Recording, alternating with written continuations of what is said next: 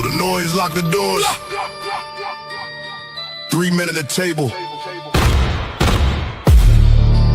No scripts, no retreat, no fear.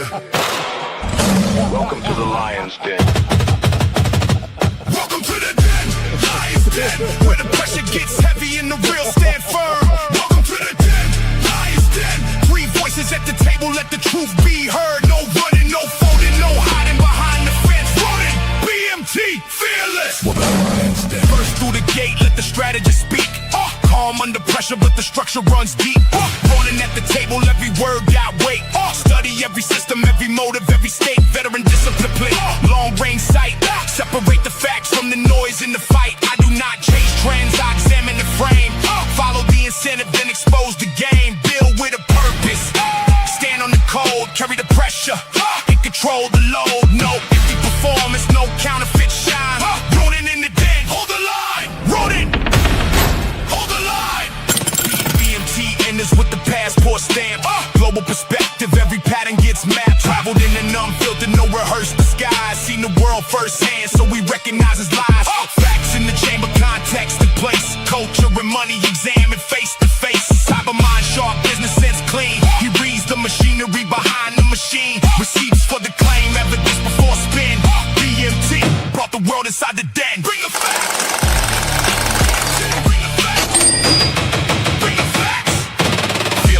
Forward, tighten your stance. Direct with the question, never dodging the chance. Competition in his blood, business in his mind. When the pressure gets heavy, he does not step behind. Challenge every weakness, every gap in defense. Drive the point home with experience and sense. No fear in the voice, no retreat in the chest. Disagreement is pressure, pressure reeve is the test. No apology offered, no convenient bend. Fearless brings the challenge inside the den. Never back down. Fearless, never back down. 3 men, different roads, different scars, different codes. 1 table, 1 standard, 1 den. Who holds the line? Ronin! Who brings the facts? BMT! Who brings the challenge? Fearless! Where are we now? The Lion's Den. Lion's Den, where the pressure gets heavy and the real stand firm. Welcome to the den, Lion's Den. 3 voices at the table, let the truth be heard. No running, no folding, no hiding behind the fence. Running, BMT, fearless. Welcome to the Lion's Den. Check the levels, cameras ready. Microphones live. Ronin ready. BMT ready. Fearless ready. 5, 4, 3, 2, 1. We are live. We are live.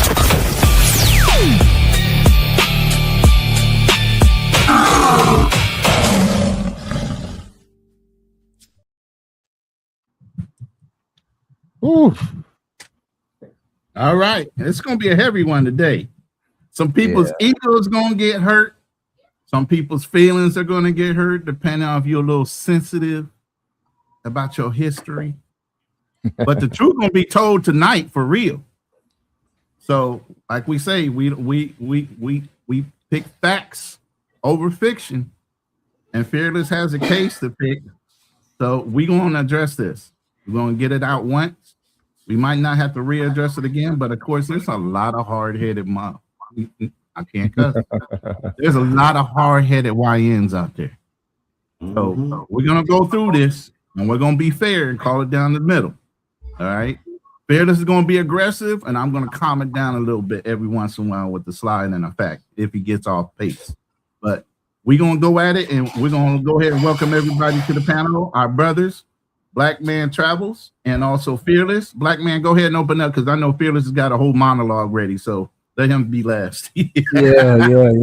Yesterday we had an interesting live stream yesterday. You know, your boy got a little twisted over drinking, so woke up with a severe hangover where I had to like literally go to the sauna 3 times today. And when you have a 2-year-old, he doesn't care you have a hangover. He wants to play. He wants to jump on you. He wants to be occupied. So I'm recovering, man. So tonight I'm not arguing with anybody. I'm gonna sit back. I'm gonna say my piece, and that's it, man. So no drinking, no arguing, no yelling, no screaming. I already got a earful from the wife this morning. So I guess I was screaming last night. But anyways, man, it's gonna be a great show, man, and I hope you guys come in, check your feelings, man. We're stating real facts, and let's talk about it. All right, Mr. Fearless, you have the floor. He's pulling out a big ass stack of documents. He back there in attorney mode. Yes, Your Honor, I have a case to present to the jury in the court. I guess he's taking a phone call right before he opens up. That's sad, but hey, it happens. Salute to everybody in the chat. Mr. Peppers, D. Kirk, my nephew, Bert Ross, LJ. Phyllis, you done with your phone call, bro? Yes, sir. Yes, sir. All right. You have the floor, sir. All right, brothers. Look, man, I don't know how many more shows I can be doing of this. I thought when we really first started doing these shows, it was about a steel sharpening steel, and we would hold each other accountable. Even in the introduction, we say facts over feelings. But for some reason, I think that people don't like facts over feelings, that we have created this thing in our mind, how things go. And especially with the Black community, we enjoy the lies. Whatever lies people give us, we enjoy those over the truth. We will believe that a man who isn't a doctor, who calls himself a doctor, is a doctor and can cure AIDS. When somebody gives you the truth behind it, says, yeah, that didn't really happen, we don't want to believe that.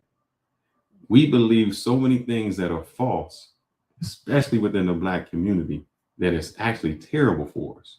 I was on a show, and I was listening to the show from abroad, and I'm going to let this show go for a second, and I'll tell you how I got to this part. Let's see. Let's see if this was Whose show is that? Charlie Chan? Shout out to Charlie Chan TV. Shout out to Charlie Chan TV. I must only have it on one. Okay. I'm gonna drop his link in the chat. If you guys want to go subscribe, please go subscribe to Charlie Chan TV. We ain't trying to steal. We just trying to enhance. You know what I mean? But that's my brother over there. I'm gonna let this play for just a second here. That was Black Cleaner that said the light bulb and all that. Let me go one way bigger than that. I said open heart surgery. I'm going one bigger than that. Let me ask the young guard. You know who Benjamin Banneker was? You talking to me? Yeah. No. You don't know who Benjamin Banneker was? No, I don't. Benjamin Banneker. Everybody knows about the Banneker clock. He built the cuckoo clock. He made the cuckoo clock. But guess what Benjamin Banneker designed and was the architect for, which is way bigger than that. The White House, the Pentagon, Washington, the whole Washington, D.C. All of it. So I'm in the background and I'm listening to this. And what really got me to call in, it was not the other people. It was the young man on there, because he was actually seeking information. And throughout this entire show,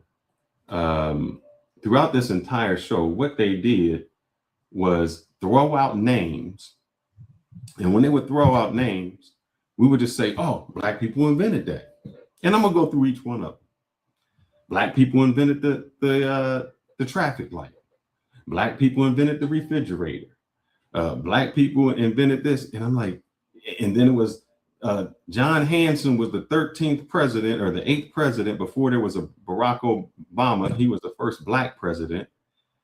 And then on the $2 bill, there's a Black person on a $2 bill. So after we get on, I show them that John Hanson, there's two people named John Hanson. One of them was Black, one of them was white. The Black dude had nothing to do with the Articles of Congress, nothing at all. They mixing two things up, one didn't have it. Then we get to what the $2 bill is. And I'm telling them that on that regular $2 bill, it's just a smudge and ink that makes one person look darker and it doesn't. Now, thanks to my man Roman, he did go a little bit further throughout there and actually showed the original painting of the $2 bill. When he showed the original painting of the $2 bill, it showed they was all white. Still, after you've shown all the evidence, because they don't show any evidence, after you've shown all the evidence, and after you've given them all the proof, they still believe what they believe. Example, I'm going to pull this person up, and I'm going to do this all night with each person. And I've done the research, but I just want to show everything I say with the research. The gentleman said that Benjamin Banneker designed all of Washington, D.C. Benjamin Banneker did not design Washington, D.C. And what we do by doing this is, it says, there's a popular story that was dismissed and took his plans with him. Banneker reconstructed the entire Washington plan from memory. That's repeated frequently, and historians have found no evidence. We make it up. He was a person who worked for the person who architected. That's it. And what we do all the time is this. Example, I made an app today. I made an app for my phone. In 50 years, I made all the software for the phone. In 100 years, Fearless created the cell phone. Huh? How do we go from me making an app to I created the entire cell phone? And that's what we do on everything. It's sad that we take away the contributions from people and we have to exaggerate, and we get to the point that we say we invented everything where we didn't. And it becomes so sad because we become the laughing stock of other people whenever we have to go against anybody talking about truth. Because just like when I watched the Candace Owens and I think the Candace Owens debate, when she started bringing, well, here's this, this, and this, the other person starts to look stupid. And when we start to bring all this stuff out that really wasn't true, and then you go against somebody who comes with the facts, who says this is the real history, we do it. So tonight, I'm debunking it all. I'm debunking the fact that, what's his name? Crispus Attucks was the first person killed in the Revolutionary War, that we invented the stop sign, that we invented the refrigerator, that we was Moors, all of it. We just gonna uncover it all. And we just gonna go with the truth. Before I go there, this is how they think of us. Video. And where did I put that at? I know I put that in here. New folder. 1 second, brothers. Desktop.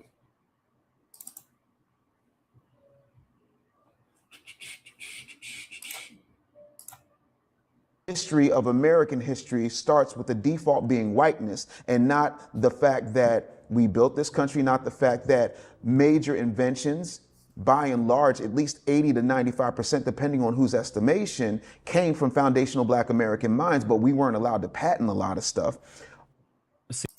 I'm gonna let him play. There's gonna be a lot of this.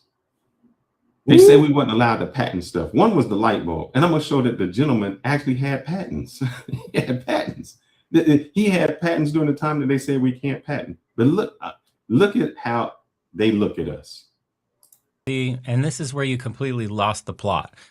To say something is asinine is 80 to 90% of inventions were created by slaves. The guys out there picking cotton that were not educated, that couldn't read. But 80 to 90% of all those inventions are from those people that were subjugated, held down, and weren't allowed to read books. Are you kidding me? This is where you lose everything, because you could open up a history book and you can see Ford, how he invented the Model T, right? Oh my God, electricity. How did we harness electricity? Put basically lightning in a bottle. Right? This is what white people did, because a vast majority of the things you see in the world today were invented by white people. Now, there are other cultures, Asian, Middle Eastern, that have their own inventions and discoveries and all that, but a vast majority of the modernity that we're living in was created by white people. This is the like ubiquitous culture that you're living. The mic I'm speaking through, white. The camera you're looking through, white. The cell phone, white. The plain metal tubes flying in the air, white. You understand? Like everything in modernity that you see, cell phone, everything. It was all white invention. It's okay to say that. It's okay to understand that a group of people managed to somehow invent all this shit, and it's okay to give credit where credit is due. And take those inventions, iterate, make them better. Use those ideas to better your life. Go into a better position. Don't hold it against anybody. Don't try to steal the credit. Don't try to act like we wasery. That's the whole shit that people are getting tired of with this fatigue is we was Kangs, we was Egyptians, we was Jews, we was Native Americans. It's the we wasery levels. They're out of control. None of that stuff is true. It's just blackwashing history. We was. I saw samurais and we. Go ahead. Who is the guy talking? He's reviewing Xanadu. I know, but what's his name? And what's his show name? Legion of it's Legion or something. I think maybe Legion of Men. Okay. Legion of Men is the white guy talking? Yeah, is the white guy. Okay. Frank Xanadu is the dude with I know who Frank Xanadu is. We were trying to get him on the show too. Yeah. And the other dude, they did a show. And I know who the other guy is as well. That's why I said, he's going to challenge him? Okay. Go ahead, let it run. I just wanted to know who that was. Yeah. So he's not challenging Frank Xanadu. He's actually agreeing No. with He's Frank Xanadu. right. I understand. But go ahead and play. I just wanted to do some research on this guy. Who he is. I'm going to go back to we was Kangs. Because we everything. Egyptians, we was Jews, we was Native Americans. It's the we wasery levels. They're out of control. None of that stuff is true. It's just blackwashing history. We was. I saw samurais and we was the first Swedish people, the Vikings. Come on, man. It just sounds ridiculous. Whites put lightning in a bottle and then made rocks think. This is how we're all talking right now. Do you know how crazy that sounds? There's a difference between inventing something like a refrigerator, coolant, or, something like a comb, a hair curler or something, whatever the fucking list is, Aunt Jemima's syrup and shit, and fucking rocks thinking from lightning in a bottle. Like, it's not the same. You did invent some things, great, that's great. But the bulk of the world that we're living in was ushered in by who? And that's the truth. And that's it. And it shouldn't make you feel any type of way. It's just like, could be admiration. Like, damn, that's crazy. Let's do better. Those are the standards that were set. Let's reach that and then some. Let's show the world what we're capable of. Instead of like trying to blackwash history and be we was. So tell me where the lie is at with that. Because as he said, we was everything. We was Indians, we was Egyptians, we was Native Americans, we was samurais, we was everything. And my problem is this. Why can't we just be who we are? Why do we have to invent certain things? Why do we have to invent this history and not just be who we were? If I invented an app on this phone, that's fine. Why do we have to lie and say I invented the phone? And we do this across every single time. We said Bannister designed the White House. He created all the architecture to the White House. It didn't happen. Look him up. And so what I always say every time I go with something is just fact check it. Go in, look it up, and go behind it. And don't just go one step. Because when you go one step, you're going to find that, hold up, maybe I need to ask another question. And maybe I need to ask a different question. For instance, I think, let me see if I'm going to go with, I'll let y'all talk and I'll find something else. I'll pause there and let y'all comment, and then we'll go to the next one. Unless y'all want to keep going. Okay, so somebody said that he might be a white supremacist. So let's Here's the thing. Let's say hold on, no. You just said you were going to be quiet and do some research. Let me rebut what somebody said in the chat and what I'm doing in the background. I'm going to fact check some of the shit that's coming up here. Okay, I'm not letting somebody fly on my channel and say whatever the fuck on our channel and not fact check him and who he is. What's his driving factors? Obviously, when somebody narrates a book, they narrate it to prove their own points and only the points they want to bring up. Sometimes they forget the other side of the fence when they're trying to prove their own point. That's the whole point about a hypothesis, right? You draw a hypothesis before you. Hey, you doing it? I let you know. I didn't know. I'm saying it in general to the people that are listening. I'm not asking you a question. I'm making statements right now. Okay, and I'm not going to ask you a question because that's that man's opinion. That one man's opinion.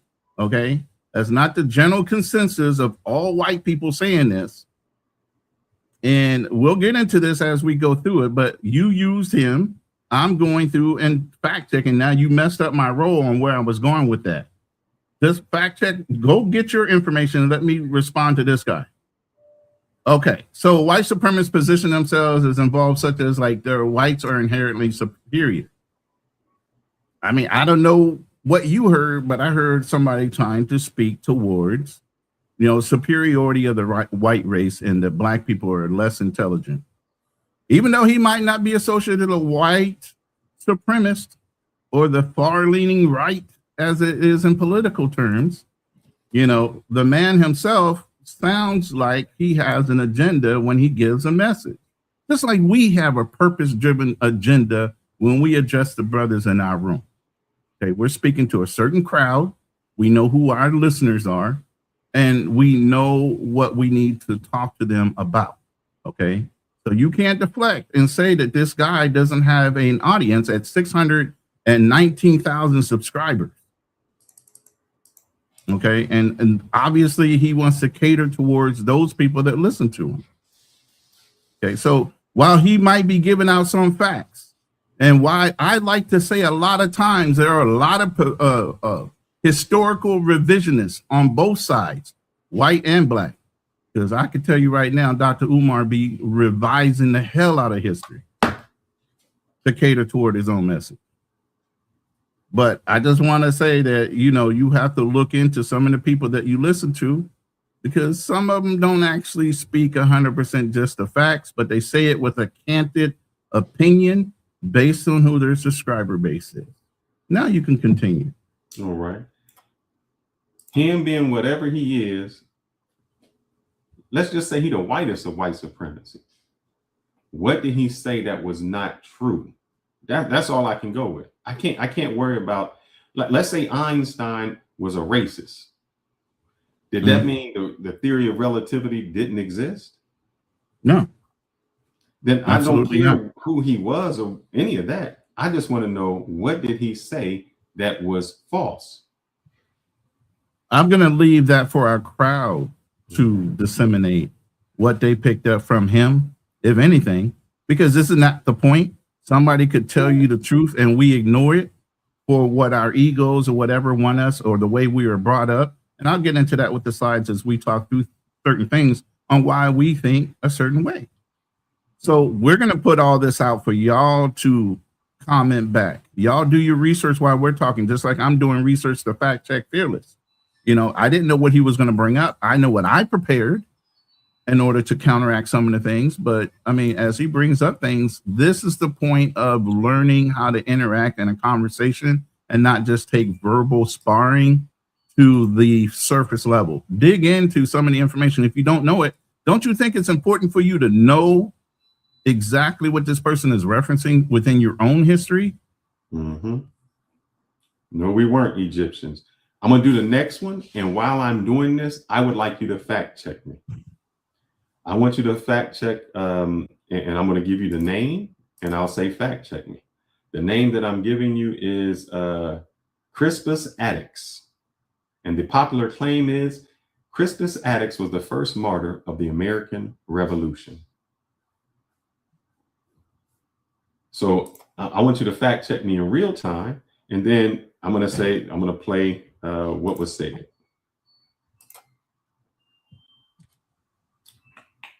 Somebody's laundry is done. Oh yeah, the wife is you gotta have a wife out there doing that, brother. And it ain't done yet. It's a whole lot more to go. It's 100 degrees here, man. You can't do laundry during the day. You got to do that at night. what am I doing, man? Share screen. Goodness gracious.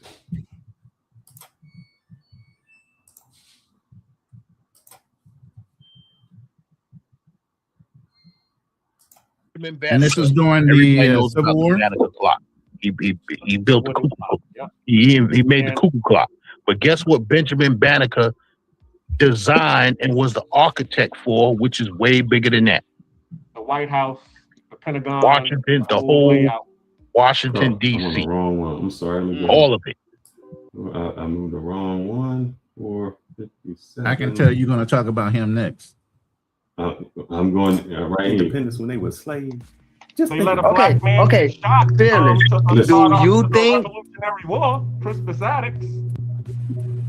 I Say that didn't- I again, didn't Black hear you. Lena. I said they let a black man get shot to start the Revolutionary War. Crispus Attucks. All right. So I want y'all to fact check it. So when you start to really fact check it, the real truth is, before you do that, I want you to look up somebody else while you're doing No, that. I'm just going to tell you, Crispus Attucks lived until 90 years, about 90 years old. So whatever you just get ready to say, we'll clear it up some more. But go ahead. So the story is, he was there it goes, the first to die in the Boston Massacre. I'm going to show you this. So I want you to look up this name since he was the first to die in the Boston I'll do it in Massacre, real not time. the Revolutionary War, which is 19. No. And time American timestamp on it. Revolution, Hold on. The timestamp on these are 1770 was the Boston Massacre. The Black Cleaner can verify that. He lives in Boston. And then 1775 to 1783 was the American Revolutionary War. And then it migrated into 1861 to 1865, which was the American Civil War. Y'all didn't know there was two? I'm just saying. So the Go name ahead. I want y'all to look up is Christopher Sider. I'll put his name in the chat. I don't know if it'll go through here in this chat. It So Christopher Sider, that was actually the first person killed in what we would call the Boston Massacre, which started the Civil War. But he was an 11-year-old white boy. And what happened is, at the time of the massacre, even John Adams said that, Attucks was more of an instigator. He got killed. At the time of the Boston Massacre, he was not considered the martyr. Remember, the Civil War didn't start for another 6 years. It wasn't until later that they started to say, hey, we need a historic Black patriot to become the first martyr. And over again, it went from the Black man shed blood for American liberty and continued denying liberty to Americans. And the propaganda started from that entire time. So it was we just lifted it up, which it wasn't true. So really the Civil War started with the Stamp Act 5 years before. The first person killed was 11 days before. They had a big funeral for him, 11-year-old boy that started it. 11 days after that, that was, and I'm giving you the name. Name was Christopher Sider. After that is when Attucks got killed. And then the Civil War still didn't start for another 5 years thereafter. No. You see, you got to stop saying Civil War. I'm Revolutionary War. I apologize. And the Revolutionary War was from the Americans and the British. Had nothing to do with slavery yet. No, you're correct. I'm sorry. That was misspoken. Okay, I'm just saying we're going to keep the timelines correct. Yeah. So somehow we got to start with that. We got to say, oh man, this is how it happened. All right, so I'm going to show you right here because I do the evidence. Shares my stop share. Can you take down? Yeah, I was about to say, can you take down that other share with the Legion of War or whatever his name is? So let me see if I can even blow this up for you. I'm blowing that up. Yeah. Christopher Attucks was not actually the. Oh, here we go. Where'd he go? Right here. I gotta go down. Attucks. I made it too big. I can tell you. All right, Christopher Attucks was not actually the first colonist killed. Let me go back up. I think I did it too fast. killed in the revolutionary struggle if we include political violence leading up to the war. 11-year-old Christopher Sider was killed first. And yes, propaganda played a major role in how the Boston Massacre eventually Attucks was remembered. And it goes on to say this person was killed. He was the first person shot 11 days before the massacre. That's what happened, you know, and it keeps going on to say, and yes, the Patriots were deliberately using propaganda to get the story. That's how we went. There was a whole book written about that. But somehow we keep saying it. Christopher Snyder, we keep saying that. Here's the thing.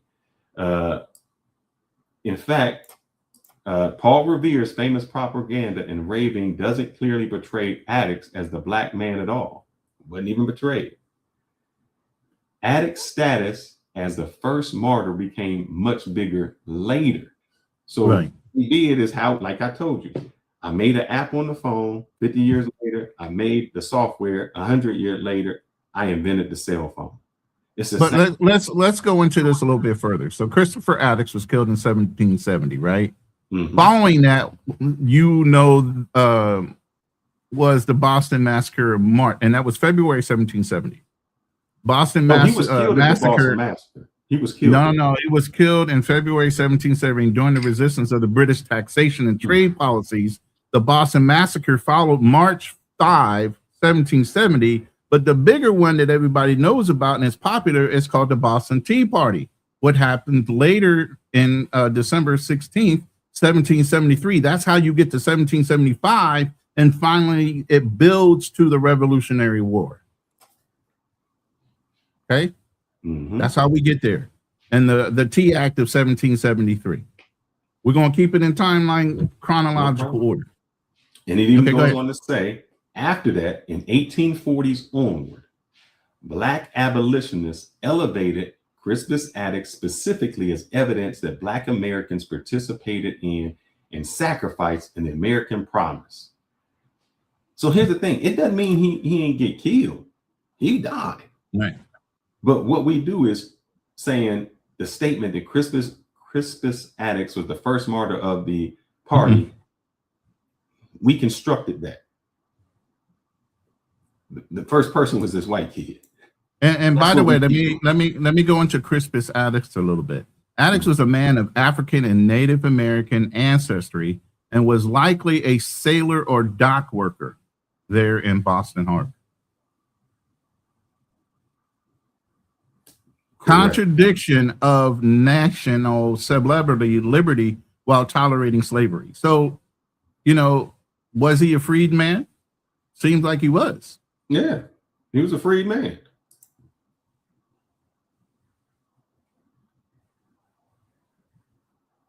Go ahead. No, he was a freed man. And the reason I keep going through all of this is we have maybe the white guy that we talked about that we just showed was a white supremacist. But what he's saying is we was attitude is the problem. We was everything. I'm about to go show you what else we was. And this messes, we have enough people in our history. You got to give me a name of which direction you're going because I can't read you like that. Huh? Oh, no. We was kings. We was Lord Jesus. We was Moors. We was what wasn't we? You talking about the blacks? He said we were samurais. We was Vikings. I mean, that's the thing. We can't just say who we were in our society. We was Jesus. We was Moses. We everybody. Who is we? When I say we, I think this is a revisionist history by African Americans. We have revised history to make things more than what we actually were. And I'm gonna give you. They're going to do 3 insights, and that's what I'm gonna do. Let's see, 412. But let me pull this up real quick. Yep, go ahead. Okay. So as we go through this, I'm going to pull up different slides to let you understand where we're going with this and why we're doing this. Because too many times, I say it all the time, there are historical revisionists, and we take ownership in some of these stories based on who told it to us. The authority behind the story matters. The believability of the story matters. But even though it might sound good, there's too many snake oil salesmen out there. It doesn't necessarily talk about the truth. Okay, it's a half truth, or it's a truth. And I relate it sometimes to, if you start a conversation in a circle of people, you tell a short story to the person to your right, it gets all the way around to you, and the person next to you on your left tells you the same story. All of a sudden, that story is not going to be exactly the same. It's going to change based on somebody shortening the story, leaving out a detail or two. That's how stories change over history. Now, as those stories change, whoever told the original story that you heard, all of a sudden that authority figure, whoever told you, all of a sudden becomes believable. Now somebody's challenging whether that person was a liar or not, which you have loyalty to the person that told you the story, not the person trying to inform you of the difference in the story to get you closer to the real truth. You guys understand what I'm doing here? Stories will change over history. Okay. No, now I agree. Like people said there was a black samurai. There's a difference between saying there's a black samurai and saying we invented samurais. we invented the karate, and we came from Africa and we showed the samurais how to be samurais. That's not necessarily what they're That's saying. what I'm saying. They were taught. He was taught by another Japanese guy in order to be a samurai. You know. I'm gonna break these three down, and then we're gonna go to something else. Share this screen, and hopefully this one is it. All right. No. I agree with you, Charlie, but I'm saying the opposing people who feel some type of way about FBA is triggering because they feel like y'all ain't built shit. Y'all don't got no culture. Everything has been handed to you. Everything that y'all have supposedly built is bad things. Like because for some reason, the light bulb, huh? The light bulb, the refrigerator, the stoplight. Hey, Charlie, So we invented the light bulb, the refrigerator, and the stoplight. The light bulb, the refrigerator, and the stoplight. Now, I don't want to take anything away from the people who actually invented stuff. So we're going to go to the person first with the stoplight. I know that story already. Yeah. So this, but I want to hear what you say. Is Garrett Morgan. Garrett Morgan did do a patent for his own 3-position traffic signal. But before 1923, they already had electric lights, which was using red, yellow, and green. In 1914 was the early patent of the traffic system. And let's go all the way back to 1868 was the first traffic signal in London. So when did he invent the light traffic signal? He didn't. He patented a better signal. He improved upon a signal, but he didn't invent that. So we go from, I got a patent to I invented it. This is the problem that we have. And when we tell our young people this, we start to sound really crazy. And so let's see what Garrett, what's his name? Garrett Morrison. Let's see what it really looked like so we can get the patterns of how it was. I thought I had it on here. Let me see if I can find it again. I think I had an image. So we go from, this is what my point is. Morgan accomplished some real things. Why isn't that actually what he invented good enough? But we go from Morgan patented a 3-position light signal to Morgan improved signaling to Morgan invented the 3-way light signaling to Morgan invented the traffic light. We always move into this, and it's just not true. And the reason I keep bringing it up and I harp on it is because there was a young man that was on the panel and he just wanted the truth. And sometimes what happens is when you give bits and pieces of this and you say, hey, this is what he does, people run with it. And they say, oh, the black man invented the traffic signal. Now, let me show you what the traffic signal that he invented was. Because we take nothing away from him. Garrett Mooring a traffic signal. This is it. This is his patent. This isn't a traffic light. It's not what we think it was. This is what he invented. And there's nothing wrong with what he invented, but it's not the traffic light. It's as this. we know it today. Obviously. Correct. As we know it today. This is it. It was a three-way stop so that one person on one side would know it's go, the other people would know it's stop. That's what he invented.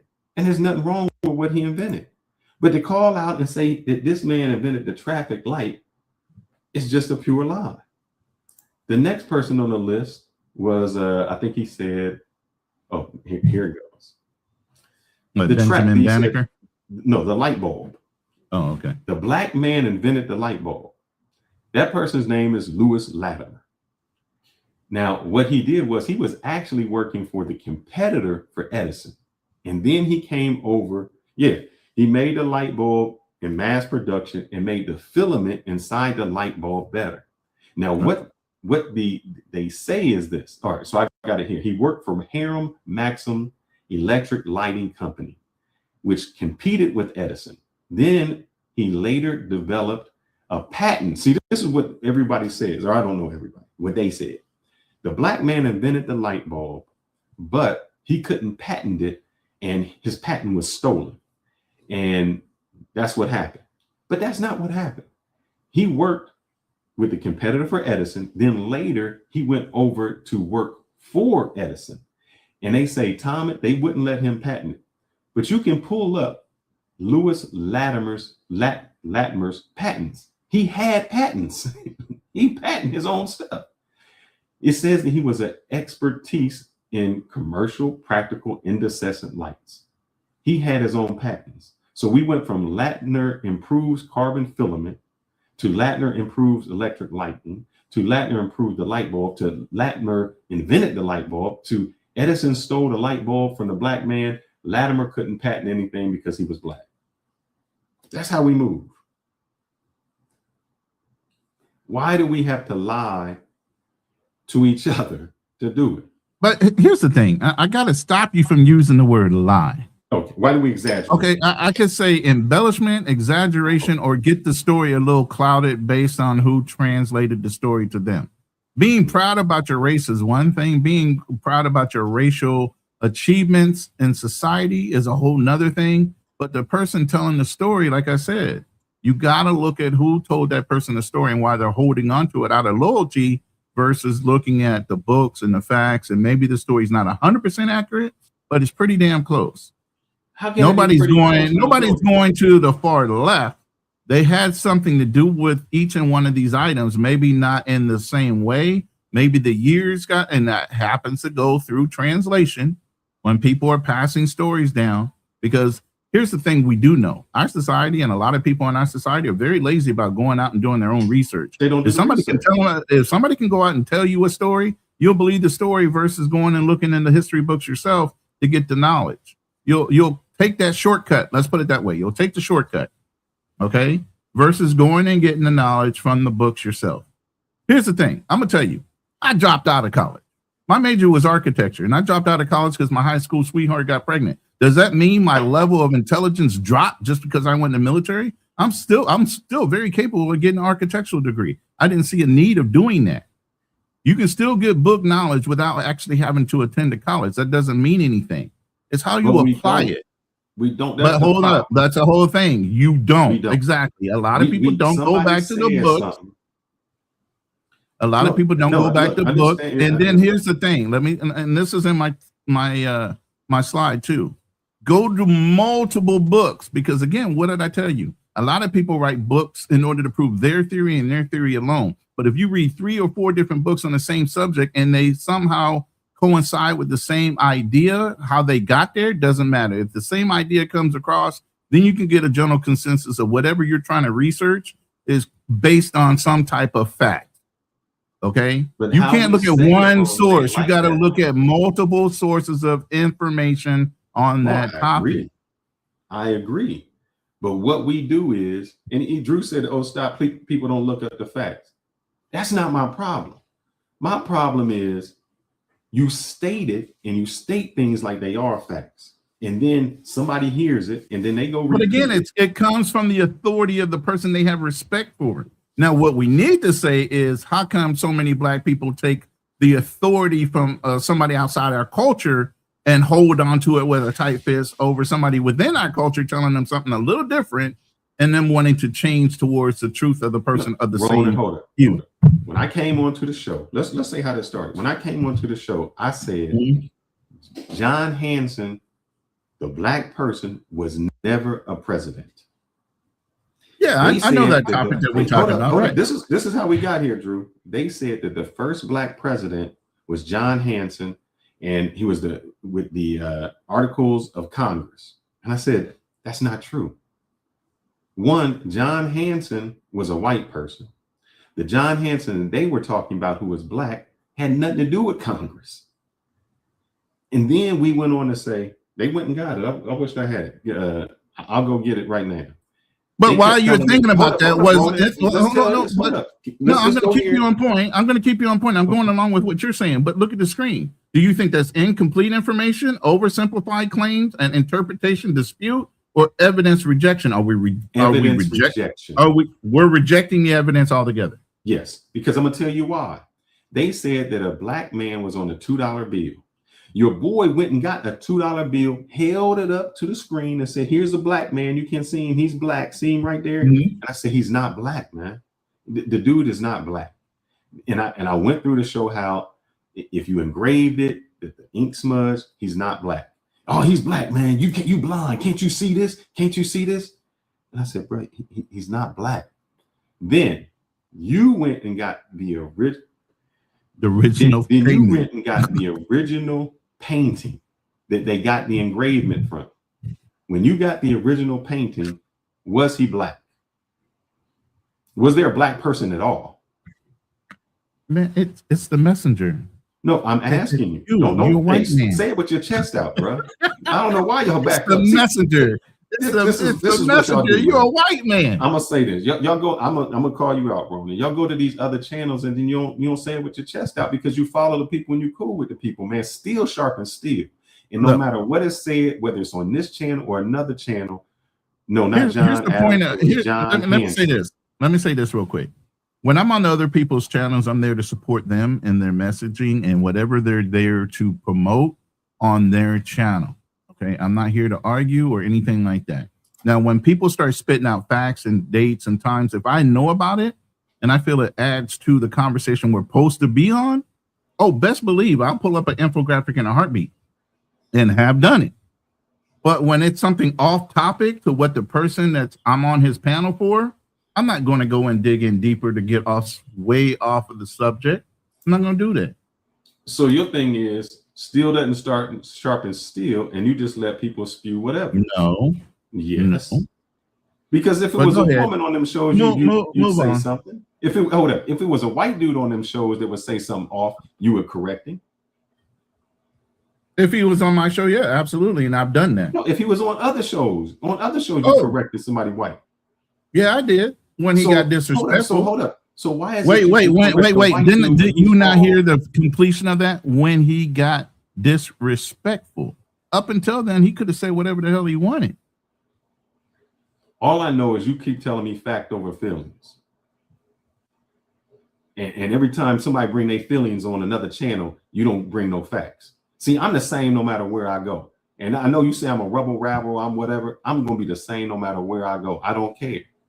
And that's what I keep a straight line. That's what you're supposed to do. It's a rebel rabbler. I'm gonna call somebody out. You can't go on one show and say, oh, it's bad for a woman to do this. And then you get on a show with a woman and don't say nothing when they do the same thing.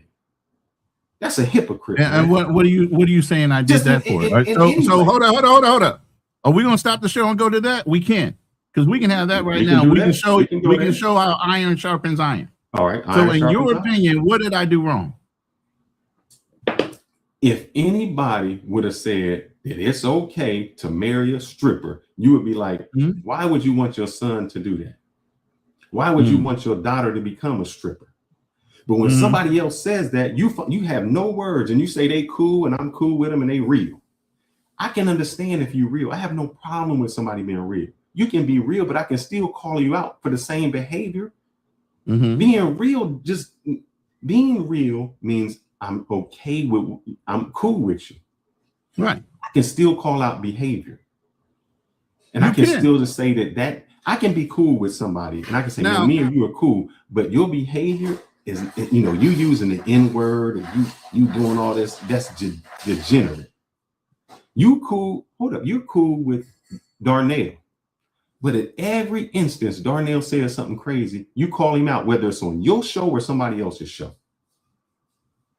Okay. Now, so if you're going to do that for one person, do it for all. I do it for Are you everyone. done? Okay. Are you done? Yes, I'm done. Okay. There's a thing, and it's right. God damn it. It's so perfect that this is up on the screen. Context versus interpretation.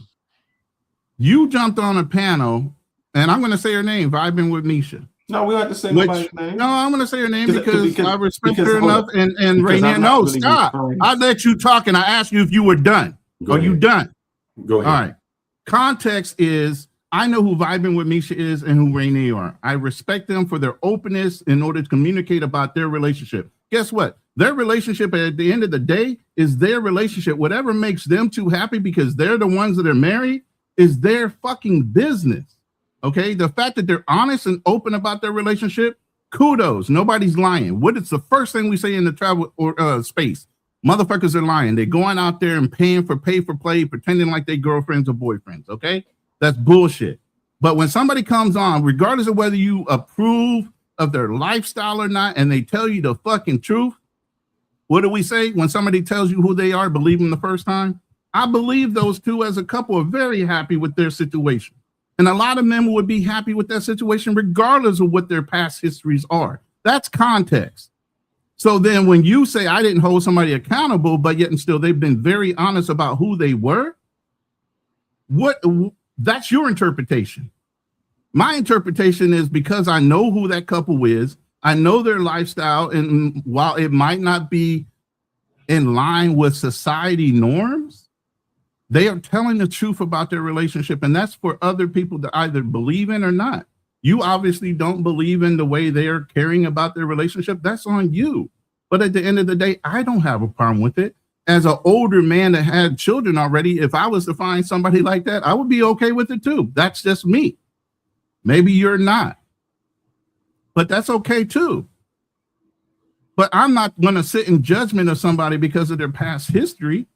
If they're honest about it, when you're lying about it, that's another thing. Now, what I have said and what I'll continue to say as a single man, if you go overseas just to find a stripper, I think you're a little twisted because you have an opportunity to do so much more with your life than do that.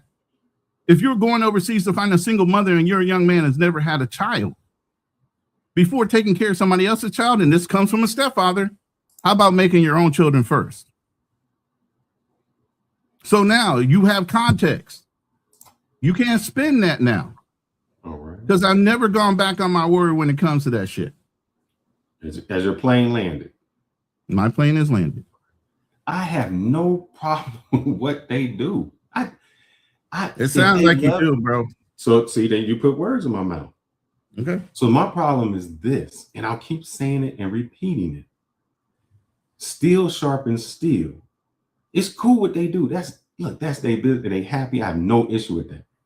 You know who else tells the truth from their perspective? Darnell. Darnell says he got problems. He got this. Why do you hold him so accountable if he tells the truth? If he's honest about his thing, why do you hold him so accountable? Darnell is a man. He gave his word to all of us. Hold up. First of all, Darnell is a man that gave us his word as a man, right? If you're trying to mentor men on their word means something and they haven't followed through on what they said they were going to do as a man, then yeah, on site, you should be expecting to be challenged. Matter of fact, you notice Darnell danced around us for months because we were holding him accountable. He just recently just Why popped would up you on hold one him of our accountable panels if he was honest? because the man said he was going to say and do something, and he never did it. He doesn't keep up with his grooming. There's a lot of things as somebody that's going through PTSD or mental issues that if you're not calling them to attention, you're accepting of it. Exactly. Now we on the same page.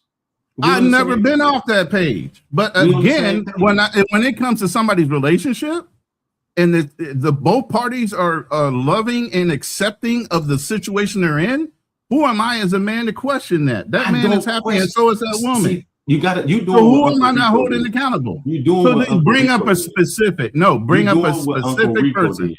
I don't Bring care up a about their specific relationship. person. Their relationship is. I just told you about insurmountable. Darnell. What do you have a problem with what I said about Darnell holding another man accountable for I what have he no said problem. on several panels? All I'm saying is across all board. Hold up. Across all boards, steel sharpens steel, and you should hold whomever accountable for if they say something false. Because anytime somebody says something false on this channel or anything else, we call them to the carpet and we say facts over feelings. But every time we go somewhere else or you go somewhere else, it's not facts over feelings. It's just I let it ride. And you are the first person that said to Uncle Rico, silence is complicity. Yep. That's what you said. So if you stay silent on something, that's being complicit to it. Correct. So then when I'm young, when I'm holding Darnell accountable, am I being silent? No. But did he say That's that the to thing. us? Why do you hold Wait, stop. Did he say that to us? Meaning me, you, Kanal, and even Drew was on that panel that day, right? Okay, but he might say to another show, right? He might go to another show and say something completely different. But I'm saying you hold him accountable no matter what show he on, no matter where he at, no matter anything. You hold him accountable. And I'm saying you don't do the same standard to other people. Right, because my voice is the look. I suffer from PTSD. I still deal with that shit. But at the end of the day, here's the biggest thing. How are you giving out personal advice on certain things in your life when you haven't gotten your life together? How are you even listening to something like that? I don't listen to him. I hold everybody accountable across the board, even myself. Okay. So no matter where I'm at or what show, all right, hold up. You said that, and I'm gonna get back to this. You said that we mentor young men, right? If we mentor young men and we want young men to go in a certain way, if there's a young man that comes onto a show and he's legitimately asking, I don't know this information, man. How do I find this information out? How do I? I've never even heard of this. And then somebody is spewing wrong information. Why wouldn't you say, hey, let me stop right there. That information is incorrect. Here goes the correct information. Because as men, that's what we're supposed to do.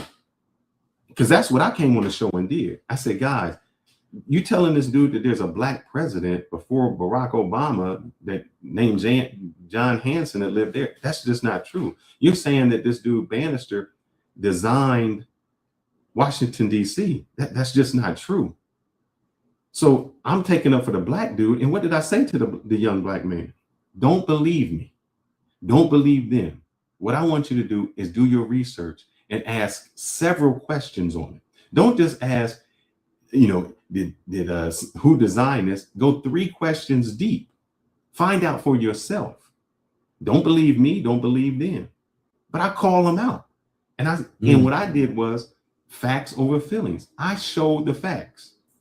I showed all of that. And then even at the end of all that, they didn't believe it was true. And that's why we had this show to say, even when you show a lot of us, Black Americans, the truth, we still don't believe it. We still have a narrative that, no, this is it. That somebody tricked us, that somebody went there. And that's all I'm saying, that no matter across the board, we got to hold each other accountable. And especially if we're trying to tell a young dude that's impressionable, that's trying to find out the truth, we can't just let somebody spill a lie out there, because I know so that was Rob. Again, I got to stop you from saying lie. I'm going to stop you from saying lie every time and say it wasn't an error, a lie, or part of a myth that was told and misinterpreted. I can say an error until you are shown the truth. Right. Once you are shown the truth, hold up. Once you're shown the truth, then it becomes a lie when you repeat So it. then the person that was telling the story, hold on, if he just heard it from somebody else, didn't go and do the research, he is basically doing the circle fucking story, right? He's told the person that told him, he respected them enough to repeat the story to the next person. And each time the story is told, it gets modified a little bit more. But nobody actually went back to the books to actually do the detailed research to be very specific on the information. What you're hounding on is the specifics of the story to be not true. But that man had a place in history. Maybe it was interpreted the wrong way. The story was told wrong after it propagated around that circle. Whatever. Is error, a lie, or a myth? Which one? It is until you said they understand the truth or read it for themselves and they tell it wrong again, then that's a lie, right? When you don't know, you retell a story in error or you mystify it by making it a myth, right? Correct. Okay, so some of these men might be giving the information out. It's not necessarily a lie. They're saying it in error because they respected the person that told them the story and they did not go back and research it themselves. So your information is absolutely, hold on, let me say this. Your information on telling people to go and do their own due diligence. Go do your own research. Go get in a fucking library. Open a fucking book. Stop looking online. Stop listening to just stories. If it's something you're interested in, you would want to dig into it if you're really interested in it, right? You should want to seek that knowledge for yourself so you can be an expert in it. But a lot of us stop short because we are lazy. Yeah, let's keep it a buck, man. I mean, most people are not going to take the time to look up and validate these claims. They just run with it. Exactly. So, yeah, there's a lot of lies. There's a lot of errors. Y'all are hitting every point that I have on a slide. It just like a lot of the claims, again, just around what Black Americans have been claiming. It's like, where did you get that information from? And they can never validate their source. So I'm like, okay, so you just pull that shit from the air. Right. And so then it's our due diligence to go in and out of it. Listen, look, hey, Fearless goes at it directly. I'm hoping the young man hears it and says, hey, you know what? I want to dig into it a little bit more and goes and fact checks and gets more information on that story because it interested him. A lot of people hear a lot of things, but they're not interested in it. They're not going to go dig on it.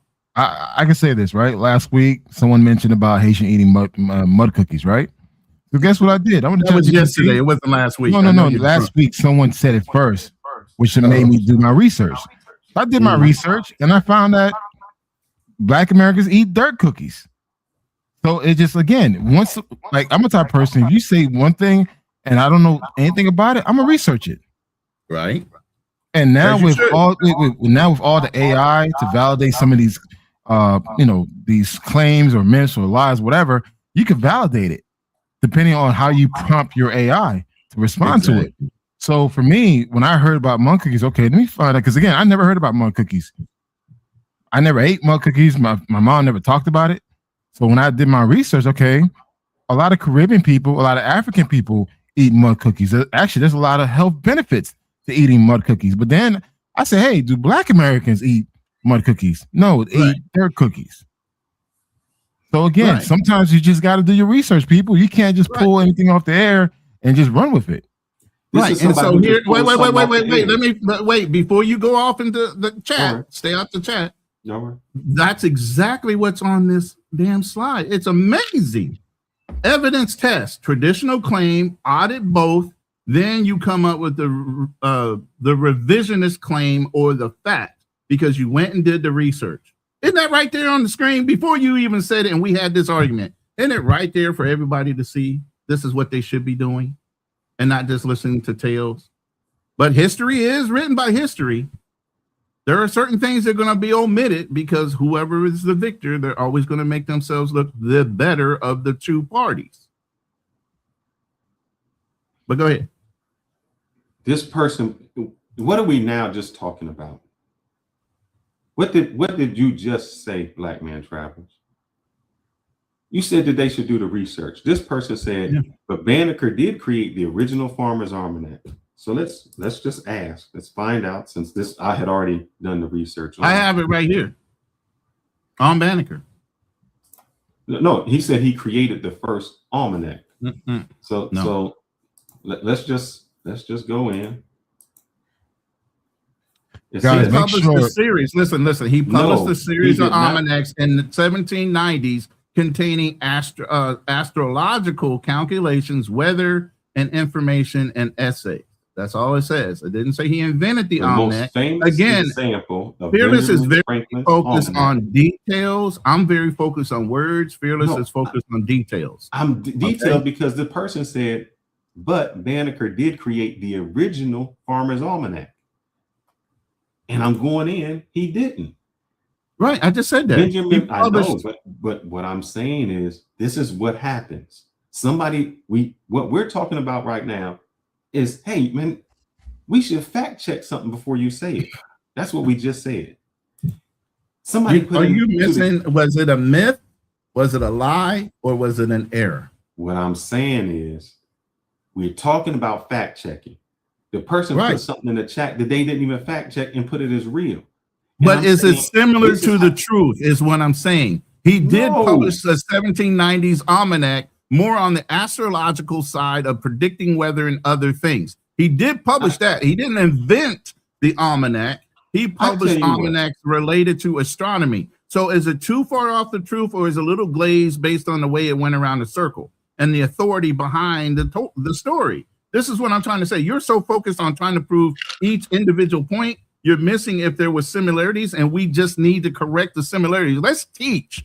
Let's not just damn everybody for spreading a word. Let's teach them about the facts of going in and doing the minute detailed work of understanding historical facts and people. Let's do that. Let's teach. All right, then not why prove them is it wrong. that we embellish so much? Why can't we just be happy with what you did? He did something great. But none of those people are alive. The fact that the story's being told is great. The fact that the story's being told wrong or incompletely is a problem. Now Bobby, that you we can use identify the anything as a truth. problem, That's the problem. listen. Now that we have identified the problem, brothers, shouldn't we just be teaching them the error in the message? You can't teach them because even when you show them the Oh truth, Lord Jesus! they're gonna go back and say the same thing. So you mean 3 intelligent brothers on a panel that they come and listen to every week? We can't tell them, hey, brothers, look, I know you heard it this way, but this is the truth of the matter. This is what we could be doing right now. No, We tell them So don't you go ain't got overseas time and for do that. the crazy stuff, and what do? They go overseas and do the crazy stuff. But they're here for this, and we got 40-some people in the room. Because Why because not here's the teach? thing. They'd rather hear the disagreement and still spew the lies than say, "Oh man, yeah, that's the truth." Because we kings. I think you're giving our listeners a little bit less respect than they need, bro, because I think a lot of them come here because we have great conversations. We get to the truth. We don't have talk it. We verify things before we do it. And I think they would be willing to listen now that they're in this All right, room. let's do at this. moment. All right, let's do All this. right, let's go. Let's do this one because it's gonna get y'all mad. This one where y'all gonna really get mad at. Y'all not gonna like this.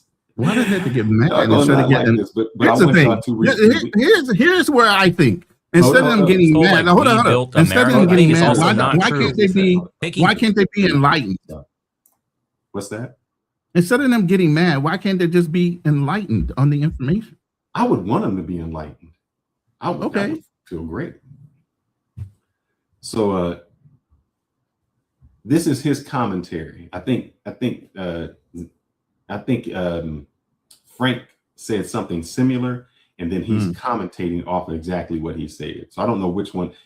This was like an hour and a half interview, but I just want to go with what he said. I remember that because, whole yeah, conversation between the original two. Yeah. yeah. But the reason is because I want other people. I want you to hear how other people see us, how they look when we say certain things. And by the way, this whole like we built America thing is also not true. Picking cotton is not building anything. Like, you think all the skyscrapers and all the crazy bridges and all that shit was built by foundational Black Americans? It sounds ridiculous, bro. Do you say the Mexicans built your neighborhood? No, the builder built your neighborhood. They just employed Mexican labor for cheap.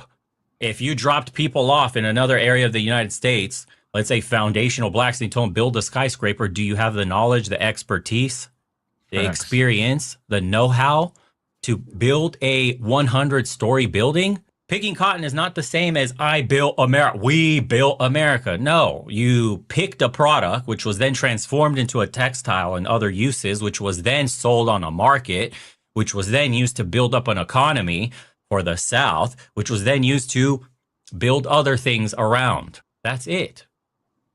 Dubai is technically built by slaves. Was it created by slaves? Was it actually built by them? Who are the engineers? Where did the expertise come from? Who had the money? Who planned the entire city and what it looks like? Who dug everything up? Think about that. Who were the ones drawing up the schematics and the blueprints? The architects of the idea of Dubai. You can't say it was slaves, because Dubai is getting slaves over there. They're doing it today. All of these. That is correct. The Filipinos are going there. They get the Filipinos to go over there and do the labor. We would never say, if I said, who built Tesla? Would y'all say, oh, them employees, the people who work there, they're employees. They didn't build it. You would say Elon Musk. He did SpaceX. He did this. If you say who built the cars, you would, the T model, you say, oh, Henry Ford. Now, Henry Ford had people in his shop that was doing the work, but we never say that. But when it comes to who built America, we always say that black people built America. We was employees, unpaid employees, slaves. But come on now. Where was he wrong? Where was he wrong and what? He said that black people, FBAs, didn't build America. If you're talking about the whole United States, hell fuck no, we didn't. Who the fuck would believe that shit? We had hands in. Hold up. Let me finish. God damn, bro. I let you talk until you are silent. All right. So let's say this. Did we physically build America without maybe an architect or an engineer behind it that wasn't black? Yeah, we were the labor, just like he said. Mexicans were the labor. He notably, wait. He notably wanted to accent the fact that we just picked fucking cotton. So like I said, you got to really look at the people giving out the message that they're giving and the tone they're giving it in. Whether it's facts or not, bro. You listening to this white man depict black people in the most random ass and unintelligible ways, like black people don't have a brain. Like we didn't have fucking Black Wall Street. Like we didn't have several cities that we built on our own fucking land, and there were multiple story fucking buildings, and it wasn't a white man that came in to fucking do it, and they didn't burn it all fucking down. You act like we were that fucking stupid that we can't learn from books? Come on, man. You can't believe all of that at the same fucking time. You can't. So my question, my thing is two things can be true at the same time. My thing yes, is this. There were some people that picked cotton and didn't have intelligence, and there was a lot of black people that were intelligent when they got here. You know why? Because they picked certain countries that they brought slaves over that already knew how to do the fucking work here. They were already farmers. They were already builders. They were already certain things that when they came here, it was easier to introduce them into those jobs. But you skipped over that part too, right? The what? We were slaves, man. We was the lowest of the people who. So you think in Africa they didn't know how to build or farm or any of that shit before they got captured and put over on slave ships, right? You don't think they knew how to do any of that before they got here? Do you think they could build skyscrapers? I mean, depending on what country they came from, if they were already there. How many skyscrapers did you see over there? Bro, I'm not from Africa, never been to Africa. I don't study African history like that. This is the thing I think that'll help you out, Kanal. I'll say this. FBAs, the only reason they're successful is because they assimilated with white people. That's it. That's it. That's it. That's the only reason. Honestly, if you get the same resources to the people in the Caribbean and Africa, the same resources that you guys have, it'll be the same thing. It'll be an equal playing field. So as much shit you guys want to talk about Caribbean and Africans, So trust me, if they had the same resources that you have, you guys would not be talking all this shit. And I'm gonna what shit? Wait. What shit? Let's be clear with this. What shit are we talking? All the claims that you guys make. Come on, let's keep it real, man. You guys make a lot of claims that have no. Is it error? Is it lie? Or is it myth based on the fact that stories are being told? That's all bullshit. And you would say that. But even Fearless would say it's not a lie, it's just misinformation. So again, like I said, instead of us sitting here demonizing the stories, let's be very clear about fixing the stories as they're being told. But y'all want to jump on the drama side instead of the education side. I don't get why that is. Let's teach them.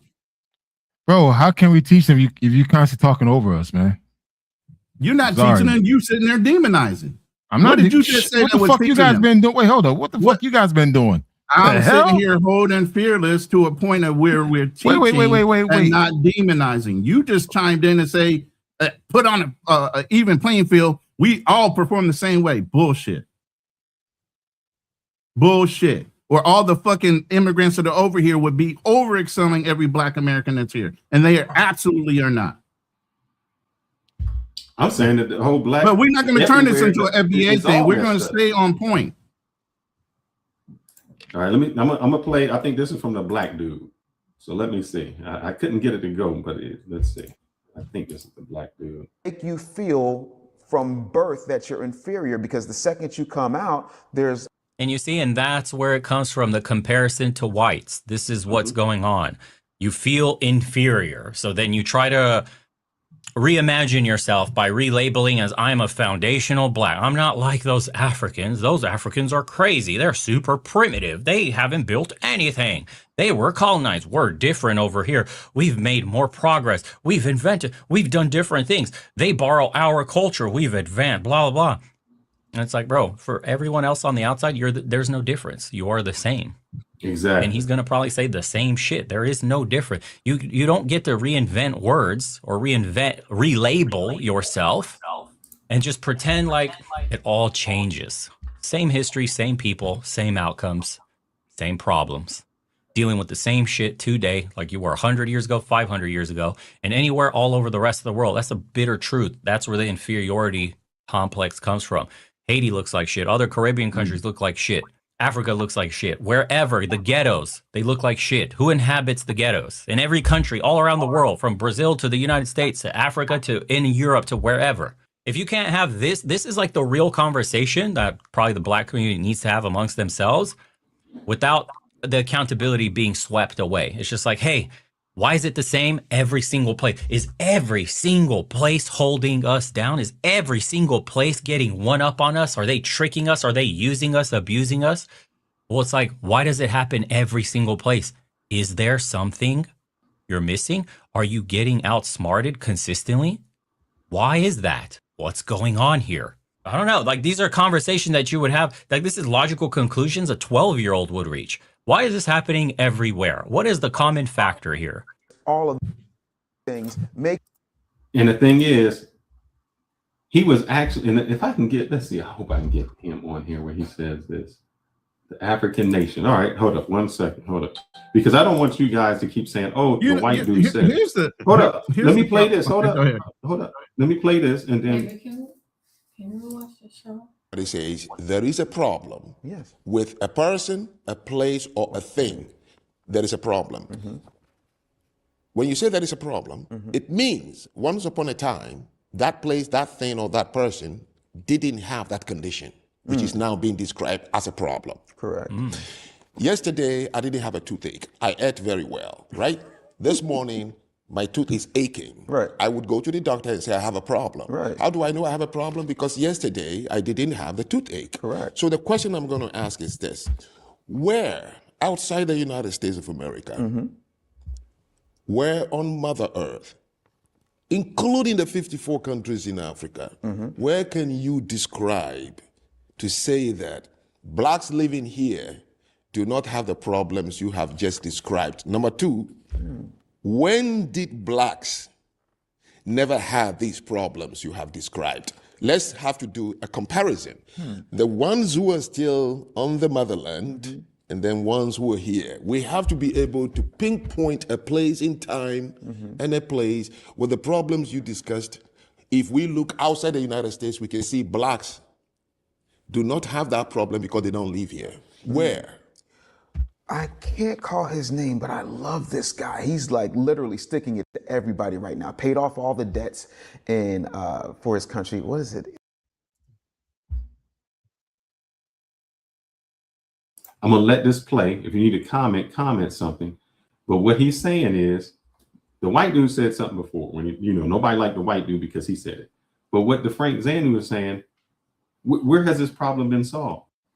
If in Africa they have the problem, in Caribbean there's a problem. When has it been solved? So he's saying, why can't we have this talk to go with the problem? Now, what this guy does is makes the same mistake that we do, where he just says something because he heard something without the facts. I'll let it play. Are you talking about Ibrahim Traore? Traore, thank you. Yes, I love that guy because he's not taking no shorts. He's talking about Burkina we owe Faso. you, here's your money. We're shutting this off. Oh yeah, no, to hell with Google. And he's literally going for it. And Literally knows nothing about the guy or the country, just headlines that he's reading. He kicked the French out and he took control of the gold mines and he paid off some debt really quick. Yeah, who funded him? When did he take power? Do they never follow the money and do research? Be a different conversation otherwise. But wait a minute. He just said that, but he never backed that statement up with who funded Burkina Faso and then the breaking away. Who was that? He's if you listen to the black man, he's going to say it. No progress, not even an inch of progress in Burkina Faso because of Ibrahim Traore. wow. Totally false. Wow. Where did an African government that has been poor since independence have the money to say, you want your debt? Here, I pay you. Where was the money lying all this time, and yet they have the debt and he didn't pay it? I don't know. That is a very good question. Educate me. Ask yourself this. You live in America. Certainly. You've never been to Burkina Faso. I Correct. hate when people ask a question and ask How another did you question come and to they know answer. that Ibrahim Traore is doing all these things? Because every time Where I the turn fuck on did the TV, money white come folks from? are Get to the saying what fucking he's doing, point. how I'll just get to it. The Russians. pissed off Social they are about media. it. Social media. This is the biggest, second one in the history of Africa. Russian propaganda. I have a friend who lives in Ivory Coast right now as a journalist for the last 19 years. So he pendulums between Ivory Coast and Burkina Faso. Yeah. He knows the place. Right. He's a journalist. Right. And he's telling me, he's crying, how the whole world, in France, in Caribbean, they are marching in the streets over Burkina Faso. Nobody has been there. How did people come to know about this man? Number two, which major world news have you seen interview this guy? None. Yeah. See, and Interesting, then to isn't me, it? and Okay, then- you can cut that off. You can cut that off. He got in I've power heard this only interview. 24 months Stop ago. it. Stop it. Frank Zander is a piece of shit. Personally, What did he say? I believe it. Wait. Let me finish. God damn, I'm getting into a point and you cut me off right away to try to interject your point. I'm saying me and you wanted both to have Frank Zander on this platform or hit and run, one of the two, right? And they kept turning us down. They haven't accepted yet. But the point is, Frank Zander is an African with a fucking agenda. He's trying to get Americans to invest in Africa, right? We know this, right? Yes, he is. Yes, He said is. he won't even invest in Africa. What you mean? That's bullshit. He's in America right now trying to get Americans to produce or to help come over to Africa to fix the different communities. He said it can't be fixed. So why did he want you to do it? He says Africa can't be fixed. So then the one nation that can help you, the black people that can help you, that are black Americans, FBAs, whatever you want to call them, because we're all one as we're here. The only thing the delineation is over 1 point. Nobody's in denial we're not all black. But the point is, Frank Zander, again, has his own agenda while he's sitting there talking. But yeah, Burkina Faso, I brought that up many a time on many a panel on here and everything else. I like what Ibrahim was doing. I like the fact that he kicked the French out of fucking his country. And matter of fact, he got so strong with it, the African Union kicked the French out of the whole African Union. They're not allowed to be there at all because France has used divisiveness to steal resources for so many generations from those African people. It's about time they stood on their own fucking 2 feet. And it took somebody like Ibrahim to point it out to them and to make them do it. Remember, France was going to go in and retake over Burkina Faso and then steal their own government. Guess what? He talked 3 other nations into joining with him and uniting in a coalition, and the French Foreign Legion turned around and didn't do shit.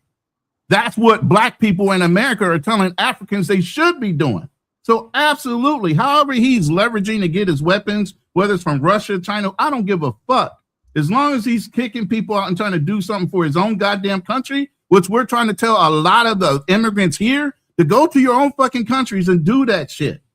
Stop trying to come here and improve our nation when your nations are in fucking disarray, so much so that you don't want to fucking go back. But you're going to sit here and listen to this, and this white boy propagate some kind of fucking agenda and say that he's speaking facts over anybody else. Get the fuck out of here with that. What evidence do you have that that didn't happen? I just said he is using Russia to get certain things because he does have a ban on an international scale because of what he is doing. You don't think the French is part of the nation? Wait. You don't think the French is part of the NATO union? You don't think the French is already lobbying in NATO against Burkina Faso to where they all turn against Burkina Faso and the things they're trying to do in a positive manner for their people? What did Trump do when he first said here? Trump said America first. All this other bullshit's got to go away. All this other support's got to go away. Y'all let the white man say that shit. But then when a black dude does it in a whole nother country, all of a sudden it's a fucking problem. I didn't say that, Ronan. I'm just saying you traded one French guy for a Russian guy. You didn't get independent. What are you talking about? But no. The French was leading. For another. But no. Yes, you did. You didn't become independent. You still have some white dude who was controlling. So you think Ibrahim is not in control of his own country, but Russia's dictating what Ibrahim does? Or do you think France, when they were in control, was dictating whoever was in charge what they needed to do because they were so scared of France that they wouldn't do anything for themselves? Are you asking a question? Yes. And that's I why just think you traded one dictator for another dictator. No, That's because Russia has nothing to do with what's going on. That's like saying African countries don't deal with Americans, but they deal with the Chinese. You just traded one bank for another bank. And that's their own stupid fault, right? Yeah. And I'm going to call this out right here because I like this one. Black Americans were the minority of people fighting for civil rights in the United States and America. And this is very much true unless you're trying to say the majority of white people. So I'm going to ask a question. Sorry, and I've heard you say this. I heard you say this a few times, Ronan. Yeah. My question would be, did women fight for their rights or did we give them their rights? And I'll preference it. If men didn't want women to have their rights, how much ever they fought could they have gotten their rights? Phrase that again, the way you just said it, so I can actually hear what you're saying. Did women fight for their rights or did men give them their rights? Men gave through lobbying and other pressures that the women gave them their rights. They didn't fight physically for their rights. No. So did black people fight for their rights? Or did white people give them their rights? Or let's go this. Wait. And what country are you referring to? Because you're saying black people now. Let's say United States. Black people fight and got rid of slavery, or did white people let them out of slavery? Civil rights. Did black people fight for their civil rights and they got it? Or did white people give them their civil rights? They fought. You're 13%. It doesn't matter what you fight for. If white people didn't want to give you freedom, you wouldn't have got freedom. If white people didn't want to give you civil rights, you wouldn't have got civil rights. You're 13% of the population. Hold on, stop. Then it would have been the reason I said women to feed you in, because you can say women who were 50% of the population, but you can't say black people who are only 13% of the population. But you said fight. That's a very specific word. Right? Women don't fight for shit like that. Not physically where they lose their lives. So when you say fight to me, I'm thinking at a point where you're Let's say losing fight. or you're If risking every for your white- life. If every black person in the United States says, you know what, I'm going to war with the white people, who do you think would win, man? All they have to do is systematically say, you know what, we're going to fire every black person from their job. Now what? Now what you going to do? You don't know how to farm. You don't know how to hunt. You Who don't know have how your to own farm? business. You don't have your own land. Who don't know how to farm? The majority of blacks don't know how to farm or own a farm. It's 1%. Look it up. Blacks own 1% of farming. If white people said, we're not going to hire you anymore, we're going to fire you from every job. Mm-hmm. The banks own your house. They own the land. Right. You don't own businesses. What you going to do? You don't you don't own the gun shops. You may own some guns. You don't have anything These with the military. hypotheticals, you listen. So you were You given bring freedom away- and you were given civil rights. Okay, let me know when you're done. I'm done. Okay, these hypotheticals you throw out are so extremely to the left or to the right. Okay, the hypothetical is if all white people that own businesses of major corporations fired all the blacks, Hispanics, or whatever, right? They would be damning themselves. What the fuck? They wouldn't have a business. So why would they do that? That's not even reasonable to even suggest that to happen, because they would be cutting their nose off to spite their face. They But you even didn't know that. answer the That's why question. slavery Hold was on, so hold on. important to them. That's Hold why on, hold on. slavery is so important to them, because they used the sweat of our backs to help build what their idea of society was supposed to be. So now you're getting to where I'm at. So let's go back to when women, why do you think women got their rights and they wanted them to work? Why do you think that? Was that because they wanted to give them their rights, or was that more economical? Of course, it's more economical for corporations to have both women and men working in the workplace. All right. So if white people didn't want you economically to contribute to society, you couldn't, because you Right. couldn't get the rights. Brother, No, that's not right. Look, how many white people took over Did South you not Africa? just hear what I said? If you refuse to have, and here's the thing, you're saying white people would do this, but yet and still white people fought for slavery for so many years because they needed No, black no, people. I Now you're don't know. saying society is so No, well no, set no. up that if What we I'm cut off all no, the that's black not. people in the United States, they're still going to be able to function. Listen. No, that's not what the person said. The person said black people fought for civil rights and got it. And I'm saying they couldn't have got it if it wasn't for the white people. If it wasn't for abolitionists, you couldn't have been set free. I'm not denying that, because obviously it takes a white man in a white society with a white system in order to propagate certain laws, because they ignored everybody else as not being human. So your point is what? So hold up. It's the same thing when you said you built the United States. It's the same thing when you say you fought. You fought. Okay, let me back up. I'm sorry. Kanal, I'm gonna bring you in this. The reason they don't like you, Kanal, is because they say your lineage, you didn't fight for this country. You don't understand this country. You didn't die for this country. And I'm saying, white people let them go. It wasn't. My ancestors. I'm sorry. Go ahead. No, go ahead, brother. No, I'm saying my ancestors did help this country. I'm sorry, it did. My ancestors helped all the islands and South America as well. So when I hear some of the bullshit they say, I'm like, all right, whatever, man. It's like arguing with the FBA is pointless. It's a waste of energy, man. But that's not to his point of what he's talking about. That's a whole nother topic. Haitians fought and won for their civil rights or slavery. Blacks didn't. See, there was no white people. I said that yesterday. I actually said that yesterday. There's no black people. There was no white people in Haiti helping them get free. So if you want to talk about somebody who really fought and won against slavery, it was Haiti. The only one. United States. United States was given their freedom. That is not correct. No, that is correct. And those are name another country that actually fought for their freedom. Okay. Did Haiti win militarily wise against their slave masters? Yes. Absolutely, they did. But in the interim, you had Napoleon and his war armada of naval ships circling that fucking island. And eventually, through the mulattoes, you guys negotiated a treaty with France to pay back those slave owners what? That's after 10 years. Reparation. No, But this- it again, still this happened. is- You still paid. Yes, because we wanted to be recognized by the world. That's the only reason. Keep in mind, So Napoleon, at the end of the day, Napoleon- while your army is okay. great, at the end of the day, while your army is great, did This is what you I'm talking pay about. for your You're talking freedom? over No. people. No, That's what I'm talking if your about, army man. is great, did you really win, like both militarily wise and globally, or did you win militarily, which is great and We wonderful? won Yes, y'all are both warriors. because we end up being recognized as our own independent country of IAT.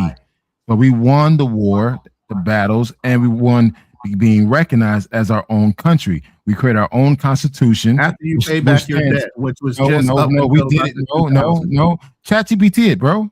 You always I use already ChatGPT, know the use AI. history.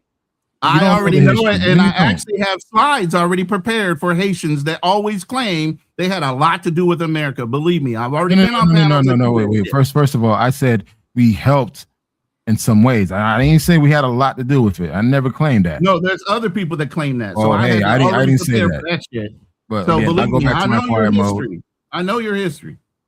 But hey, you know, you And I'm guys not did it taking all. away from it. I'm not taking away from it. But at the end of the day, you still had to pay reparations to your slave owners for your freedom. After Reparation. you won physically. After you won And again, physically, you still did had to you pay look at- monetarily. You're looking for the reason why they did that. I understood. I just said the mulattoes helped negotiate the trade, the idea of it with the French. Didn't I say that? You did hear that, right? No. I did say that. Somebody said Black The Americans. U.S. funded Haiti, the Haitians, the revolution. Where you got that? Again, man, that's why, like, It's hey crazy. guys, This listen, is what I'm talking Claude about. and Black Americans ChatGPT fought is for their available to freedom. you guys. Just use it. Don't use just to find holes and shit. Dude, use it to find information. Like some of the stuff you guys say sometimes, I'm like, bro, just ChatGPT it, man. It'll tell you. And also, too, make sure when you put your prompt in these AIs, say valid sources. Mhm, Don't get exactly. don't get it by blogs, personal opinions. No, validated sources only. Maybe this person does not understand what I was saying. Black Americans fought for their freedom in the Civil War. Yes. But if the Union said, you know what, we are for slavery also, you wouldn't have been free. The only reason we were free is because the Union were fighting against the Confederates. But if the Union said, we cool with slavery, bro, you're going to be a slave, you wouldn't have been free. Let's go to the next video. We'll get off of here. Let's see. FBA's run things. I don't know what this one is. I'm sorry, guys. I don't know what this one is. Oh, hold on. Foundational. Did you need to show that, Ronan? Yeah, I just need to show that. The road to freedom for Haiti. Like I said, I already done the research. So there's not you gonna come across with me that says I don't do my research when it comes to people making and bolstering their positions. So obviously I've had this conversation several times for me to come up with this information. And it's already ready. I didn't have to go back and do shit. It was there. Why? Because I already did it. It comes up too much in our conversations. Even the cross relationship between Haiti and Louisiana and their claims that they helped make that happen. No, who claimed that? Believe me, there's some dudes out here that are all Dude, Haiti. get off of social media, man. Y'all need to get No, off of I'm social talking media, about bro. dudes on panels that talk this shit. Oh, That I have all to right, dispel man. I because can't speak for you them, obviously I have to dispel that shit. So when I say I'm in chats and I'm actually running background information, I happen to be in a chat while a dude's sitting there running his mouth. I'm running infographics. Like I said, So I man, can you pull that guys shit up. get off of So social don't say media. I don't hold people accountable because I Get a do. life. It This just is depends on what's being said. People say the outlandish thing on social media, man. But go Exactly. ahead. Before I play my video, T-Mac has something to say against me. Let's see. I'm looking. I don't see no Cash App, T-Mac. We getting low over here, brother. You got a lot of comments, but you ain't seen no Cash App. We gonna have to get that. Man, don't be begging for cash apps. We good. I got the beg, man. That's what FBAs do. We beggars. But Wow. No, that's We beg one them. fucking person. Don't put us in that category. I He says that I'm I am not a speculating. e-beggar. He says I'm Fearless speculating. Speculate on what though? Yeah. I think about Black people not being able to get their freedom. So my question is simple. If white people did not want to give blacks their freedom in the United States, would they have gotten freedom? It don't matter if you fought for the Confederacy or whatever. If all of America said, you know what, we cool with slavery, you're going to be slaves. Where would you have gotten freedom from? Where would you have ran to? Do you understand how aggressive black people were becoming because of inbreeding and Yes, I understand that in South Africa. They bred, listen, they bred a bigger, badder, more aggressive black man over the history. And of Kunta slavery said in Toby. America. Right. Kunta They said beat it, Toby. they beat us into submission. They bred us to be a bigger, stronger, more tolerant, to where they damn near was breeding themselves out of existence. You can't play the genetic game and then think you're going to continue to hold on to it with your arms wrapped around it.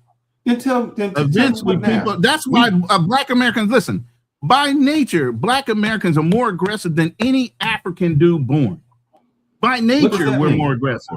Okay, then because of our inbreeding, because of the generations of mixing of genetics and everything else, we are way more aggressive than our neighbors or our sisters over in Africa. They're so fucking backhanded in their comments, the way they talk and everything else. We're way more aggressive and direct.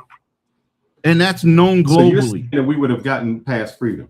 Then tell me this, Ronan. Or we would have fought to the last man. Ronan, we aggressive right now. We got high murder rates. Right. Why we did nothing now then, Ronan? What do you mean? What aren't we doing? Wait. First of all, what aren't we doing? Why are you existing in America if we're not doing anything? How are you existing? Still run the country. How are you existing? We're 12% of the population. How are we going to control a fucking continent when we're only 12% of the combination? But we had a half black man, half white man sitting in the office. Wait. We had a half black man. Wait. I can't hear both. I can't hear two people. You're interrupting. We have a half black man, half white man that sat on the fucking highest seat of the land, but we're not doing anything. Y'all might exclude the fact that you think he wasn't black or FBA. It doesn't matter. He was still a black man sitting on the most racist of all continents that you guys say that it should have never happened, but it did. So what are you saying we're not doing? How are you saying we're not progressing when there was a black man sitting on the fucking highest seat of the land and we're only 12% of the population? How are we not doing something? You just said we're 12% of the population. And I said, if we're 12% of the population, how could we ever take over America? We can't. And that's my point. Who is pushing that agenda, though? Besides for immigrants that come here and say, you guys should be doing it better. But wait. Here's the hypocritical part. No, I got to say this. Here's the hypocritical part. You got African nations that are 95% black and maybe 5 to 10% white, and they're still being ruled by white people. Exactly. But y'all want to contradict us and say that FBA's at 12% should be running America, but y'all got fucking whole nations of black people that can't control their own nations. Ronan, you don't listen. So I'm gonna say I listen very well, and I hear the inference. No, you don't. I hear the inferences of what you're saying, and so does everybody in the chat because they know let I'm him not talk. crazy. Hey, Phyllis, let him talk, man. I mean, Roland, let him talk. I'll say it again slower. If white people did not want black people to be free, how would you have been free? Now, what you said was, we breed them big, we big and black, we this, we aggressive, we the most aggressive people. How could, you said, 15% of the population take over the other 85%? How? And if they haven't done it then, if they can't do it now with the technology, how could they have done it then? Who are you referring to? You keep saying they and who? Black American slaves. If they said, I want to be free, and America said, we're not going to let you free, all of America were with slavery. How could you have gotten free? Because you said, we big and black, and we could have fought for it. Okay, let's take that point by itself before you go to the next half of your fucking question. Okay. So, if slavery wasn't fought for by the white people of the North, but yet instead there were free black people, right? They were free black people on half the continent, right? As we know it, right? The North was free. It was never about slavery in the North. You keep doing that. Hold up. That's not what I'm specifying. I'm asking you a question. No, that's not what I said. If what did you say then? Of America North, South, East, West, all of white America said we are in favor of slavery. How could blacks have gotten free with slavery if all of America said that we are against civil rights? How much fighting could you have done and still gotten civil rights? I mean, that's a pretty big box you're trying to box black people into to make your point. You get what I'm saying? Because that's never been the case in the United States. It's always been just the southern half of the United States only approving of slavery. You get what I'm saying? It's never been the North that has been approving of slavery. Because there was no need to wait. Because they did have Jamestown, brother. The slaves came into Jamestown. Isn't that close to Virginia? Wasn't the dividing line Virginia? Massachusetts. Wasn't the dividing line Virginia? Where's the 13 colonies at? I mean, look it up. But what I'm saying is, in general, say there was never a civil war, and slavery just continued in the South. As far as birth rates, we're definitely outpacing them. Eventually, it was going to be overwhelming enough, and more slaves were going to be rebelling. You don't think that would happen? You don't think that's a possibility? It don't matter how many slaves are going to be rebelling. Why? You would have had to increase your numbers. You only at 15%. You've been at 15% since the beginning. You're still at 15%. But how many? Listen, I get what you're saying. How many of them worked on plantations? Of the black? How many white people did it take to run a plantation? Over how many black people were on each plantation? It took less white people than black people. Correct. And I'm not dispelling that. But as the population grew of black people, you would have to have more people be accepting of slavery, come down to the South and work those fucking plantations in order to keep black people down. Because eventually, a lot of those black people are starting to fight against their slavery. That's why they went to the railroads. That's why they did a lot of things. Slavery was started and it was 200 years. So what I'm saying, they would have breeded themselves out of it, period. And got aggressive, and they would have forced the issue. That's what I'm saying. That's human nature. You're always going to want to progress and be better. You think that people are going to be constantly subdued for a millennia and not eventually want to rise up? Of course you can rise up. For freedom. Rising up doesn't mean you get to win. It doesn't matter. You still fought. Oh, you fought and died. But it doesn't matter. That's the point you don't get. It doesn't matter whether they died or not. Somebody said that blacks, what you guys say is, FBA, you're FBA, and they're not because you fought for freedom. And I'm saying, no, you were given freedom. You were given civil rights. That's what I said. So you keep saying that these Haitians or whoever came and are they're taking advantage of a system that you fought for. And I'm saying, no, they're taking advantage of a system that was given to you. Given to us through what? White people gave it to you. What do you mean? Why would they give it to us, though? If they had such an advantage, why would white people give us shit? Oh, I'm glad you asked that.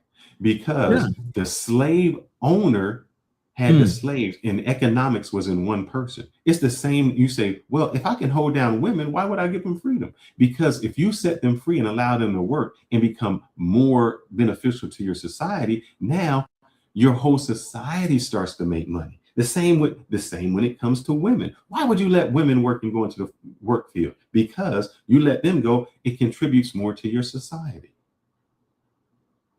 And if you want, I got that looked up. And I can show you that information because that's the one question I thought someone would ask. Which is what? Why would they let slaves be free? I mean, that's the whole thing about Lincoln. Y'all realize Lincoln really didn't want to free the slaves. He was a patsy behind it. Right? Don't skip over that. Say it with your chest. Did he not? I didn't. I want never slavery, said, or did? I never, okay. The Emancipation Proclamation had nothing to do with blacks. They didn't want blacks free. He didn't care about that. He was more concerned about what was the objective then? What was the objective then?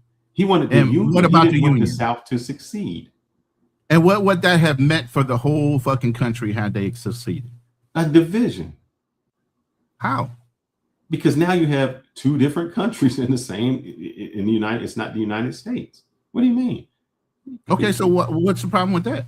You have your original 13 colonies, they broke off, then you spread over competition. You see who claims most of the land, right? Because the North didn't want it. The South did want it, and the South succeeded. That's how you got a civil war. And so where did they feel like the assets would be to hurt those Southerners? I don't understand the question. There's a motive behind slavery and abolishing it, right? And if Lincoln really didn't want it, but he felt like it was going to hurt the fucking South, that's why he did it. No, the North wanted the money from the South, brother. That's what it was. It was all economics. But if he was You just worried making about the shit up South, now, man. You just keep asking questions and making shit up. listen, I'm walking you down a road, but you're sitting there trying to act like I'm not walking you down a road. All right, so you're saying, and what I'm saying is Lincoln did this out of necessity to hurt the South, right? Because you were worried about he was worried about the South succeeding, right? In order to hurt the South economically, how would you do that if you didn't affect slavery as a whole, and how they were making the majority of their money back then was through slave labor? Yes. So how do you hurt somebody from succeeding? You hurt where the money comes from. That's where I'm walking you to. And where was the money coming from if it wasn't for slavery doing a lot of the work? Because they only had so many people monitoring the slaves on the plantation. Let me read this $9 super chat real quick from T-Mac, because you challenged him, so he's going to come up and then I guess he's going to make some points here on the super chats. Appreciate the support. Black Seminoles, Gola, and Maroons fought the U.S. Army Spanish territory to the treaty. 37% of the people of Trail of Tears were black. They realized slavery was not viable. And then he comes up and says, with the $4.99 check, look up General Jessup, who said that the black people led the Seminole Wars. 35 to 40% of the South was black, not 13%. But and that's what I'm saying. Wait. I'm saying the whole population of the United States was 12%. Now, where they were mostly located, where they're mostly located is a whole nother thing. And that's what T-Mac was trying to say. Back in those days, the population rate was 35 to 40% black in the South. That's a lot of ratio going on. What's that mean? 1 to 1? South Africa have 4 or 15 million whites. See how you brought up Africa as a reference, but Africa has 80, 90% blacks, but they let white people run them. Exactly. Make that make sense. I'm not. Let me play this. Okay, so don't use them as a reference. That's all I'm saying. All right. Foundational American, because a lot of people like to, at least blacks are making that distinction now, which is interesting. And he's going to push back on that. And he essentially does what he did to the woman. He schools this guy on the reality.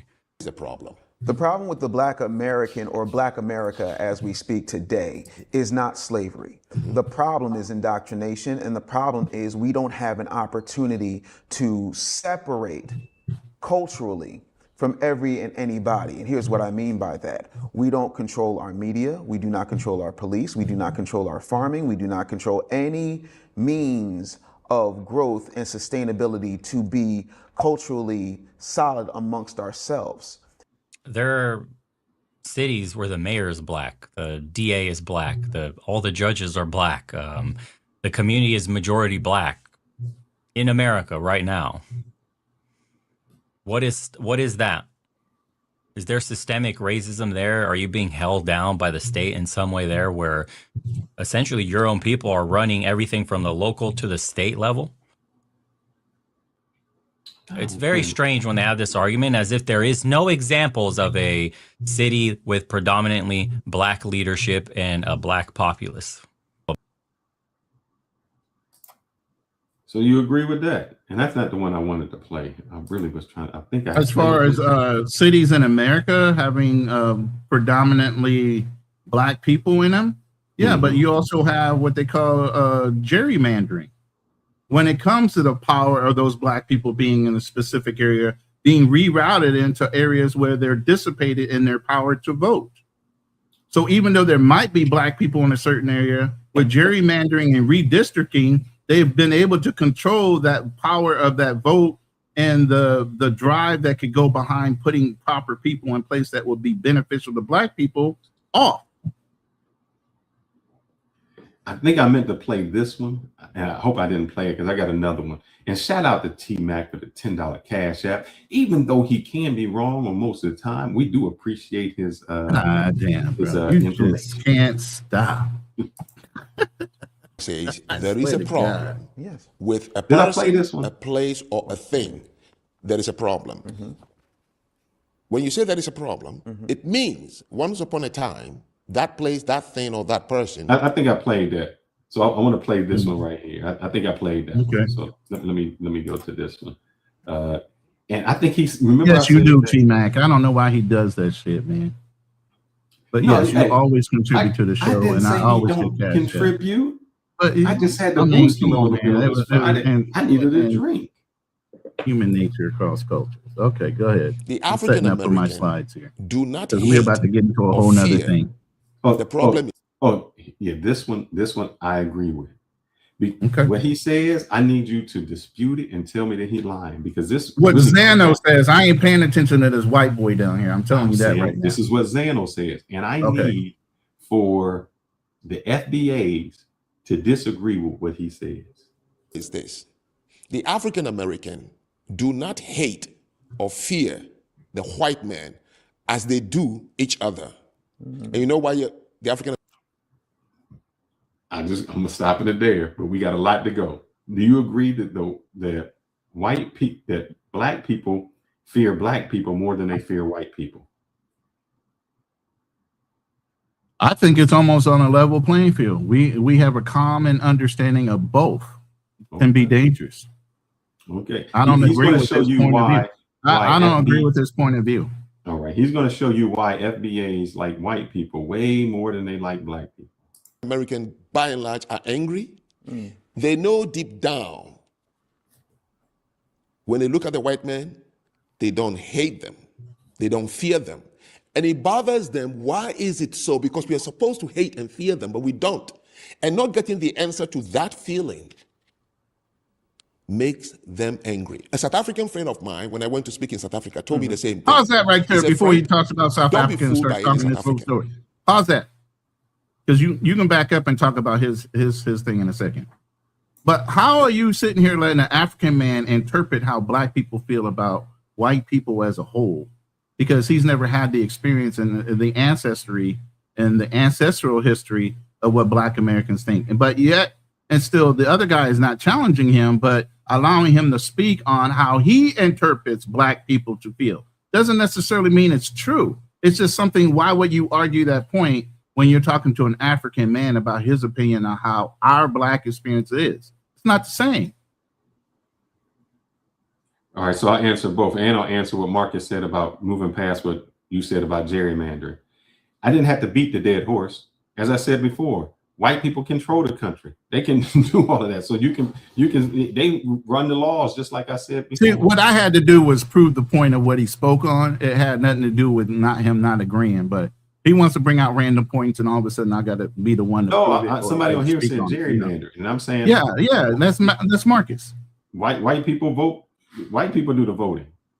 That's what they do. If you don't like it, change it, but you can't because, like I said, we don't have control like that. Exactly. And how are you going to change it? But the only thing is you got to pay attention, and it really comes down to the political agendas of the parties. The parties know about gerrymandering. Why didn't the Democrats get into the meetings when gerrymandering meetings were being held at the city level and more the state level, and interfere with the Republican or whoever's other party agenda? You got to look at that too. It doesn't come down to white people or black people. It comes down to the agenda of the parties that are involved. Both parties know there are meetings when it comes to divvying up where the votes go, right? They know about these meetings. So if they really wanted to be affected without it being, oversighted, both parties should have showed up to these meetings. Citywide in every city in the United States, statewide on every state in America. But they, of course, agree on a lot of different things, even though they might have different party agendas. So I'm they gonna, did. I'm gonna go with somebody on here saying Mark Brown. Let's see if he disagrees with what the gentleman says. Let's see. Makes them angry. A South African friend of mine, when I went to speak in South Africa, told me the same thing. He said, Frank, don't be fooled by any South African. No black South African would tell you he doesn't admire the white man. He's lying, but you can't say it. Boom! Freeze that shit right It's there. just too difficult to say. You say we look up to the white men. We don't. He just said black people typically will fight against white men, right? We don't fear them. But they just said out of his own mouth, this African dude said they damn near worship white men. Okay, so let me. But they won't say it. But they won't say it out loud. They worship white people. Let it play, and I'm gonna show you. Hold up. Let it play. Go ahead. So, are you saying that we love the white man too much and we should hate them in order to progress? No, I'm not saying you should hate them. Right. I'm saying that it's a phenomena which is inexplicable. I feel it myself. That if the African American truly fears and hates the white man, not a single African American would have remained in the United States of America. Boom! Booyah. No. Hold up. Booyah. Go ahead. If Booyah you hate what? the white man so much, why did you stay in the United States? And I'm gonna play. Hold this up. back. No. Wait, before you say that, and I'm going to say it before you play it back one more time, I'm going to say this. Didn't I just say his overall agenda is to try to get black Americans to go to fucking Africa? I said this 15 to 20 minutes ago. He is saying that. He's saying if you got a problem with white men, why don't you move to a black nation and get away from the white man? So is that not indirectly, wait, is that not indirectly encouraging black men? Let the man talk. Just let him talk. No, because I want the interpretation of my you're doing perspective. is you're cutting him off before he even has what he can say. He's going to clear it all up, and he's going to bring it home. So, okay, the same man that worship white men is going to clean it up for us. If the African American truly fears and hates the white man, not a single African American would have remained in the United States of America. That's bullshit. Yeah, you made that point when we were together last time. And I Number two, take a look at what we do. I didn't mention that. You go to the continent, our women are walking around, even to the orange selling lady, with fake blonde hair, eyelashes. We bleach our skins. Your women here wear fake blonde hair, eyelashes, bleach their skin. Serena Williams do not have fear for a white blonde hair which she picked from her closet, polished it all morning, kissed it, and wore it. Yet she had a trauma touching a fake cotton in a hotel hallway. Yeah, I saw.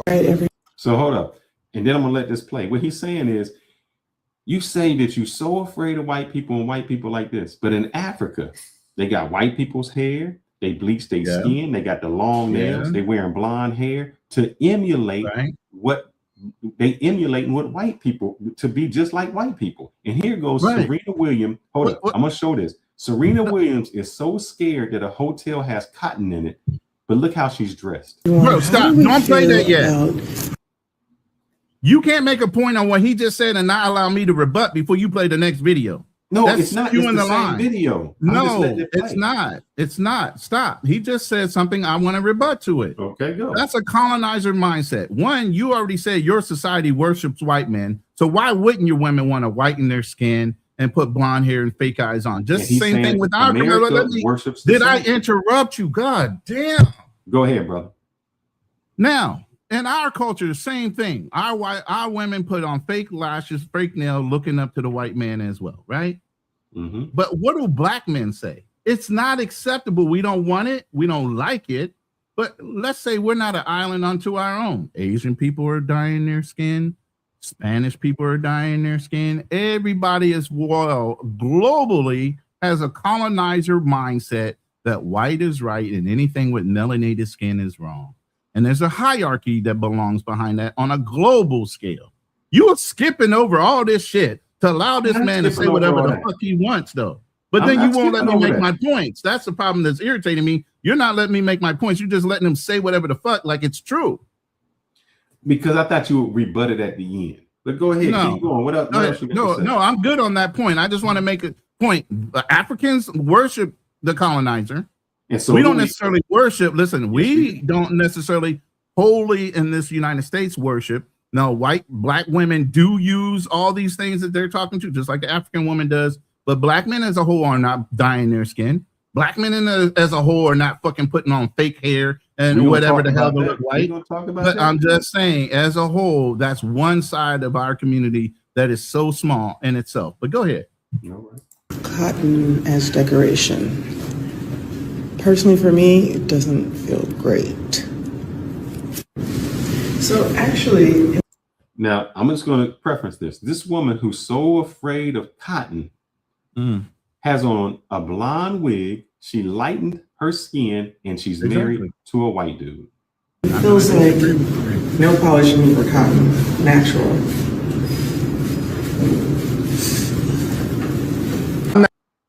And I think he continues this. So let me go to where he continues it at. And then if you need to rebut, go ahead and rebut.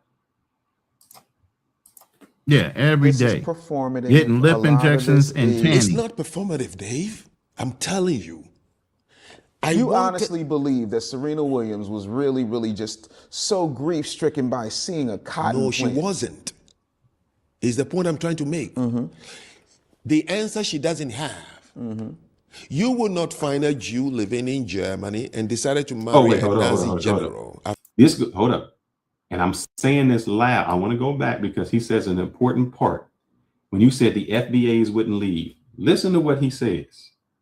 You will not find a Jew living in Germany and decided to marry a Nazi general. You wouldn't find a Jew living in Germany that would want to marry a Nazi general. After the Holocaust. You wouldn't find a Korean living in Japan and decide the comfort women, the one that were taking Second World War to be used by army, and then turns around and marries a Japanese. Right. And live in Japan with him. Correct. So Serena Williams is torn inside. The same, the collective is torn inside. If truly we fear and hate these people of what they did to us, she feels comfortable with a white husband, just like many of them. Right. And a blonde hair. She who claimed that she represents the black. Ouch. So she has to find something to see if something can explain what she's feeling. She wasn't faking it. No. So my question would be, you don't see a Jew marrying a Nazi Germany. You don't see the oppressor marrying the oppressed. So you absolutely do. We love the white people. You absolutely do see that. And why would you take one person's statement as a general fact on a global scale? How does he know that? Did he do some kind of statistical research to say there's never been a Jew that married a German? Has he done the statistical research on any of that shit that let him let that fly and nobody discredit it? You say iron sharpens iron. Why let his shit fly like that and then you agree to it? Tell me what the research is. Nobody has statistical facts on it. So the fact that he's saying is hearsay. Do you hear it? Do you even see it? You see black. Why would somebody announce that? Listen, I know there's plenty of probably Koreans and Japanese now that have married. I'm sure there are plenty of Germans and Jews that are married. Matter of fact, wasn't Hitler technically a fucking Jew? But in denial? No, he was. He wasn't a Jew. Yeah, it was. So see how you just said that? Back it up. But hey, and I will. I will in the background. But I think I've done the research on that, and he technically was, and he hated that side of him or whatever the fuck. But I'm gonna get back to that in a second. He was a Catholic. But anyway, a lot of people operate out of fear and they propagate that shit. And I'm not down for that. But at the end of the day, what I'm saying is some of the shit that's coming out of his mouth as an African man in judgment of Black American is crazy to me, that people let him fly off the handle and say whatever the fuck without giving some kind of factual basis. Now, this is supposedly a professor. So you would think when he spews information out of his mouth, he would have some kind of statistic to follow behind that. Okay. And then here's T-Mac coming up with, thank you for that. And shout out to Black Queen for the $2 super chat. Africans want a YT savior. Black want white wealth. Okay. And that's proven all over the place. But at the end of the day, let me put this up. T-Mac said, yes, some Jew people do marry Nazi party members. So again, just letting somebody say something doesn't make it statistically proven. You tell me to prove my facts, but he sat there and let that man say everything he could and never said, where did you get that data from? That's amazing. He never asked him, and this is a professor, so he would have had that shit right off the top of his dome. Where'd you see that at? Oh, I got that from this study, you know, Harvard study, or this paper that was written, and they did the statistical data on that. Of course, a lot of people have Stockholm syndrome for a reason. You become in love with your captors at some point, and you wind up falling in love with them so much that you'll marry them. You'll do anything. You'll die for the person that did you wrong. But you'll let a African say some shit like that, like it's in general all black people in America. That's wild to me. And then you let it fly like it's fact. No, that's not. But go ahead. Play your next video. We're going to talk about your group of people. Since my group of people. You funny as fuck with that shit. Your group of people. Get your group of people. Shout out to the 100 and some people that were in the room, 85 now. Please hit the like button on all the channels. The marriage rates are... Go through the channels and subscribe to Black Man Travel, subscribe to my channel, and subscribe to Fearless Talk Live. Thank you. Go ahead. But the marriage rates, look, the marriage rates no, are really I don't want to hear this white boy for talking. everyone. I don't want to hear this white boy talking. I don't want to hear this white boy talking. The marriage rates are predominantly, you know, with the same. The fact you got a white man defending your position is if you're crazy polling young, what's that mean? I'm the not fact racist. that you got a white man racist. defending your, why didn't you I'm just not play the racist. original? Wait. I'm not racist. Listen, I go got with this facts. I video. don't care who Listen, give me the facts. Okay, fine. Why If didn't you just Einstein get says the the theory original of video? relativity, Wait. I'm gonna go with Why him. didn't you get the original video and stout the facts yourself instead of letting this white boy say it for you? I got that original video. I could have pulled it up for you. Because and you could have just went over somebody instead of letting sums this up my white boy talk, which we know he has a fucking agenda. Why didn't you pull up the original tape yourself and then, you know, mediate over top of it? Because if somebody says exactly what I was going to say, why do I need to try to reiterate it or memorize it? What's that mean? Okay.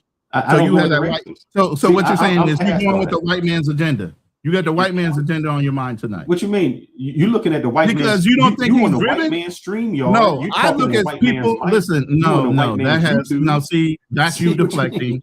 That's you deflecting about the app and I'm everything not. else. I'm talking about I a just said person's I don't opinion. deal with the color. I'm I talking deal with about the somebody's opinion that's outside of our facts diaspora. over feelings. That's all I go with. It doesn't matter what the color is. See, that's the problem. That's Go the ahead. same thing we hold up. That's just No, what don't I talked deflect to about. me like that, man. Go That's ahead and just what play we the talked video. about. When we I just said, asked when you. we said we will believe certain things that black people say no matter what, listen. even if the facts go otherwise. Why did? That's what the But whole why show is couldn't you? about. Why couldn't you say it as a black man instead of having to go through the Why does words it of a mean more white man? authoritative if I say it as a black man and he says it as a Because white it's you standing 10 toes What- down trying to educate somebody instead of you letting a white man try to educate us. It's not educating. It's just easier for somebody Really? to say exactly what I was going to say. So none of this is educational to the people. So what that I listen? should have done is just played no clips and just said everything myself. No. What you Because could you have said done if the was white dude says no, that it's wrong, if Frank Zanu says that it's no. wrong, That's not what I said. That's That what is you not just what said. I'm saying. You're taking it out of context again.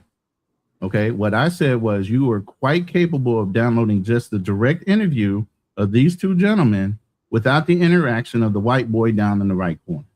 But you did that to inflame the people that are listening, I'm more not. so It's than to easier actually prove a just to have point. somebody say You an did opinion that that I to can inflame disagree the people that are listening instead of speaking on your own talking point. But go ahead. men today, young black men, especially coming from the like manosphere space and modern dating and passport bros that exploded, originally started in the black community. That's why they're called passport bros. Black men going overseas. But There is a wait. Pause that huge real quick. Pause conversation real that has quick. happened. Pause that real quick. This is the same man, him and David Bond tried to adopt the name Passport Bro and sell a whole dating program behind the Passport Bro dating app that they were coming up with. This is the Legion of Man. This is the same dude. But you hear how he's talking now. Like I said, people have agendas in the background. That's why I don't like listening to what people. did he say? What did he just say?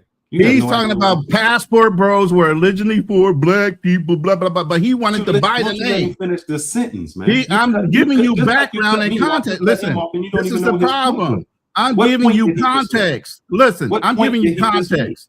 Who What is tweet this did he man? Wait. I'm giving you context on who this man is. I'm telling you, the same reason he's talking kind of off kilter about Passport Bros is the same man that wanted to have the name. Okay. What does that have to do with what he's saying? It's called context. It has nothing to do with it. It's called context. Okay. All right. Then Okay. let the man Now that speak. everybody understands the context, now when you listen to it and he talks down about the name, you know he's counterproductive to really what he wants is to own the name. But go ahead, play it now. It sounds in different. the black community for Americans about not dating black women and doing better literally with every other woman. The conversation's been had a million times with guys that have gone overseas and all that stuff. And it's not that they don't want it, it's just they're incompatible because of what the culture has done, especially to black women. Ask any black man in America. So on this panel, there's 3 black men that don't have black women. Don't say what you did in your ex-life. I'm talking about right now. Let him continue. Okay, he'll tell you. I don't have to parrot to you all this shit. Just look at all the black men dating who? Dating, not marrying. Just look at who they're dating and look at the numbers. And you'll see that 80, 90% rate he's quoting, when it comes to dating, which is what the majority do in the world today, it's much different than what the numbers are telling you for marriage alone. I was on a dating site in Kenya. Oh my God, a dating site in Kenya. When I was there, when I was living in Kenya. Right. Okay. And you'd be surprised. I did it because my column is always life and culture. Right. So I got to do these things in order to understand so that I can speak deeply. Right. I promise you 75% on the Kenyan girls' site. We're white Please, men. white men only. Oh, Of course. So hold up. So I'm gonna let him continue. So what he's saying, because you missed the whole point, was No, I didn't. passport bros don't even like black women. That's why they're going overseas to get away from them. That's people not true. People in Africa got dating sites where they don't even want black men. They're saying it. So when you say, "Oh, we're so cohesive within our own nation," we don't. Okay. Is your girl black? Hold on. I'll answer both questions, but you started off with one inference and you went to another. All right. The first inference is the fact that black passport bros are going overseas to date anything other than black women. That's not true. There's plenty of ones that go overseas, not only to Africa, but to Colombia, to Brazil, and other nations, and they date black Latinas. Does that mean they're not black because they're Afro-Latina? No, they're still black. Oh no, They I've just heard have so many different stories on software. that. I don't know what to agree with. Okay, so I mean, again, for you to say your and friend live that you with, paid me $20 but here's for. the thing. The thing that you said out loud in generality is that passport bros in general are going overseas to date anything other than black, and that's bullshit. Western Okay, women. because they Western do black date. women. They just don't want to date Western black women. Thank you. All right. So now that you fixed that, because they do go out and purposely seek out black women, and I don't understand why you would go to a whole nother country to find a black woman, but that's what you prefer. That's great. And I'm not talking down about black women. I love black women. Believe me, up until I met the lady that I'm dating right now and get ready to marry, it would have been black women all day, every day. Okay, so then there's the second answer. Why did I date this Filipina? Because she was more in line with the things I was seeking in my elder years. That's all I want to call me elder, in my retirement years, of a more traditional woman. And so much so, she damn near grew up like my mother. You know, And that's like, all the dude is saying on here. He's saying that we're not in alignment with each other. who's not in alignment with each other? Black people are not, black men and black women are not in alignment. Of course, the black nuclear family has been broken down for over 50 years, bro. So that's all the dude is saying. So why he? No, got he's involved? saying a lot more than that in the undertones, bro. He is not just saying that simple. Undertones. All right. Yes, there are always undertones and there's layers to conversation. Stop playing, man. You know there is. Let's hear what. Even in our banter, there's undertones in some of the things we say. Stop. Go ahead. And that is only, You see? you're thinking it's only Kenya. Ghana too the same. So you would think that's an indoctrination type No, of not at all. Indoctrinate, So- bro. He can't just wrap his mind around what he's hearing. You can't. You're the That's like the white boy. victim complex of FBA. Like, no, it's white people. It's the system. It's slavery. It's everything but you. It's like you can't explain like why those women are saying white men only. This dude was on the dating site in Kenya, is telling you what's going on with the people. Hey, what are our people doing? Oh, it's the white. It's colonization. Oh, it's imperial. Listen, brother. You just have to listen to the man. You're fighting your indoctrination. It's like this in his head. What I learned from college, I was taught to be a victim. I was taught all this stuff, the narratives and all that. And it's like your worldview is being shattered in front of you. And you like, so I should hate the white man more? And it's like, bro, do you not hear the words coming out of his mouth? Like, this is what crazy. exactly I got one more, and I think they kind of these sum it up. These I guess I can't call them. I don't know what you summing up, but I don't No, hear what this you dude trying knows to some do. of that. I don't know if I can call them tethers. I don't know, but this. I said black people in Hold America. up. I know that we run in the Olympics, but let's see what Olympics we really run in. Said something. I said black people in America are going through an identity crisis. They're Hebrew, they're ADOS, they're FBA, they're Muslim, they're all of these things, but then they're African American. They've got so many different facets to them. Identities. And I said, it seems like they're going through an identity crisis, right? If you're but in their head, sorry to cut you, if you're Yeah. not African American, you're against them. So if you're a real African, the life of somehow colonialism has affected African Americans more than actual people in Africa. And if you're British African, you're from the Queensland, so you're. So there's this idea of who's the bigger victim here. Yeah, basically. It becomes a victimhood Olympics, doesn't it? Exactly, victimhood Olympics. Who's winning? And that's what I'm saying. I think African Americans, and correct me if I'm wrong, I did a video saying black.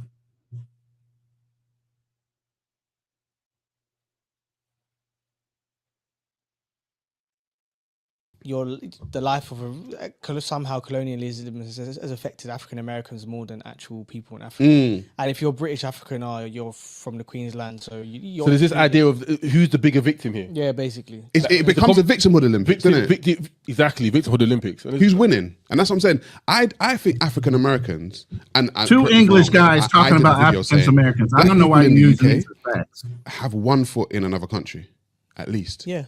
Do you know what I'm saying? If you're from Zim. No offense, Ronan, but you got to stop that, man. The problem is you the same as what they do.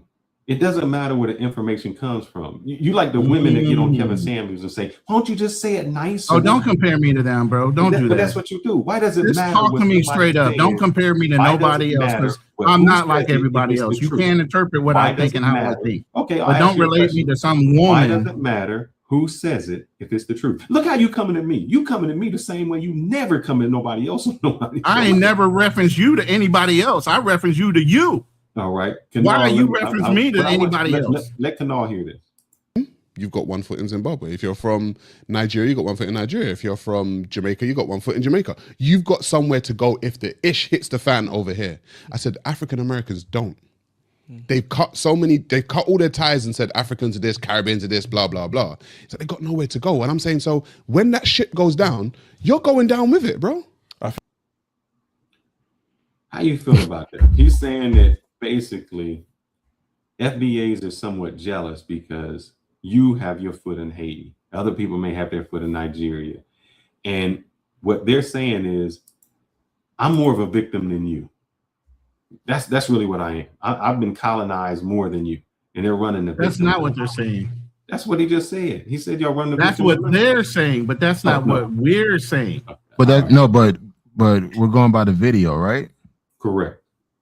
I mean, but they're referencing an FBA. So why are you asking an FBA? If you want me to interpret what he's saying about us, I'll do that. But you're asking somebody that's an American citizen, but not an FBA. Hold up. No, I said stay out of the chat. Stay out of the chat. Stay out of the chat. We are having a conversation. Anytime. Oh my God. I said I retired. At any time you want to take this personal, we can take it personal.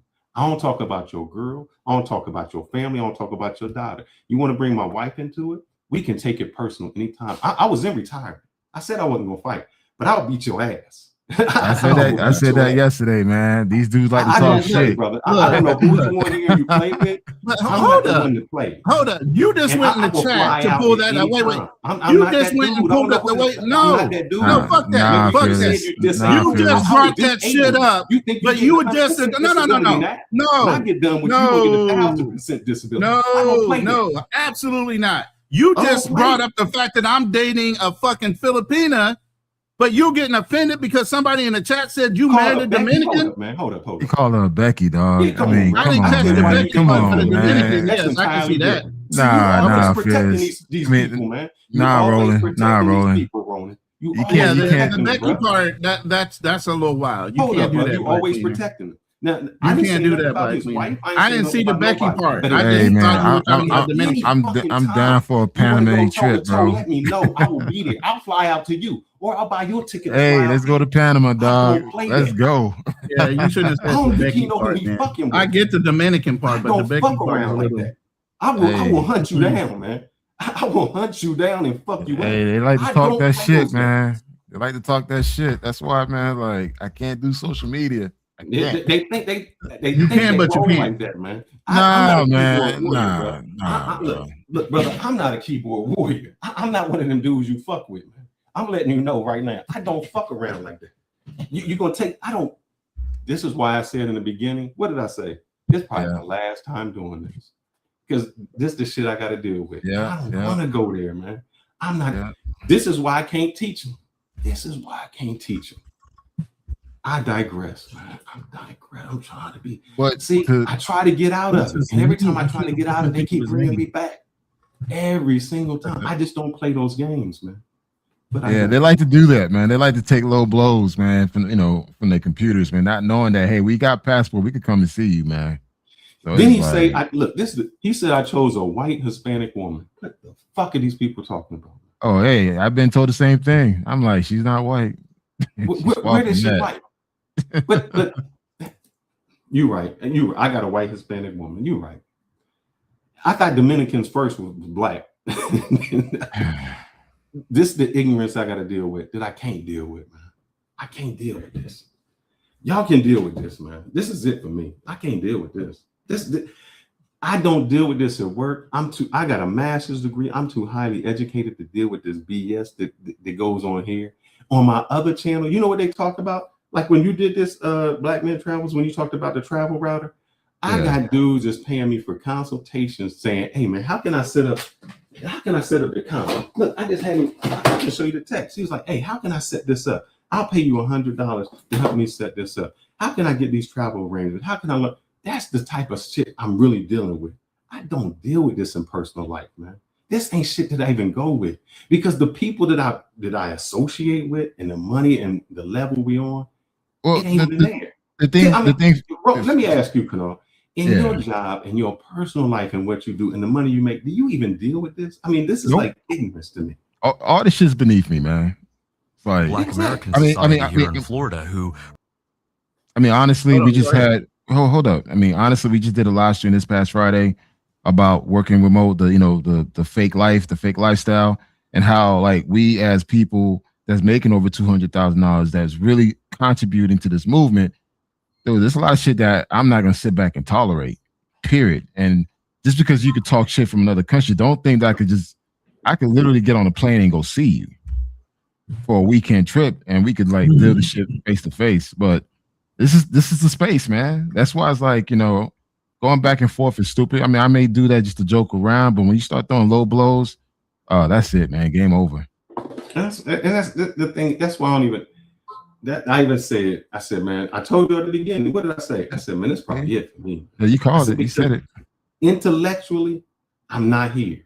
If I got to try to convince people or something, I got to show all of it. When I am doing consultations and I'm showing people how to make money and how to set things up, they don't question it. They want the information. They want it. It's like, how can I do this? I've never given I think only Ronan or maybe you even seen my finances. I mean, but to y'all, I just be a broke dude who won't have nothing. And I'll roll with it. I'm gonna tell you this, guys. I've been around Phyllis. Phyllis got it. He got it. So it's like, if you guys want to talk shit or even try to count his pocket, don't worry, he has it. Count up. Even just let's see. Money I keep at home. No, don't do it. God damn it. You're right. Just money I Jesus Christ. Just to tip the people out, man. Just to tip out. But you know what? I'll say man, this. you need to take a Benadryl or something, man. Calm down for a second. Look, I'm gonna say this, man. The last time when I was here, my man Mike, I'll say this because I wanted to talk about Mike, my dude, and the reason I wanted to have a show on him for two reasons. We talked about health. I'm gonna switch a little bit. We talked about health and stuff. And if you remember, I still haven't gotten to my points before you switch. I know you're going on a tangent right now, which is warranted, but I still need to finish up my parts before we go to something else. But go ahead and finish your rant because it's deserved. Oh no. So two things. Remember we did a show on health, and I don't want to put him out there like that, but I'm going to put him out there because he said he'd come on. We did a show a year ago on health, and he was saying he wasn't eating right. The reason he been here, man, he got stomach cancer or colon cancer actually, and I've been visiting him in the hospital. When he was over here and he listened to the show, he pulled me aside and he said, "Bruh, this ain't you." He said, "You need to go to a space and you need to do shows where the people are listening and they want the information. You're doing it in a space where as much as you say or as much as you try to prove, they never going to be there." And he was talking about a show that he watched with like some woman. And he said, go ahead. Hey, Phyllis, I've been told you this shit years. You did. Dude, I've been telling you this for years. Like, dude, you don't belong in this space. I told you that. You're right. Yeah. You're right. You're right. I don't. This ain't the space for me. I'm sorry, fellas. I'd rather have shows like you did where we can inform people, where we can talk to people. Let me say this, man. We brought on a therapist. She said, "Fuck it, I'm out." Yeah. She was a therapist who would come on to tell people, "Hey, I do this work. I have a master's degree. This is what I do every day." And all we could do was argue with her. All we could do was tell her how much wrong she was. And she got to the point and said, this ain't helping nobody out. I'm done. I'm more stressful on this show than any place else. This is what we do to people. And I told you guys to stop that. I told both of you guys to stop that. Oh, so we're not doing Thursday night therapies? Oh, that promo stuff? If it's anything like this, I can't do it. I can't do it. It's just too much argumentative. It's too much going back and forth. I really thought that when I started the space, that we would be helping people. We might come into some conflicts or we might talk about something. But our final goal, and I think we did it with the therapist, our final goal at the end was to say, how can we help people? And all we're doing is just, you ain't this, false information. It's just crazy. Like Neil deGrasse Tyson can say, I can argue with you, but my facts just become the facts. That's just what it is.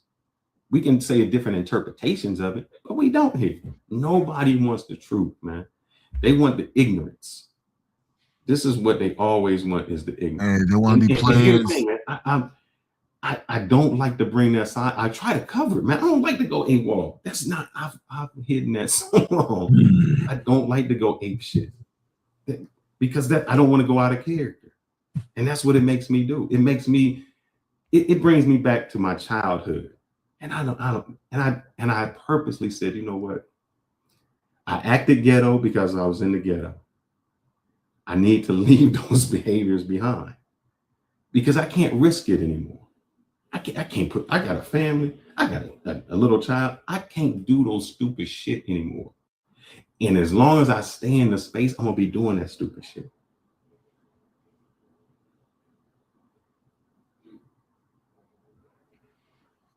Are you good? I'm good. Okay. Let's finish this up. Now, I know you brought on a white man. We'll talk a little head. I'm going to bring on another white man talking about why we do the things we do.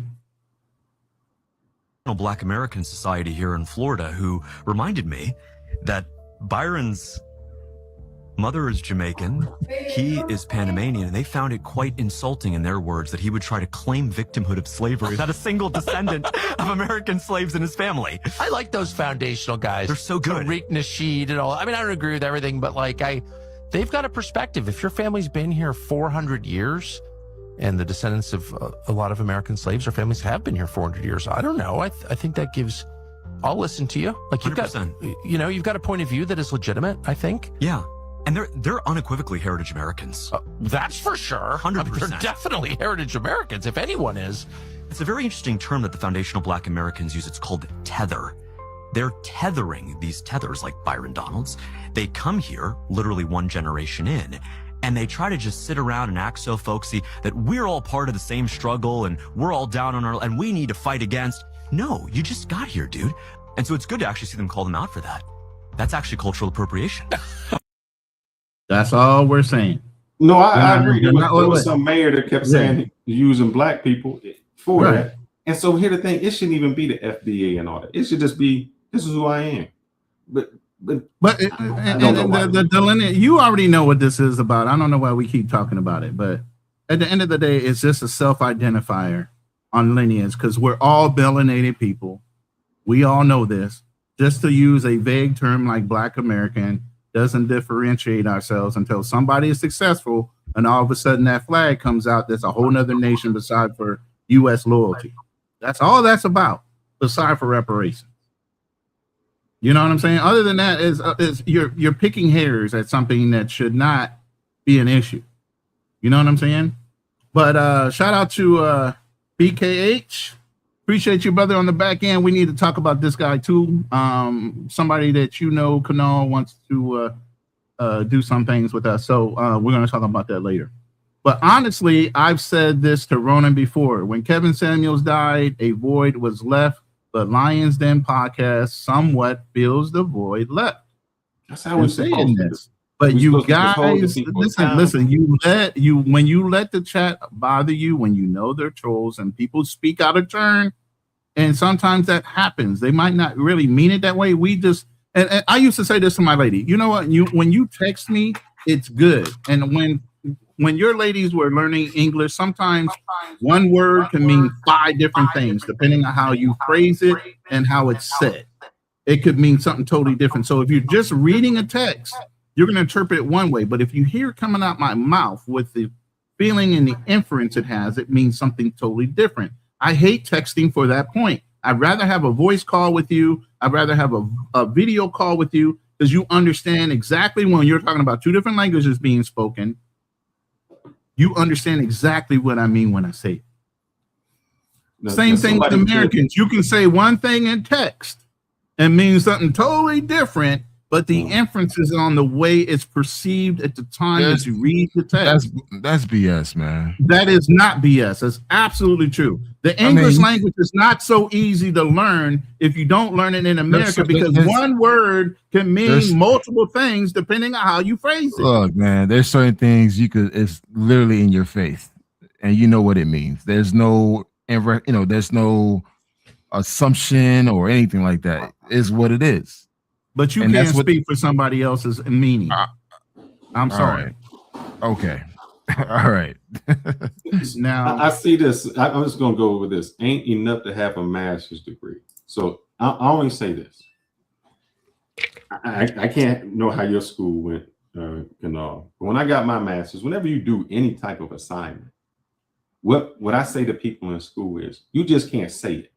You have to cite your references. You have to do the research. It's just not saying, hey, I believe this to be true or this is true. Even when somebody becomes a PhD, they get peer reviewed and asked any question on their subject and they have to be able to answer. That's why some people can get their PhD in 2 years. Some people might take 6 years because you have to defend your dissertation. The same if you're getting a master's degree. So it's not the fact I'm saying, oh, you got a master's degree. I think what happens in the Black community is we just say things. We make up a number, 95% of something, and we never do a reference. We never do the research. We never go behind it. And here's what somebody said on that channel that Ronan had to pay me $20 for. You keep bringing up the, you know what? Yeah, I deserve that. I shouldn't have said her name, but I did. And I said it with my whole chest and I paid you. The person said, you can have a basket weaving degree and become a doctor.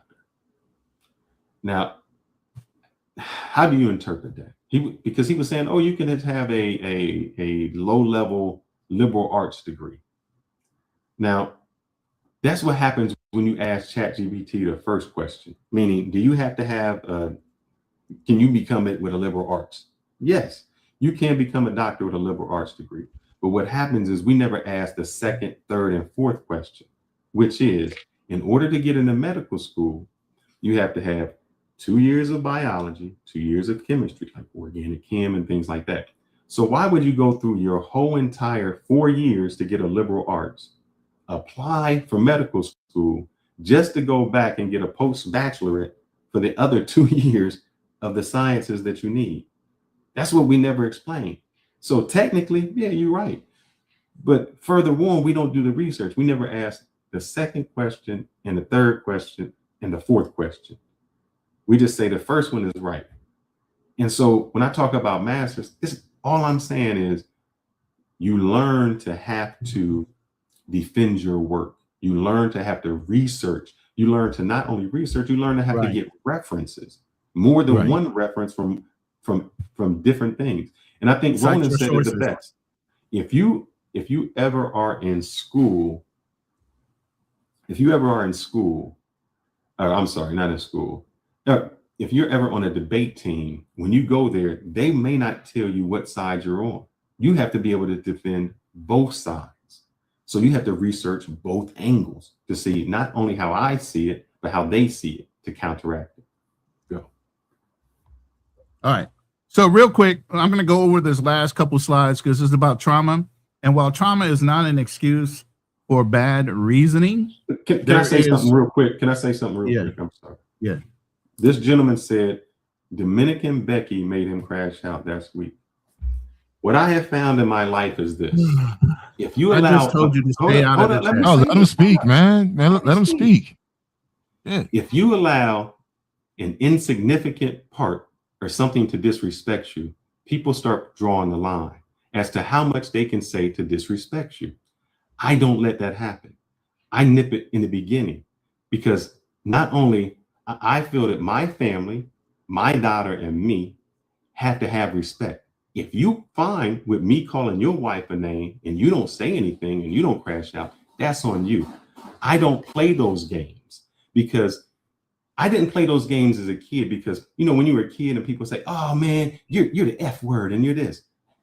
They start carrying it from that word to I can disrespect you in person. And then someone, when I'm out, thinks that they can play that game and they say it and somebody else hears it. And then they think, well, I can disrespect him too. That's why I nipped that in the bud from the beginning. I don't allow any type of disrespect because that childish game about we playing, someone else sees that session and then they think they can do it. So I nip it there because I don't want that disrespect. And so I don't let it happen to me. So I don't know how y'all play and y'all do that. I didn't do that as a kid. And we didn't play those games. There was a line that was drawn because that's what men do. Men don't allow individuals to disrespect their wife or their children or themselves. If that's what maybe that's what's wrong with the black community now. You can call your chick a bitch, you call him a hoe, a 304. I just don't play those games.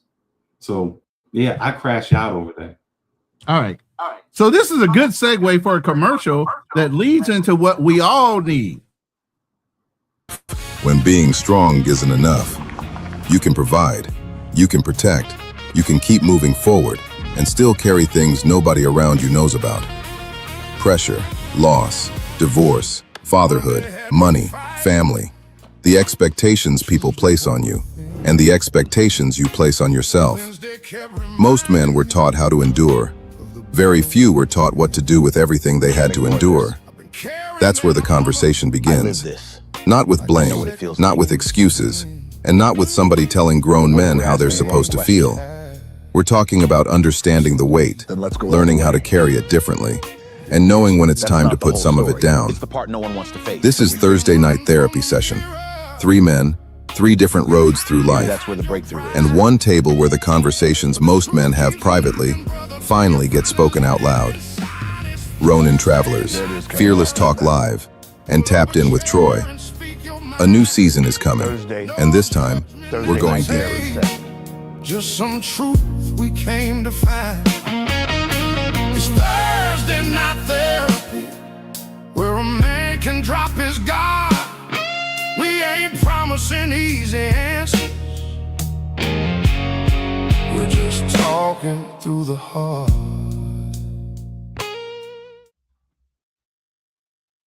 So I play that so that you guys understand. We do understand there's a lot of trauma within our own community, and we try to reach out and help brothers as they come. Now, sometimes it's hard to deal with some of y'all because y'all troll more than you want to be adults. And I know sometimes it comes off unintentional, but it still happens. While we're here for entertainment, we're also here to achieve something. Each one of us, whatever that little bit may be. I'm more into going into rooms and pulling people out of it. I'm the type of person that will say, I'll go into a dark room and shine a shiny light to tell you which way to walk in order to get out of that dark room. Some people don't want to do that work. I will. You know, but Thursday night therapy sessions are a real thing.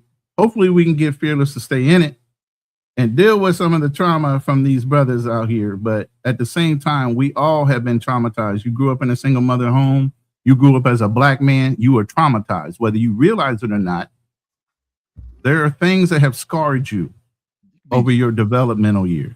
You can be traumatized with a father in the home. It don't have to be just single mothers. It doesn't matter. Everybody needs therapy is what I'm saying. All right. You get what I mean? So at the end of the day, we're going to start that on Thursday this week.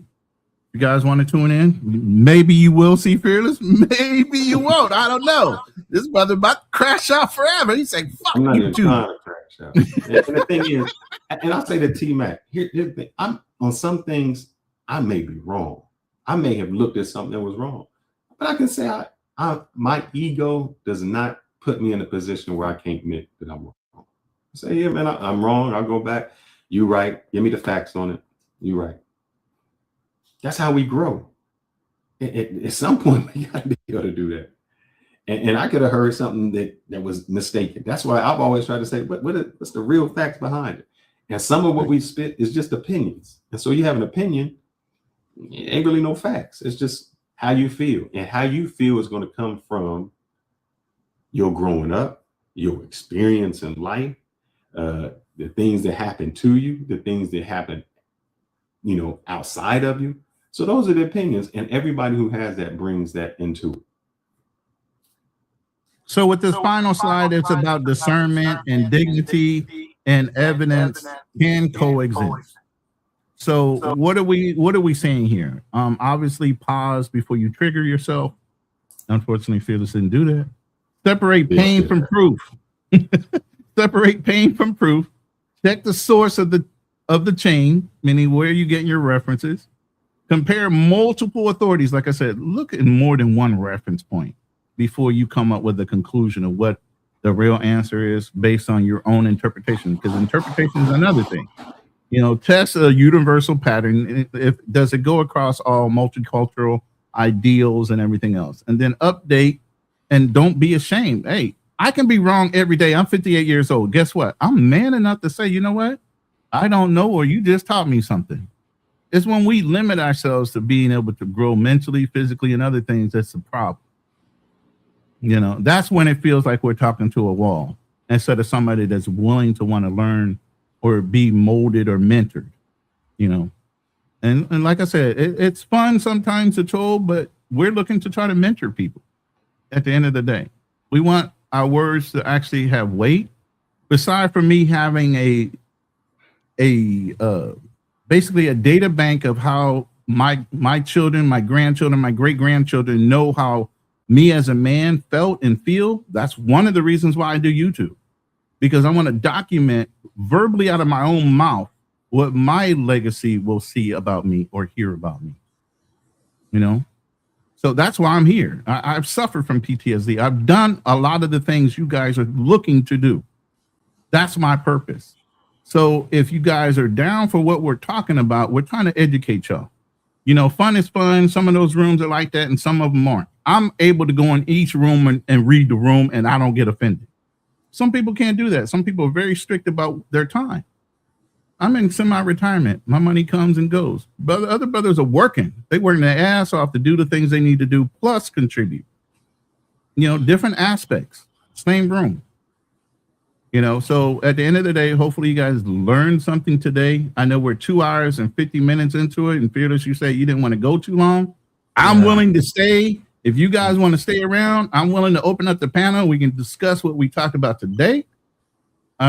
Without stealing thunder from other people, I know they're going to be doing FBA comments, but talking about how we as Black people or Black men are so ready to stand our ground 10 toes down without doing any fact checking or research on information we have limited knowledge of without doing the research ourselves. Why do we do that? I think that there's something that, go ahead, BMT. No, I don't know, man. I don't know.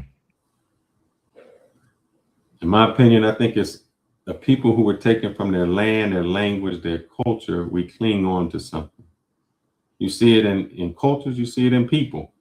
You know, when a child grows up without a dad, they seek that father figure somewhere else. And I think that's what's happened with the Black community. We go all out. We see, I mean, you hear it until I started researching. I'm like, what does this mean? We have more in common with the Haitian that came over on the same slave ship than we do with the Egyptian who built the pyramid. But we'll say that we're kings and pharaohs all the time. And we'll give them, that's not even part of our lineage. The people who were slaves came from West Africa. That's East Africa. And that's a big old country, big old continent, right? So I just think we move this chain and we try not to be amongst each other, and that becomes it. So I think that's it. I mean, and when we say something, I think we just need to look beyond that. We don't have to be, as a people, we don't have to exaggerate anything. I think that as Black Americans, they have enough evidence to show I did this work. I done it. No exaggeration needed. You know, that's it. Let's land, because I think that gives credibility when we say this is what we did. Go ahead, Ron. Oh, I thought Black Man Travels had something to say. And real quick, what I put on the screen right there is an overlay. One is Andre Love Crossing Borders, who's there in Cali, Colombia, as well as working with some other organizations on the ground in Colombia for the earthquake that they felt there a week ago. Also, the other one is an organization that's a nonprofit directly in Choco, that QR code at the bottom. That you can, if you're worried about the money not getting where it needs to go, you can scan that QR code and it'll get you right to a 501c3 that is right there in Choco where it's centered for the earthquake. Obviously, if you know about earthquakes, that damage is going to take sometimes years to recover from. That's not, oh, the news is over, that means nothing's going on. No, it now comes the slow progress of repair and rebuilding, however that goes. And that's going to take years. So it's not over for them. And if you feel like you want to give, I'm just giving you two sources for you to be able to do those. So with that, I'm going to go ahead and let that sit there for the rest of the night. And then, gentlemen, if you guys are wanting to stay around, I can drop the link. And if not, I understand. I'll hold the panel down myself, but I'm going to go ahead and carry on to allow people to, because we had a lot of good interest. We had up to 120 people in the room at one point.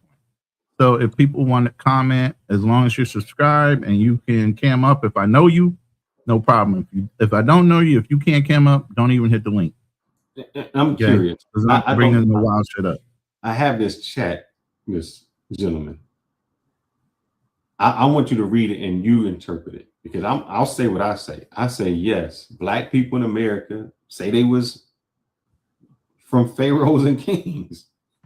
We say it all the time. Yeah. We say, oh, the Egyptians, we say Black, we are Israel, the Hebrew Israelites say, oh, I'm descendant from that area too, which is all the way in East Africa. So Black people say, how many times have you heard Black people say we built the pyramids. All the time. And I'm the first one to say we are all kings and queens. Some of us were warriors. Some of us were simple farmers. Everybody had to lend a hand in order to support a kingdom. Everybody wasn't a motherfucking king or a queen. Stop that shit. And that's our problem. We keep raising everybody up to that level who wants to actually be of service. Nobody, because y'all all think you need to be served. And that's a fucking problem. So if you take the lineage and your lineage says I'm from Ghana, Nairobi, Nigeria, that's where we're from. But yes, wait a minute, black people in America do say they are descendants from kings and queens in the pharaohs, and we built the pyramids. I'm not saying that's the truth. I'm saying that's what they say. I've been hearing that for I don't know how long. Well, I dropped the link. The panel is now open, gentlemen. You are free to leave, or if you want to hang around. I got 6 minutes. That'll put us at 3 hours. All right, so you're gonna have 3. What about you, Black Man Travels? You gonna stay away around, or you gonna? I'm gonna drop off soon. The wife's looking at me, so yeah, she's like, he's giving you an out. Take that shit. No, I mean, as far as today I didn't really have much to say. I just wanted to listen in, but it's a good conversation. Appreciate you doing that. Yeah, it's a good conversation. I think people just need to be more mindful of what they say, man. It's like this whole being comfortable to disrespect people online is crazy to me. It's just I don't know, maybe because I'm old school, man. Certain things you don't say, and it's like people feel like they can say it freely. Okay. So without further ado, I'm going to go ahead and bring up Black Cleaner because he was the one that made the comment and he wants to address you guys, or not you guys, but Fearless. So you brothers can work it out. I think y'all are both adult men, very intelligent. I think y'all can work that comment out and maybe the misunderstanding of it. Hey, usual business. If you can't cam up, I don't know you, bro. Sorry, I'm not bringing you up here. Welcome, Black Cleaner, to the panel. Black Cleaner, you have the floor, sir. Well, first, before I say anything, I will apologize to Mr. Fearless, and I'll apologize to BMT because I said the same comment on camera yesterday to BMT. He didn't say anything about it. I did call his wife the same thing, and I'm not gonna sit there and even justify it and say that I didn't call her out her name or anything. You was offended, so let me just first off say that I apologize for the comment. I didn't mean it in that way. All I was saying was you made a point to say that all of these black men are going overseas and marrying outside of their race. And I'm saying, yeah, a lot of, and to Ronan's point, he said it. He said a lot of us are still staying in the black space, meaning we are dating Afro-Latinas and Afro-Asians. Not a lot of us is going over there and choosing the girls who got the long hair and the white skin. That's all. I wasn't disrespecting your wife or anything, and I was just saying, hey, there is colorism in the Latin American space and the Asian space, and some of us choose to stay on the darker hue. We don't go to the lighter hue. That's it. But I apologize for saying that. Also, but I do want to say this, okay? I understand what you and Ronan and everybody is doing, okay? And I understand also that you all are arguing opposite ends of a point. Somebody got Ronan always says it. We all can't be yes men and yes women. We all got to operate on each side of each point and argue each side of the point. Okay, so it's just like WWE. Okay, and what I'm starting to realize with both Fearless and BMT, because I was listening, I replayed the whole roast that happened with BMT yesterday, and I have to include myself in this too. When you are reading and BMT, he goes to the gym, he works out. He works out his muscles. Okay. He's working out his physical muscles.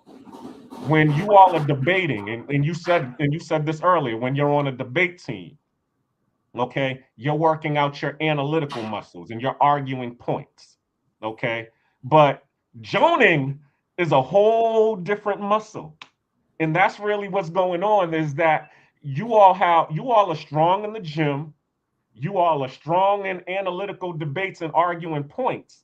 But when it comes to joning and making people laugh and being witty and having witty comebacks, both of you all's muscles is weak. That's why you went out of character. You supposed to be a heel, and then all of a sudden you saw the little comment and you was like, bitch up.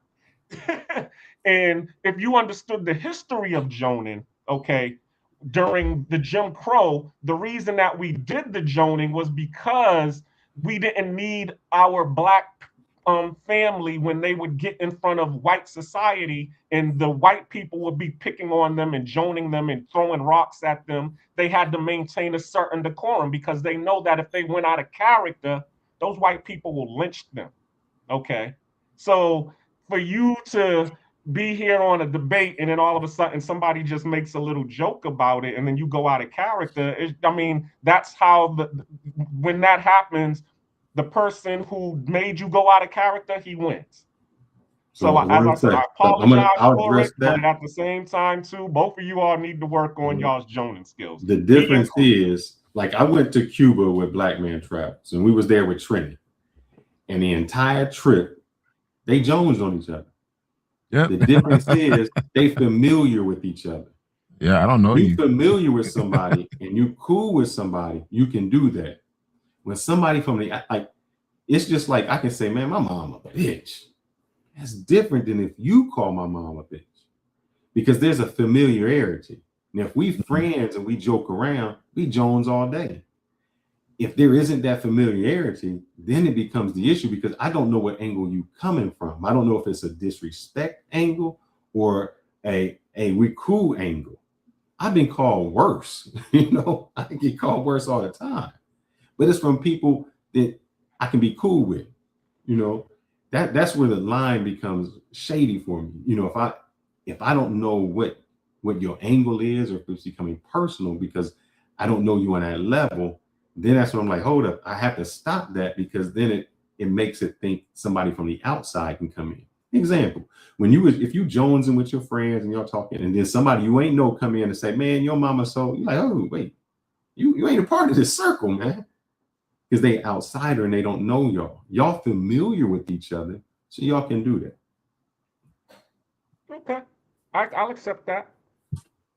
Y'all just got to get to know each other a little bit more. Maybe it's I'm saying cross for 4 familiarity. days, for 4 days, from the morning to the night to the evening, them brothers just went at each other. And so I know that Black Man Travel does it, because I witnessed to it. They talk. It was 4 days of talking shit to each other. But and you know what? I agree. You got to be knowing somebody, but to his point of why they did it, you didn't know half the white men that offended you. You just had to hold your frame. You get what I'm saying? So I get the familiarity part with us as a people, but outside our circles, you can have a white man or a cop try to push your button today to try to pull you to a point where you lose control, and he has an excuse to shoot you because he got you irate. He said something that made you flip your way, and that's why I said triggering. There are words that trigger us, and sometimes you have to defuse that trigger word in your mind so you can handle the next step, so he doesn't get you so far outside yourself. Fearless, you're guilty of this. Somebody will trigger you, and you'll want to go meet up with him and fight him. I'm wrong for that. And your wife has even gotten on you. Your wife has even gotten on you. You're so triggered, you'll reach in your drawer where you got your extra money and want to spend it. I mean, you did it to goddamn B-Dub. But it shut him up. But at the same time, that's what I'm saying. Triggering is one thing. You can allow it to trigger you or not. And I get it, the reference. But you do know a Black Cleaner. We have been on several panels together. Y'all might not be as familiar. So I get the reasoning. He apologized. Let's leave it alone. Let's move on. I'm glad y'all can come to I have a long memory. So right. A short fuse. But I'm just saying, y'all have all been on panels together. So it's not like we're all strangers in this space that we call. I know, Drew. You know I said I'm not doing. Drew, I said I'm not going to do it. I'm not. I've done this before, and I'm not doing it. When I had my daughter, I said, I can't do this no more. I can't do it. The problem is, I come from a place where you just didn't do it. It was. I think Kanal come from that same place where it's like when people behind it, I think y'all act like I didn't grow up harsh. God damn, y'all don't. I just learned. Listen, I've been through PTSD. I've been through those red button moments where 2 days later, you literally had to tell me how fucked up I was when I fucked that dude up, because I wouldn't remember. I literally would blank out and not remember a goddamn thing I did. You'd have to tell me, or I'd have to look at the person and say, God damn, I fucked him up. That's how fucking cross I can get. So you ain't saying nothing that ain't nobody else done. I don't know why y'all look past me like I ain't never experienced life and done some shit. Okay, I've done some terrible ass shit and felt bad later. Hitting people over the head with bricks and everything. I don't give a fuck when I get into that mode. I just don't like to get myself in that mode anymore. You get what I'm saying? My brother was worse. Flip of a dime, and that motherfucker would damn near beat you to death. You know, so I get it, you know, but sometimes we have to learn to not be triggered, especially nowadays when people are so readily, cops say, I'm in fear of my life. Motherfucker, that's your job. You should never be in fear. You should always be in control of your space. You know, and if you can't, then get another fucking job or go through therapy. Like I'm telling y'all, go through therapy. And at the same time, I mean, BMT said something slick about me and yesterday about, you know, nobody reading my books. And I had no comeback. That was a good one. That was a good one, though. Exactly. That's all I could say. Oh, that was a good one. I ain't got nothing. That's that 200 that MBA he got put in the work. No. I mean, hey, granted, yesterday I was drinking too much, man. I didn't really meant that, so it's what it is. Nah, you good. As I said, that's a part of the game. That's a part of joning. I just got the point is finding your trigger button. With a better reply. And even Fearless and Black Man Travels, y'all understand tells. You're in gambling, you're in sales, you understand the tell even when you're talking to somebody. You can tell when you hit a certain word in somebody that they fidget a little bit. Or they have a certain action they do when they go to bet. Like, and they repeat it over and over again when you know they have good hands or bad hands. They're called tells. Everybody has them, even in the way they talk and what they will or will not get upset about. If somebody can figure out your triggers, they'll fucking push your button every day just for a jolly. I'm still trying to figure out how she a Becky. God damn it. See, this is his problem. This is his problem. He can't let shit go. He can't let shit go. I'm saying that's that analytical muscle. See, but I'm like, he can't let that shit go, man. Once he gets on a tangent, man, like even his questioning, if he gets on something like a bull terrier, he gonna rapid fire about 50 questions to you. I was like, God damn, bro, take a breath. No, I'm saying she looked black. That's all. You ever hear the phrase "whoever speaks first loses"? In sales, there's a fine art to saying certain things and giving people uncomfortable silences. And when they have uncomfortable silences, they gotta fill it with words. And the minute they do that, they not only lose, they start telling you about their truer self because they have no other thing to do. So with that said, so I will say this to you, Black Cleaner. You were part of the first thing that we stated. And so the show kind of existed because of the show that you did previously. There was a young man on your show, and what baffled me was he just wanted information. He's just like, man, I don't know where to get it. And a lot of things y'all said were just like, you just said it. There was no back to it. There was nothing coming back. And I think that can be dangerous. And I'll give you the list of the things that I was like, man, I didn't want to go on your show and like, let me go against all of them. It was John Hanson, the $2 bill. You said the man invented the light bulb, the refrigerator, the stoplight. You talked about the other, well, not you. The other guy talked about Benjamin Banneker, and then y'all see what I mean? Addicts. So when we say that, there was no thing, and I was like, hold up. I went with the John Hanson, but I didn't want to say, oh man, we did not. All right, figure you had 3 hours and 7 minutes. See you later, bro. I'll see you later. Man, I'm talking you to at your time. So I said, like, we didn't do this, we didn't do that. So I just say to you, be careful when you say that, because there's young, impressionable minds that just go with it. They might not know the backstory, they might not do it. And not all of those things are facts. So I think as Blacks, steel sharpens steel. And so we say, well, the example I gave was this. I created an app for the phone. In 50 years, somebody says I created the software. In 100 years, Fearless created the cell phone. And it's like, no, I'm cool with just creating the app. We didn't have to say I invented the cell phone. So there's a lot of Black people who did great things, and we do great things. We don't have to embellish on what we did. That's all. All right. Y'all good? We still. Oh, I got another guy on the panel. Unusual business. Okay, I can see you now. Thank you for camming up. Usual business. I'm sorry. All right, I'm gonna bring you up. He's saying something, but I was trying to ask you about to stay cammed up though.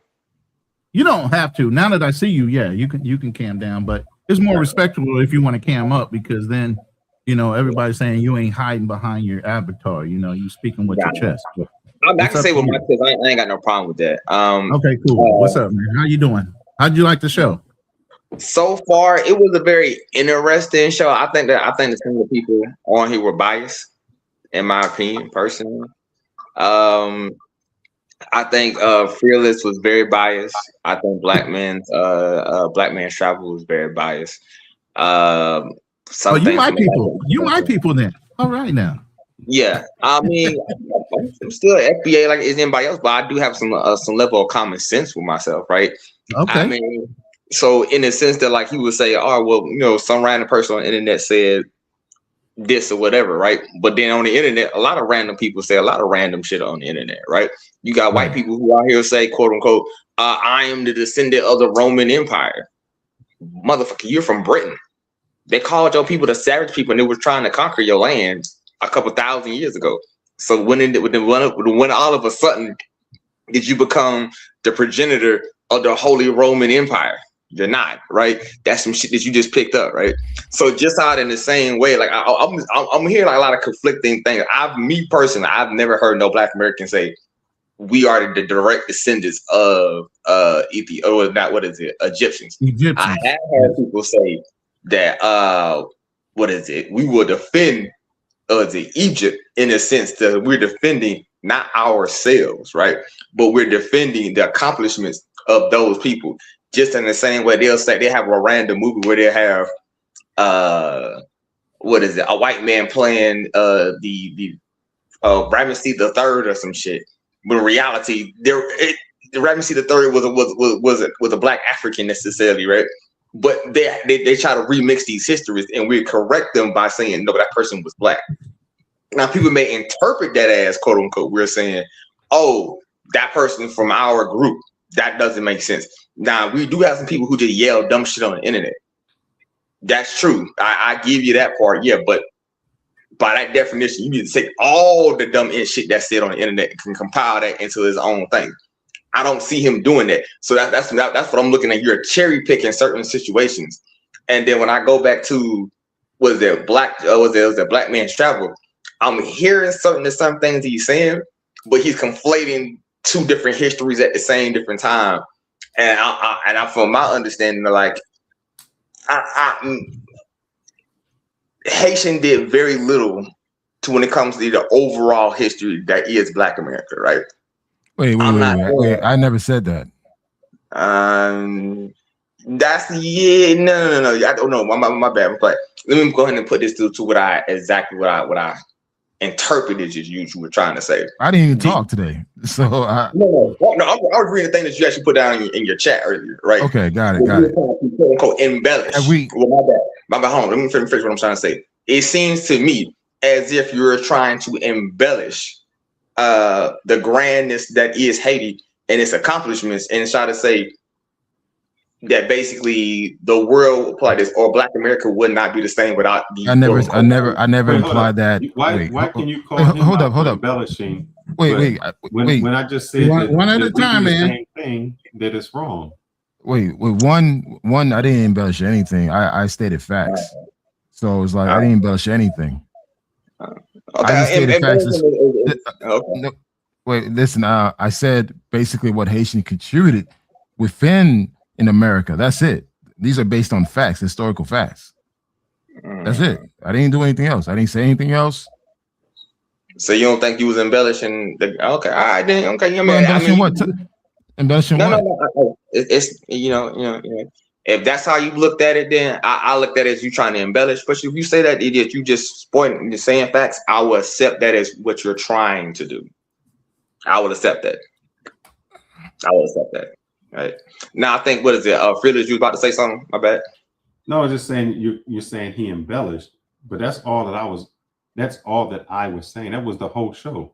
that we should not embellish. The history is rich enough that we can stand on what we did.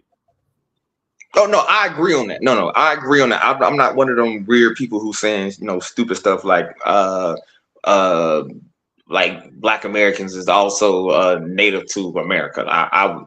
Those people are just idiots who just squawk online. But I also put them at the same quote unquote women who say, I don't know what a girl is. Like I put them in the same. Those people are in the same bag. If that makes sense, right? We start arguing. The same people will say this. The same people will say, I didn't say we Egyptians, but then we'll say, well, we direct descendants from the 12 tribes of Hebrew Israelites. That's a religion. But you're not. Are you a descendant from those people, from the Jews of Israel? I wouldn't know, but I mean, like realistically, for me, I wouldn't know because I look at that as a religion. Like the Hebrew Israelite, from my understanding, is a religion. Right now, what somebody claims, not religion, because anybody can be a religion. I'm saying the same way you just said, I'm not Egyptian. You're not Egyptian. The same people will say, I'm from the middle. Jesus looked like me. Jesus was black like me. I'm the descendant of the 12 tribes of Israel, which is a religion. Like I understand when you say the 12 tribes of Israel or any of those kind of smaller things. From my understanding, now outside of the biblical text, that's a religion dogma. Now, right? I would look at that as religion dogma. Me personally, right? So I would even consider that an actual option to be put on the table. Like I said, the Hebrew Israelite, I think they're weird too. But a lot of people are Hebrew Israelites. I mean, what do you call it? Hebrew Israelites, right? Random people that's not even quote unquote FBA, if you want to be exactly, right? So when it comes to that, those are people who are just mentally off on whatever their religious views are. Like to me, I think being a Muslim and being black is also stupid. Being a Christian necessarily and being unless you're a certain selection of quote unquote Christian, that's the only people I can actually see in, being a Christian. But, most people want to be all these other varieties of Christianity. But that's just my personal opinion. But I'm looking at it as from my knowledge based on what I understand. But those are religious things. I don't fight people's religion. I didn't mean it as a religion, just the people, Middle Eastern, With that analytical brain. people from Israel. If you want to, now, if you want to, all right, you're descended from Moses. Hold on, can I ask a question? Mm-hmm. All right, Judaism, or one of the 12 tribes is Judah, correct? Correct. All right, so you have all of these people who are claiming to be from the tribe of Judah, and they worship or they practice Judaism. We call them Jews, correct? Correct. That's basically what he's trying to say. He's saying all of these other people are saying, well, I might not be from the tribe of Judah, but I'm from another tribe, which is a part of the 12 tribes because of what I practice. Correct. And I'm taking religion out of it. I'm saying don't do the religion part. Let's not even say that. I'm just, what I was trying to say is black people have said I come from pharaohs. And then we say, no, that can't be true. But those same people will say, well, I come from this line. I'm Jewish. And they don't have any descendants there. That's all. I mean, by that same definition, we embellish one or we embellish the other. So one part we're just embellishing to say we come from something. No, I'm just saying this, like, but by that definition, then, right? Just then, you should be also banging on white people who say they also, quote unquote, are Egyptians. Or Jewish, because you got a lot of people who are Russian and they saying that they Jewish, and they really from Russia. No, the show wasn't that, but I do other ones when I say, hold up, how can you be white and you come from England and you say that you're a Native American? I do that. It's just this show didn't have it. I can't talk about every subject on every show. So this show was specifically, if you look at it, it said, what was the title of this show? Black Americans, why do we believe the lie? So it didn't say white Americans, didn't say Native. I can only talk about one subject during the show. Believe me, I wanted to go wider aspects, saying that we're not an island unto ourselves. Other cultures are susceptible to the same things. But because he wanted to stay in the Black arena, I didn't bring those things up. But I was locked and loaded for both. No, I got what he's saying. I got what he's saying, but realistically, what I'm seeing is people saying that quote unquote more from a religious standpoint. Now, I can't necessarily co-sign, neither do I think they believe, but this is, like I said, main word, believe. I don't know what people practice spiritually, like the people who walk around with the Bible, preaching information out of the Bible. I'm pretty sure they're getting that information, not to sound kind of crazy, but out of the Bible, right? So they're practicing their beliefs more than they're actually practicing quote unquote a copying of said religion, or I'm not religion, but genealogy or genetics, right? So that's what I see them doing.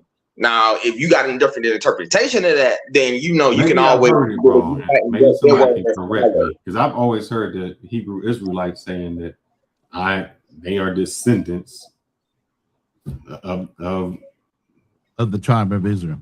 Correct. Yeah, but from how I actively see them saying with how they're saying is not like me specifically. Like I come from that tribe. They're saying that people from said area they come from that tribe, because they list all the people who come from that tribe, which will be like Dominicans, Puerto Ricans, and then they say those other people don't. So they say they actually come from that tribe.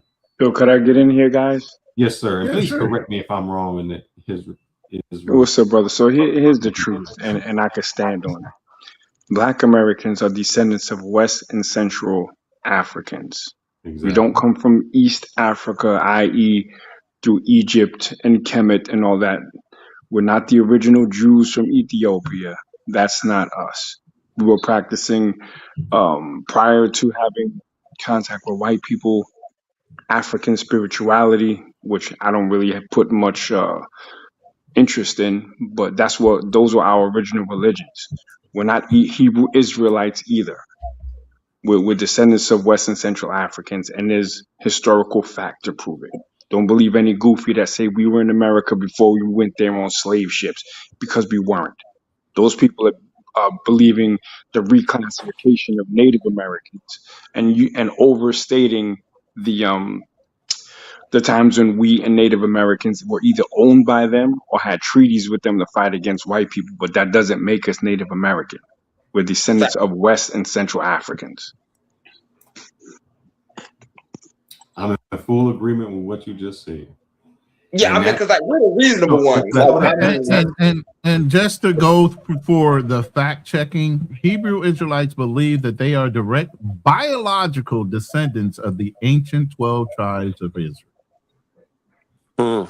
And so that's what I meant to say when we say, oh, and I've heard it. I know that Ronan said he heard it. I've heard Black people, all people say, I come from pharaohs. We built the pyramids. And we, which means we. So I don't think I didn't hear it incorrectly. That's why I'm like, well, we. Yeah, you heard them incorrectly, but do you know why they say that? Why do they say that? Okay. Do you understand the story of when Jacob wrestled with the angel, and then he changed his name from Jacob to Israel? Okay. So basically, they're saying that, okay, this is when they were populating the earth, and you had Esau and you had Jacob, and Jacob had the 12 sons, and all of civilization is based on those 12 sons. And they basically saying, okay, well, I had to biologically come from, because they're the ones that populated the earth. That's basically what he's saying. By their religious point of view. But now you're saying you populated the earth in less than 2,000 years. Like, but this is a religion. That's what I'm saying. This is a religious point of view. See what I'm saying? So, like, I'm not arguing a biblical story, exactly. Yeah, like that. That's when people tell me like, well, like Muhammad did this or God fed I think it's 1,000 people with a loaf of bread, bro. I know for a fact by a series of math, bro. You just don't double bread. You just don't double meat.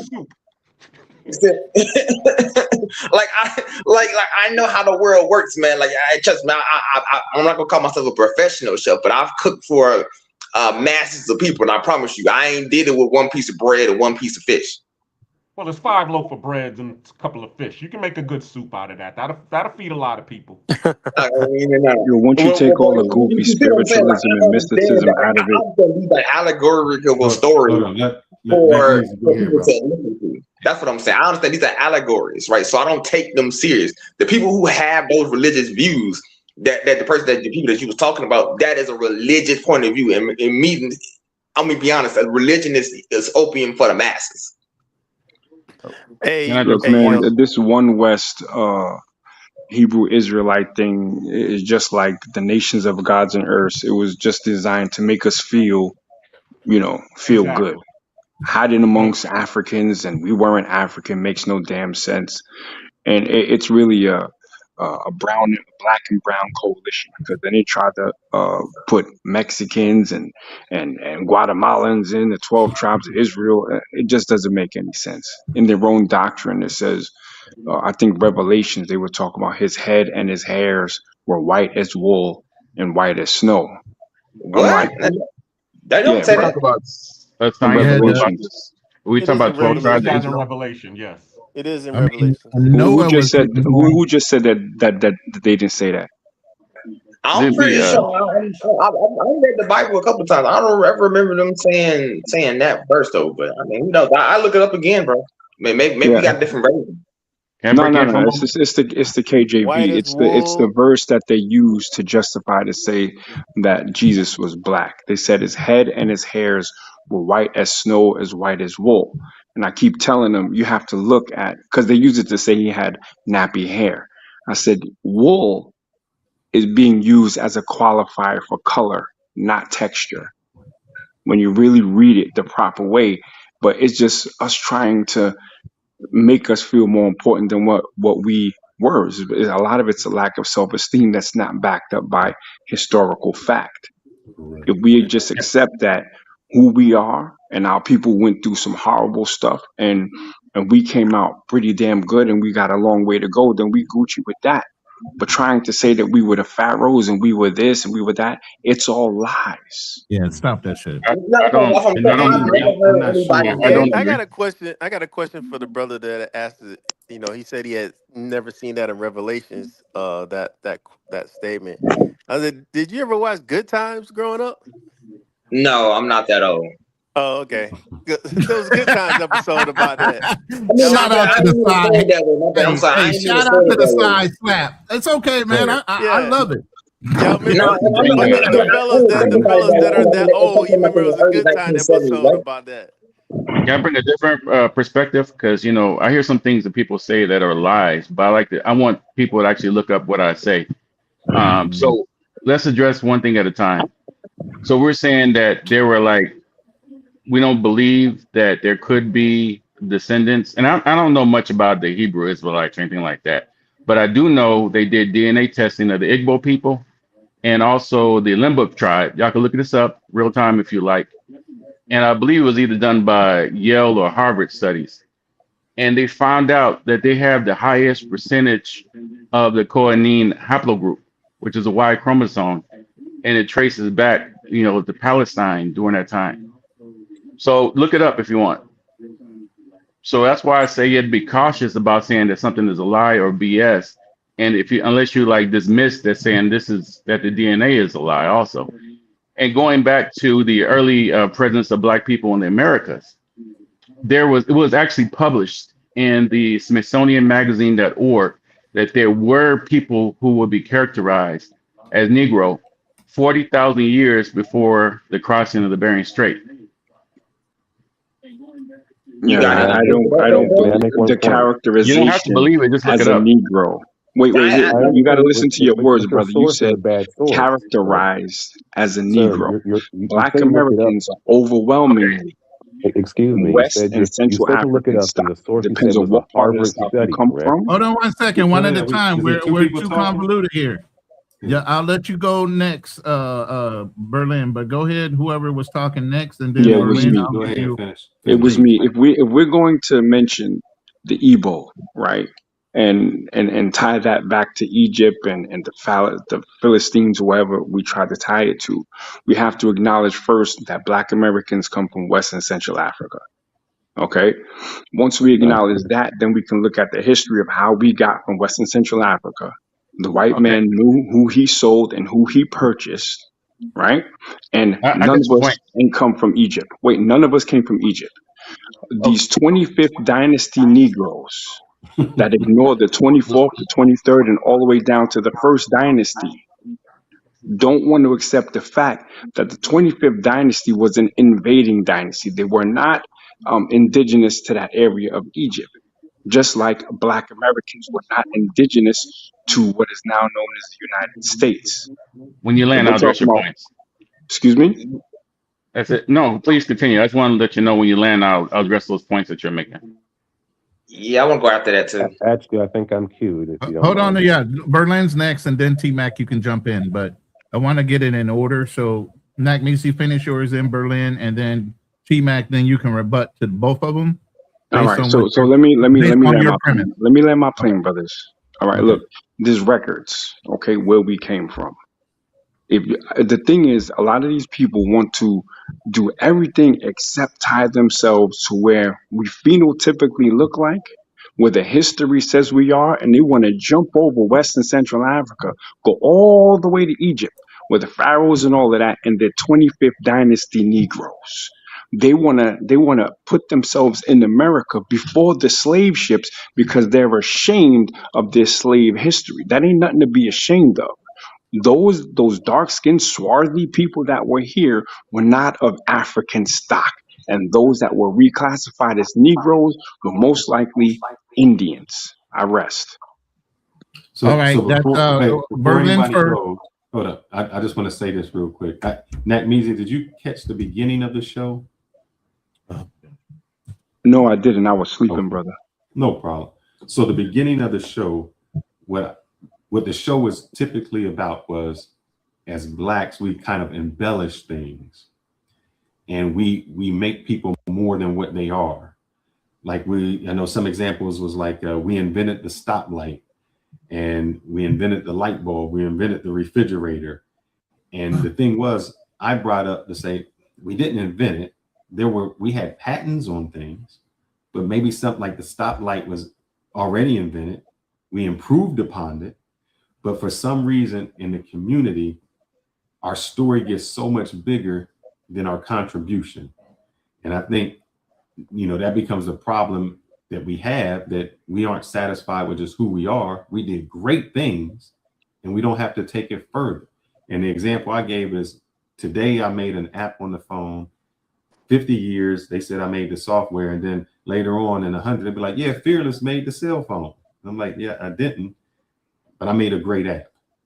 Oh, Phil, give me 15 seconds to respond to what you just said, brother. I'm sorry. Look, and that is a huge problem. What is more shameful than us not inventing stuff that we embellish our involvement with is being debunked as a bunch of dumb goofies for trying to claim other people's engineering marvels and things like that. We would have hired help. Let's not make any mistake about that. Okay? That's what we were. All right, land that plane. Wait. I had an order. You're jumping out of order. No, I just said I wish he wasn't asleep. I wish he could have heard the beginning of this. All right. Go ahead, Berlin, because T-Mac had made points, and you wanted to respond to that before T-Mac goes back and responds to the both of you. All right? Okay. But go ahead, Berlin. Okay, you were saying to look it up, correct? Like look it up, like these so-called facts, and the place that you brought up was Harvard, correct? I don't know if it was Harvard or Yale, to be honest. It was one of those two. So they did the DNA test of the Lemba tribe. So look at Lemba, Lemba. Okay. So again, that's the source. And when we get information from these Masonic colleges and the whole Skull and Bones, all the information that comes from there, it has to be looked with a grain of salt. And that's just the truth of it. When you really look down at the so-called, even everything in the English language is not all the way to be trusted because it's not our mother tongue to be analyzing in the first place. So when you say these things and looking up as facts, and we take these as so-called facts, they're not actually facts. They're just the things that have been written by the system of white supremacy. And they are the ones that are saying that these are facts. So when you think about it logically, and you just keep it on a logical lens, you would honestly think that on a global scale, there was either brown-skinned, copper-toned, or dark-skinned melanated people in damn near all regions of the earth.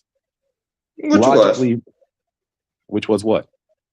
No, I was saying there was like copper-toned people throughout most of the world. And the thing that Black Americans don't want to admit is that we were probably the first group of people who have been kind of like modified by Maya scientists. We didn't get to, oh, I fell in love with this woman and this is my baby. No, they took us and combined us with other groups of people like cattle. And they did this for hundreds of years.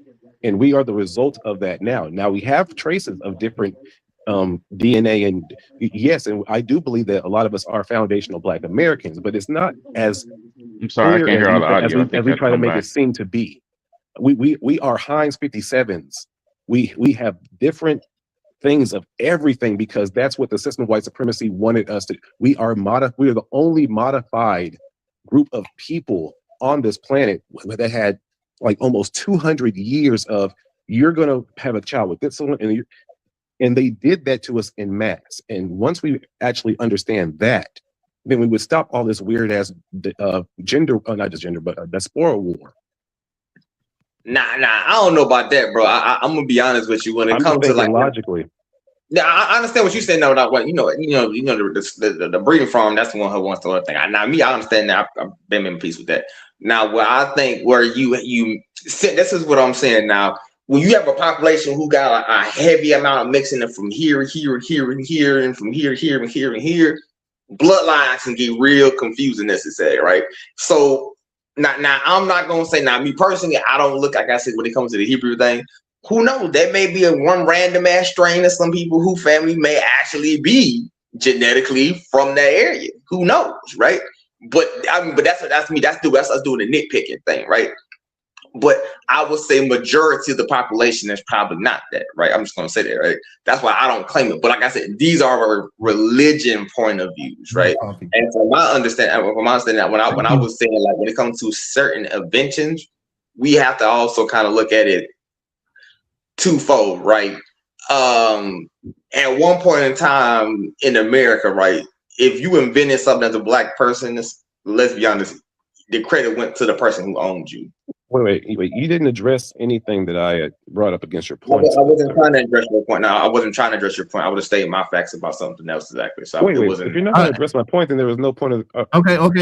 Wow. Okay. Hold on. Okay, T-Mac, you were making points, and everybody was responding to your points. But go ahead and make your next point. Is T-Mac there? Did T-Mac drop? Oh, he did drop. He dropped. Hold on. And I mean, from my understanding, T-Mac. All right, wait. T-Mac, you there? Okay, go ahead and make your next point. I'm sorry. I don't know if you dropped out. No, I just want to ask a question. Did anybody actually look up the Limba tribe? Because there was a few minutes where I had to drop off. And that says that what I said is BS.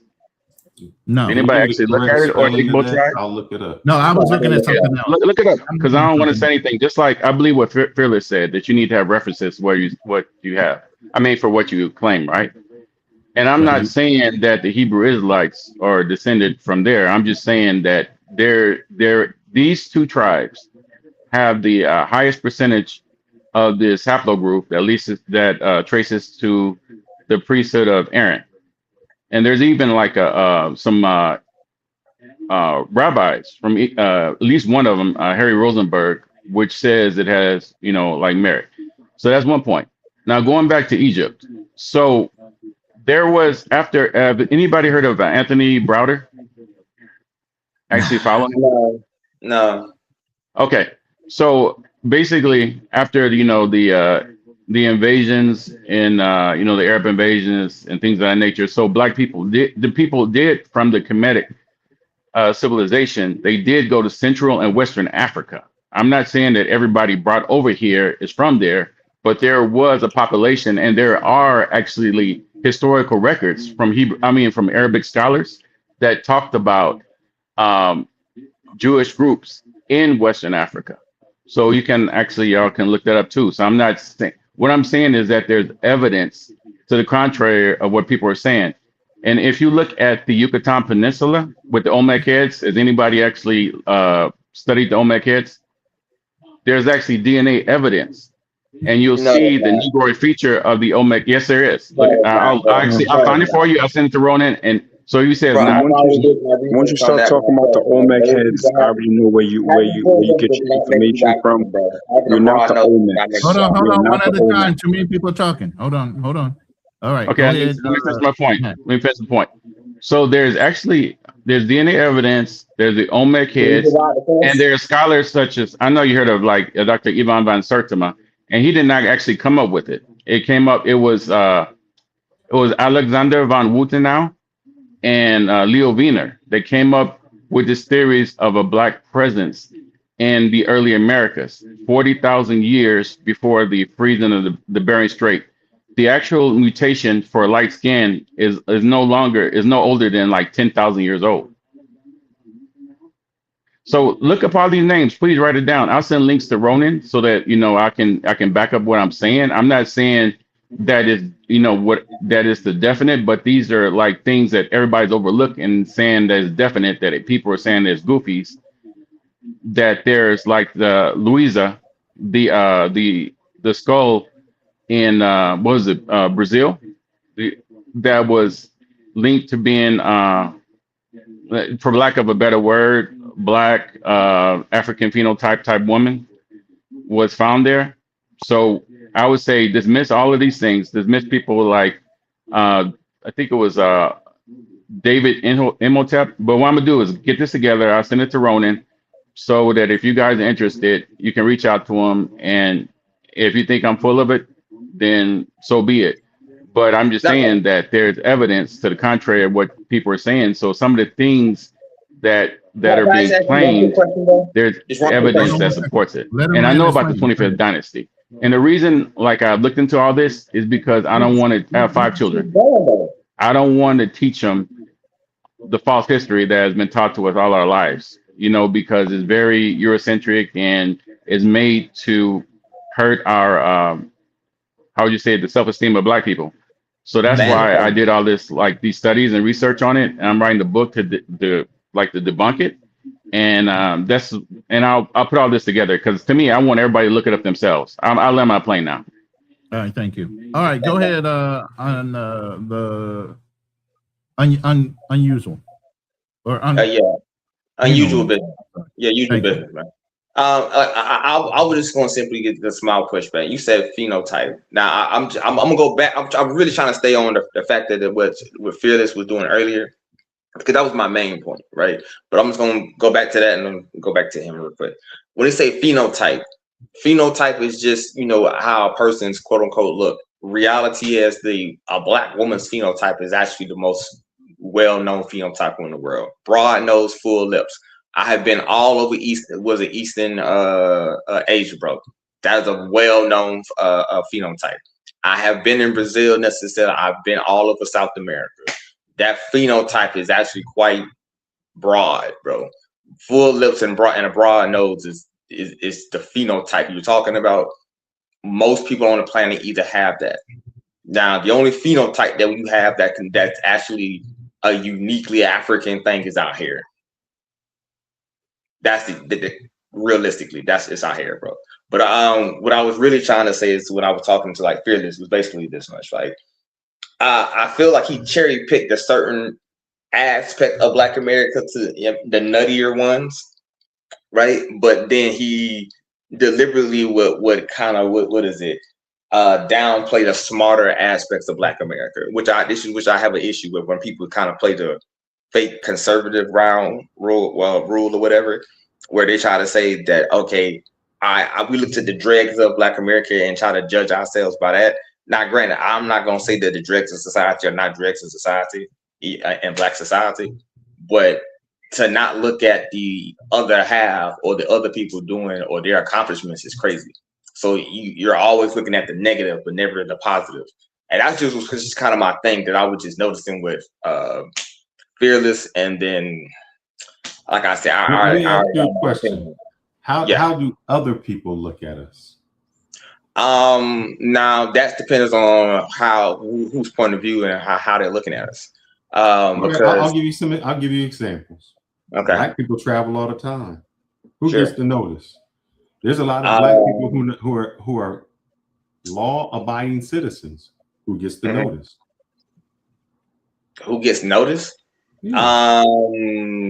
Actually, you get a mix of both. You get a mix of good and bad, actually. When is that? When does the news show that? If we're so good, why is it that when you speak eloquently, they say, "Man, I'm surprised at how well you speak"? If that was the norm. Okay, you said the news, so I'm so sorry. You're saying I only cherry pick, and I'm saying when people outside view us, what do they see? What is it that brings to? For instance, if I said Asian, I would be like, "Oh man, they're pretty good at math." You know, they're like Indians. Oh man, they always win the spelling bees. When you say blacks, what do other people conjure up? I mean, not going to lie, you just kind of just did the cherry pick because no. What do they conjure up? I'm asking you. I got you, but I'm just going to show you how your frame of mind for even picking it. You said Asians, right? So that means you did not necessarily think of Filipinos. I know you didn't think of Thais. I know you didn't think of Indonesians. I know you think of anybody from quote unquote Malaysia, bro. Korea. Yeah, right. So what you necessarily thought of was either a Chinese or a Japanese person, which was a cherry pick out of the entire population. I'm saying in general, when somebody says Asian, what did they think of? Let me finish, right? You just did it, right? You just did a cherry pick scenario from because people cherry pick. Look, if I said Indians, I could say, man, you ever seen the slums of Dubai? You ever see that? But if I say Indians, hold up. If I say Indians in America, people, that isn't even the thing that goes through your mind. You say, man, they're great in IT. So what you're talking about is just BS because this is how people view. The people aren't coming. That's like that. So you're going to tell me that people don't cherry pick? How do you think stereotypes come about, man? How do you think they view people? They cherry pick. Bro. And then by definition, then we can always cherry pick what we want, the good or bad about any population or any people, yes, right? You can. Yes, you can. They cherry pick with the They cherry pick with the Asians and say, "Hey, you're great at math." They cherry pick when it comes to the Indians and say, "Man, you're great at IT." So who is they? So okay. So whoever chooses, listen. Whoever chooses to do statistics, they're going to cherry pick on how they're going to set up the format of the statistics they want to present. Correct. So whoever's commissioning the statistics set the terms of what they're looking for or to prove, and that's the who. So like he said, he checked. So he basically just said, all right, I cherry picked the white man's view, right? Because the white man will choose, quote unquote, Indians from a certain caste, from a certain area that they train preemptively to bring over here to be cheap labor. Just in the same way that how they, quote unquote, have did certain things to Mexico to make sure they have their people who can pick fruit. I think you're trying to confuse colonial power and being able to force the people to do certain things. People always cherry pick, man. It's stereotype. That's what people do. I mean, if your parameter of how you cherry pick is through the eyes of a white man instead of a colonial white man, eyes of a black man. Stand by for a half a second. Never mind, he left. Hold on. I had somebody in the back, but he didn't cam up, so he left. All right, go ahead. Yeah, I'm sorry. No, I'm just saying that's an odd thing to cherry pick out of. That's like literally cherry picking from or eating food that your ex-wife that told you I'm trying to kill you is trying to kill you, and you eating her food. That's kind of what you kind of choosing out of, and kind of like But all right, that's so what you want. When someone says Chinese, Japanese, what comes to your mind? Chinese, I think of the Han Dynasty. I think of the warring periods. And the rape three of non-king. And yeah, I mean that's also something, right? When I think of when you think of Japanese culture, what do you think of? Geisha girls and brapans. Why did you cherry pick those people, man? Because girls, because those are the ones that I saw when I was in Japan. No, I would respond. I could have finished. I was like, when I think of Japan, bro, I literally think of the wars they've had. I think of quote unquote the technology advancement they was able to do on train work. That's actually been an amazing thing. The innovation on the PlayStation and anime and shit and art and music. That's pretty much it. But why did you pick those? Those are huge topics, bro. I think of those because topics. What I'm trying to tell you is you just cherry picked the society. You just I think that is society. That's an entire because that's not all of the society. Yeah, you exactly. They got positive and negative. They got geisha girls. They got yakuza. But what I'm saying they got is all of these negative aspects just of like me, Japanese society as well. He chose to pick a certain part of it. No, bro. I'm talking about the wars. Hold up, right? hold up. So What are the gangs? Hold up. What are the gangs? The triads? Aren't the gangs in Japan? Why didn't you say anything about them? Yakuza. Yeah, why didn't you say anything about them? I just didn't bring them up, but I mean at the same time. I said about the wars and they had. Hold up. Listen to what you just said, bro. You didn't bring them up because you cherry picked. That's what. I said wars, and I said that during the war and states period. So I understand there's violence in their society. That's why I even chose, if I said, during the war and states period. Pick, man. Why can't you just say you cherry picked certain things? Trains. You didn't say nothing about their cars. Why did you say trains and not cars? Because their advancement in trains, well, I think they're the best people who actually made. No. Toyota is the most highest selling car place in the world. Why didn't you say cars? You got Toyota, Honda, all of those. Why didn't you say those? Because what I'm saying is, train is the one that they usually copy all around the world. Okay, man. I mean, I can say whatever kind of brand I think of. To me, I just don't think of them the highest brand, so I didn't put them in that category. I put them I chose Toyota is the highest selling car company in the world. What do you mean? Okay, that doesn't mean I think they're the best though. That's just they sell the most cars. So chose to pick the train over the cars. Yeah, don't defend it, bro. Just go with it. I mean, bro. That's what we do. All I'm saying is that's what we do. We choose to pick certain things in the society. It's nothing. You keep saying there's something wrong with it, and I'm saying no, because when you think of a society, or you think of a people, or you think of something, you choose to pick certain things out of it. Okay.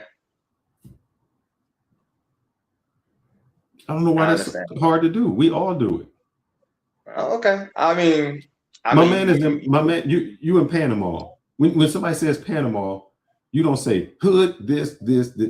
You pick those certain aspects that summarize it for you. That doesn't mean it tells all of the whole story. You cherry pick. Real quick, Dope, I need you to cam up real quick so I can see you. I don't know that name specifically unless you just changed it from something else to Dope. But you've never been on the panel, so I need you to cam up. All right, bro. I'm going to trust you for a half a second. Bring Dope up. Welcome to the panel. I don't know how much you've heard. What's your position on the conversation that we're having currently, or something we discussed earlier? I took humanities in college.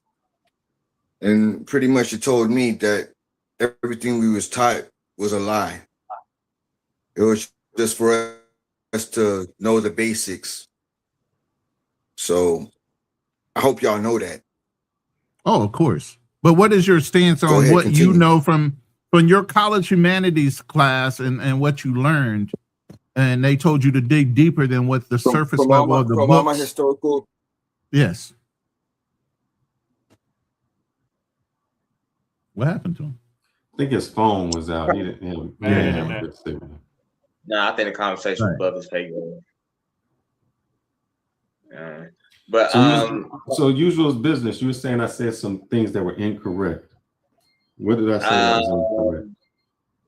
No, But you can't no, just say I said it, but give me some examples. What was it? Now I kind of remember. Now I actually forgot. Damn, I had to go a little back into it. But if I said all of these things that were incorrect, I'm sure out of all of the things I said incorrect, you can remember one. Nah, I can't remember them right now. I literally, I got a You're short drawing a memory. I'm blank, like, yeah. bro, I got a short memory, man. I remember It's when I okay. said It's okay if you're drawing a blank. I have those moments too. I'm a Yeah, little you can't older, draw a but I blank. mean, I have those moments where I'm drawing a blank. Yeah, like, but no, I like some of the stances. I was just kind of just saying, like, well, my basically, okay, I remember one other thing I was saying. Okay, My- let's my see. first I'll one, go through it. Do you think that without the help of white people, that black people would have been free? Me personally, that depends on what time period, what people were doing, so Any on, so time like. period. All the All right, white people in America said there's going to be slavery. Yeah, I mean, God, honestly, it depends on what time period. Because, like, I mean, it Any depends on time all period right. from 1600 to 2026. Okay, all right. From my understanding, this is just from my knowledge base, right? At a point in time, they did have some actually revolts, if I remember correctly. It was just, and they actually some pretty good ones. I think the issue was just, what is it? You just didn't have no what is it, nationwide revolt or no nationwide votes. All the black people rose up at one time. At one time, right? You see what I'm saying? They were right. Nah, that's never really actually happened because you got somebody from here. I'm giving it to you. I'm saying if all 15% of the black people rose up at one time, could they take out the 85% of the white people? Okay, all right. Your math is kind of off because I'm just going to just put this into it. At 1% at a time, well, 1%, well, at one point in time. I'm sorry. I think we were the majority, but I don't know how. When I actually think the time frame when they started bringing over more people from Europe. I'm trying to remember what time it was. I think it was like close to the 18 somethings. Why don't you look that up? Time. At no place in time were blacks the majority in America. But go ahead. No, I never said the majority. I said you got a higher percentage. You was like, what? Like 40%, or 35 to 40% just in the South alone, but just in not the South. nationally. Just in I'd the like South to answer alone. that question. Yeah, go ahead, Black Clean. Well, do you know the story of Palenque in the Bioho?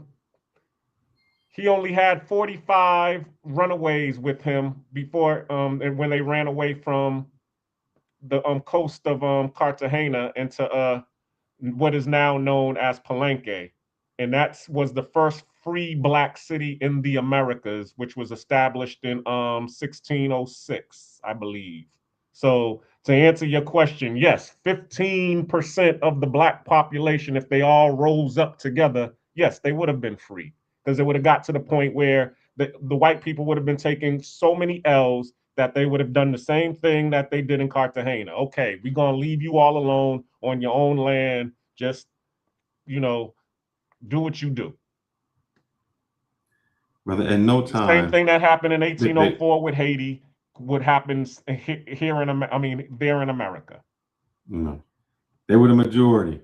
In no time, it's 15%. You're going to take out 85%. It just doesn't happen. We're not talking. The question you asked was, would they be able to become free? Okay, not take out. How they going to live in America and be free if the people didn't want them free? What are they going to own? What are they going to do? Palenque is still in Cartagena and they're free and nobody's bothering them. All they got to do See, is he have a doesn't land want to unto accept themselves. that. Listen, he asked me the same question. I gave him the similar answer. Eventually, we would have got fed up and we would have just kept on fighting. Because they were breeding us to be more violent. They were breeding us to be more violent by default. The 300, you know what I'm saying? They was good. They was excellent. They still got killed. Of course. Palenque is still around till this day, and it only took 45 black people in order to establish the freedom. See, I'm So offended because so you don't think hold on. 4,500 blacks I'm would have been able saying, to no, let me say this real That's like quick. saying I'm that- offended. that's like Hold saying on. the Egyptians Listen. went out of Stop. Israel. I don't care about Stop. that. I'm Stop. saying here in America. Yeah, in Stop. America, you don't think? Listen. And at the same time too, they've had plenty of maroon At this colonies point, that were listen, free in let me America. say this real Look quick. up No. the Dismal Brother, Swamps if we of can do North that, then, Carolina. look, Look up Fort Negro if we in so good which at is now rising up, Jacksonville, Florida. look, if There we so are good at rising up, signs of black Oh my presence God. if we being so good free at in rising up, America. why haven't we taken it over now? We Say Taking again? what over? why haven't we taken over America? Why would we? We're only 12% of the population, bro. That's idiocy. Hold up, man. You can't hold up. What you keep saying is we 12%, and then I say, but those 12% you saying can win their freedom. So you Brother. can't have it both ways. So I'm They're not trying not to have an it both involuntary ways. You are service arguing. let me anymore. say this. Listen, you're That- arguing a point hold that up. we already talked What about. percentage? Hold up, let me ask this. What percentage of South American whites took over Please. South American blacks? Very small number, bro. Because if I remember Okay. correctly, bro. All right. So the number doesn't mean anything. So why haven't blacks who are 13% taken over America? Because Why there's would no we? longer an involuntary servitude. Why would we? Why would we feel the need to do that? This is the point. No. What is the point of us taking? Wait, stop! Because it's unreasonable fucking hypothesis. Why would Black Americans just want to run the country? Because we don't have any grievances right now. That's really a big deal. We want a little bit more of a All right. So non-partisan why didn't type you of want to run the situation. country Now, when you talk about the Civil War and the why didn't Revolutionary you War, want to that's run the something country totally when there different. was Jim Crow? When there was Jim Crow, why didn't you run the country? When there was you had to drink at your own my water goodness. fountain, why wouldn't you want to run the country? At Look, what point we did have- you say you could have taken it Listen, over? Black Americans have never wanted anything beside to be treated equal and to have our fair shot at anything. We've never wanted an unequal ability to take over or run anything. Say when we've done that. No. Ever. My whole thing came back to this. So the Black whole people are scenario free that you're because coming up white with people is let 'em free. unreasonable in That's its it. thought process because that's not our desire. But black people are free because white people let them free. Dude, that's just mean, insightful of all. All You're couldn't trying to have do fought is against it. incite some kind of thing, You couldn't- man. Come stop. You got hold up. Did you you said you fought for civil rights? If every white person said, "I'm not giving them civil rights," what was you going to do? You were still going to be drinking at the same water fountain. You wasn't going to be able to Right? do So that. you would have had if either two things would have happened. No. What My would've friend, no. Hold on. What See, would've happened? Look, issue the is, protest like, would have you went know from that- non-violent to violent. That's all it would have happened. It would have went from non-violent protest of Martin Luther King to Malcolm X. We meeting you at the fucking door with a gun. And That's we already what seen how that happened. happened. No, Huh? I mean, We already and seen the it's- outcome of that. And we wouldn't have cared. Hold But up, we hold weren't up. going to let y'all walk on us. Hold up. You had the richest town, Bro, as you were saying. You had the richest town, Tulsa, Oklahoma, with people You who act have like wealth. we are people What- that hold are up, listen scared to to me, speak listen up. to Wait, me. no, Hold up. no, because you've said this I all was just before. Let me talking. say You this. just interrupted Let me man. say this. Yo, Indians yo, and the weird, trailers man. here. This when I was talking. Go ahead, man. Go ahead. Weird. You had the richest place that you say, Tulsa, Oklahoma. What happened when the white people said, we don't want Tulsa, Oklahoma no more? You had the rich place in Rosewood, as you say. What happened when the white people said, we don't want Rosewood to exist anymore? What did you do? I mean, you said you can riot, you can come back, you can fight. What happened? I was bombed, bro. We understand the history. Yes. No. But remember, you saying you can fight back. We're gonna rise up. We're gonna do this. What happened when it really happened? What happened when them white people said, we don't want you to have them business no more? And you had people with wealth. You had people with means. What happened? So you talking about us fighting the entire No, stop. No, Business. Cartagena, brother. Business. Let me answer this. Cartagena Let me and answer Rosewood. this. Oh my God. Tell me about Cartagena and Rosewood. Tell me Bro, about why aren't you supposed to Cartagena go to sleep? Because you can't get an edge word in edgewise when you're on the panel. You were supposed to be going to sleep. Cartagena. Your wife Go ahead. wanted you to go to bed, bro. Go to bed. Damn. So anyway, here's the thing. And I said this before you preface all this outlandish shit. Why should we want to take over the country at 12%? As long as we got equal rights, we don't mind performing. We don't mind proving ourselves. That's one thing we did learn since we've been here. We don't need to take over. All we need is the freedom to be able to be creative and start our own businesses. The whole edict of taking over the nation is something that maybe an immigrant came over here from Africa because they're all pissed off because they have a whole fucking continent of fucking countries and they got white people running a majority black nation. We are not a majority black nation. We have never had the idea that black people need to overcome so much that we run the country. All we want is a fair shot. Give us our space, give us our land, and shut the fuck up and let us do our own thing. There is no point in time that any black person, any black leader said we need to take over the whole fucking country. So question then, Ronan. At this point, do you have your fair shot? Yeah. Okay. To me, Now, if you have your fair shot, why are you next to the poorest people? You have the most unwedlocked children, most incarcerated people. those are statistics. I know. So why is that? You have your shot. Why? Hey, If you hey, have you your have shot, a and fair. you can Listen, hold up. listen. You don't want Here's to the take thing. over. I'm You can going to do all answer. this stuff. I'm going to Why are answer you you. still at the The bottom? fair shot is, look, you have a right to choose. If you want to be poor and destitute, if you want to do that fucking rah-rah bullshit and not be successful in life, you have a choice of education or you have a choice of working out on the streets. You have a choice to do a lot of things as a black individual now. Okay. Now, if you make the wrong choice, I'm sorry, you made the wrong choice, but there's nobody to cry on. There's no other person to cry on but yourself. You made that choice, but you do have the freedom to make the choice now. That's all we ask for. Now, if you fail and we failing as a people, you might want to look at the black nuclear family. You might want to look at the infrastructure of the white system trying to make the black nuclear family weak over 60 years. Okay, you want to just look said, at why would you want to take the over? redlining. Let's go back to generational wealth. Let's go back to the redlining. Let's go back to where we were being held back, not being able That's what I'm saying. Why wouldn't you want to take over if all of those things happen to you? Why wouldn't we just want equality so we can do those? We are not the aggressors. We are the asserters. So you're subservient. All we're trying to do is just Nobody's establish. subservient when you can be in the You same can't system. stop and these get people from locking equality. up the most black people in the nation. How you going to stop There a are- civil war, brother? They But the still point lock is, up black people. the black nations are listen. Our justice society and everything else. Damn near a dude was just sitting on. We just played a video the other day where a white man was sitting in a congressional meeting or something like that, or a hearing where he was talking about this black man is going to be a great asset to them making money in a private organization, which is called the prison system, because now there are fewer prisoners than ever or criminals in America. They're losing money right now with all these fucking prisons. And they have an edict and a mandatory amount of fulfillment that they have with the cities and the counties. And the counties can't keep up now. Why don't you look at that? I don't know what that These got to do with you privatized taking over. I have no organizations idea what that are meant. what are trying to What did that mean? criminalize everything that's going on. Because here's the thing: if I was a person, and I would say, you know, why I want to take over, so I can stop gerrymandering, so I can stop this, I can get better jobs for my people. Those are the things that I would want to do. And you saying we cool with the status quo?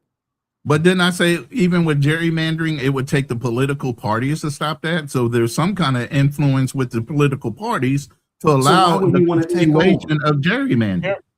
Hold on. I want to say this. There are Chinatowns all over the world. They don't bother with the political systems of where they establish Chinatowns. They just do what they need to do. Correct. I don't know what that still means. They're not in captivity.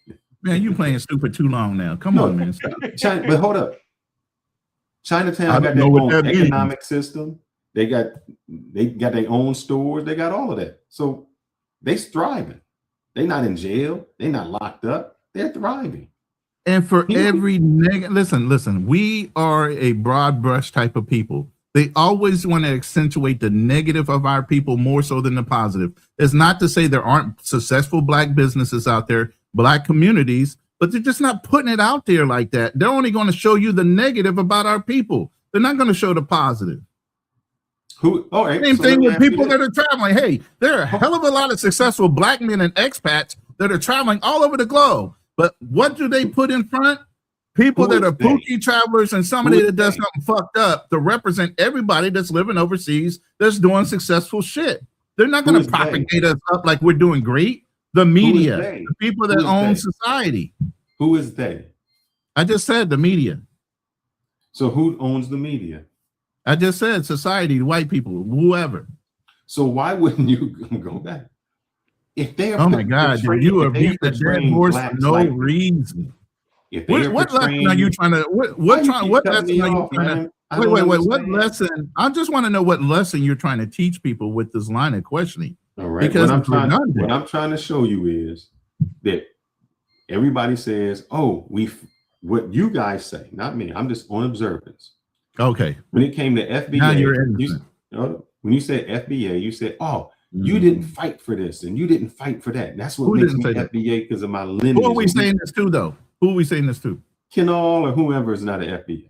So immigrants, first generation or so on. Immigrants, yeah, Right, you right, said right, that. okay. Let's So be your thing specific was- on words. Who are we saying these things? You said it to immigrants that you didn't fight Right. for this and you didn't deserve this. And Right. my thing was, you didn't really fight for it either. It was given. How do you know to that? What do you It was mean? given. My I ancestors didn't die, bleed. They didn't go and protest. What the hell Why are do you you keep talking about? You just Yeah, gave every all time I had these a sentence. evidence of Rosewood and Black Wall Street where Right. they was fighting and got Why do y'all bombed. conflate what I We say? didn't This fight is what for I anything. say. Hold up. You Okay, what did I'll you say it say? again. I'm gonna say it again for the low IQ. It don't matter what you fought for. It was what was given to you. Because if white people didn't want to give you civil rights, if they didn't want to free you from slavery, you could fight till your cows come home and still be in the same position. And they That's wouldn't what be I in said. business right now. That's not So true. no matter Wouldn't be in what you business right fought now. for, no matter what you They fought wouldn't for, be if they didn't in give it to business you, right you now. wouldn't have got it. They That's would not true. be in business right What you now. would- Any white Have you person just that ever told me wanted have to that do you Rosewood that. have you you ever couldn't been fight in a and keep fight? it. Huh? Have you ever been in a fight? Of course. Okay. And even though you beat that person up, would you want if they punched you in your mouth real good?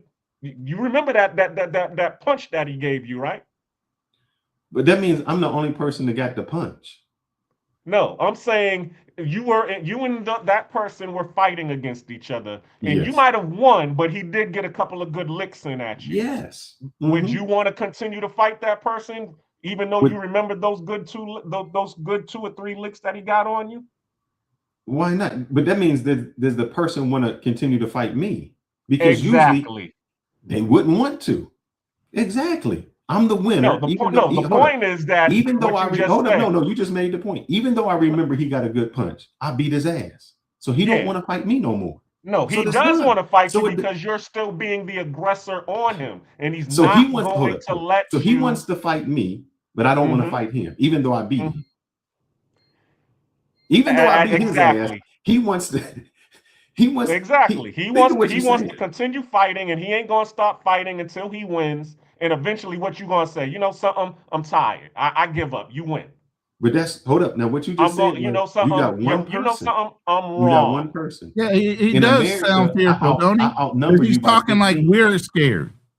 When he just said, and somebody why else you just rising said, up we there, not Ronnie? scared of white people. Why Didn't aren't why didn't you the y'all African so dude say powerful? black Why people are haven't not anybody afraid of white rised up? people and that's a default? Didn't the guy that you just played, Zano, said that black Americans are not scared of white people? But you sitting here He talking like said they we're want to be fearful white of them. because he said they No, want to be white. he said They- we were not afraid of white people, and that correct. was a problem. He said y'all not afraid of them because you want to be them. And No, the he reason said he said you want to Africans be want to be no, Thank no, you. no. He said want Africans Serena will be Williams, afraid. hold up. I don't know what Africans, you how many listening to. black Hold on, women I'll do be you right know back. to I wear got a other blonde wig? She got a blonde wig on. She lightened her skin. That's not Africans. That was Serena Williams, and Serena Williams is not African, and she marries a white man. So what do you mean? He's saying we're not scared of white people because if we really feared white people, or if we were really against white people, the moment we got free, we would have left. But we want to emulate white people. That's what he's saying. And in society, we try to emulate white people. No, that's Africans. Africans is looking for the white savior. We're White looking people- for the wealth that white people have. So you're That's saying it. black people don't try to emulate whites? Then why would No. a black woman, why would a FBA have a blonde wig on? That's the style. They're looking at the Hold up. fashion. So her style is to emulate a white person because blonde doesn't grow from your Her hair. style is what she sees in Vogue and Elle and what they say. Who is the in fashion vogue? of In today. vogue in those magazines? Exactly. That's the point. They're saying what I just they're not, but they're not making it. They're brainwashing you to make it seem that this is what the popular, the end thing is. They're not saying, "Hey, be like white people," because the moment that they say "be like white people," So black people just like, hell proved it. no, I'm Black not trying people to are be no. emulating the white folks. Black women are emulating white women. How many white women do A you? certain How many? few. If How you many put, white if women you do you put see with 10, an afro? if you put 10 black women in a room, you're gonna see that they're not all bleaching their skin. They might be putting the wig on, or they might be, changing the texture of their hair. And when you ask them why are they doing that, they're gonna say to be accepted at my job or my workplace, or it's the style. If you say, are you trying to be like white people? All of them is gonna say, hell no. Of If course you they're gonna put say 10 no, because a Africans lot in of the room, times you don't know that you're doing it subconsciously. Black well, black there you men go. did the same thing. We put gunk in our hair. We got perms in our hair. We got a jerry curl in our hair. It's the same thing. We weren't happy with the way we were, so we tried to emulate Okay, another race. and we could go with Okay, that let me until address this real quick. First of all, And I'm we're gonna get black off because men it looked sitting like here my talking camera about about. to run out of battery here in like 10 Well, seconds. damn, that was an hour and It's a half not ago. me. And you wouldn't Go have to ahead, worry about that shit right go ahead now. and talk, brother. But I'm Okay, letting you know so in about 1 minute. all my right, so phone. okay, and thank you, Jesus, for your battery dying. Ah, dang. All right, so let me say this first. First of all, we are black men sitting here on the panel talking about black women and their choices in life, which has nothing to do with us and our ability to change their thought process and reasoning. Okay? But it does So have the something fact to that do you're with us, Roland. introducing them into the no, it has not. And it has does. not for a long time. It does not. Here's how it does. Okay.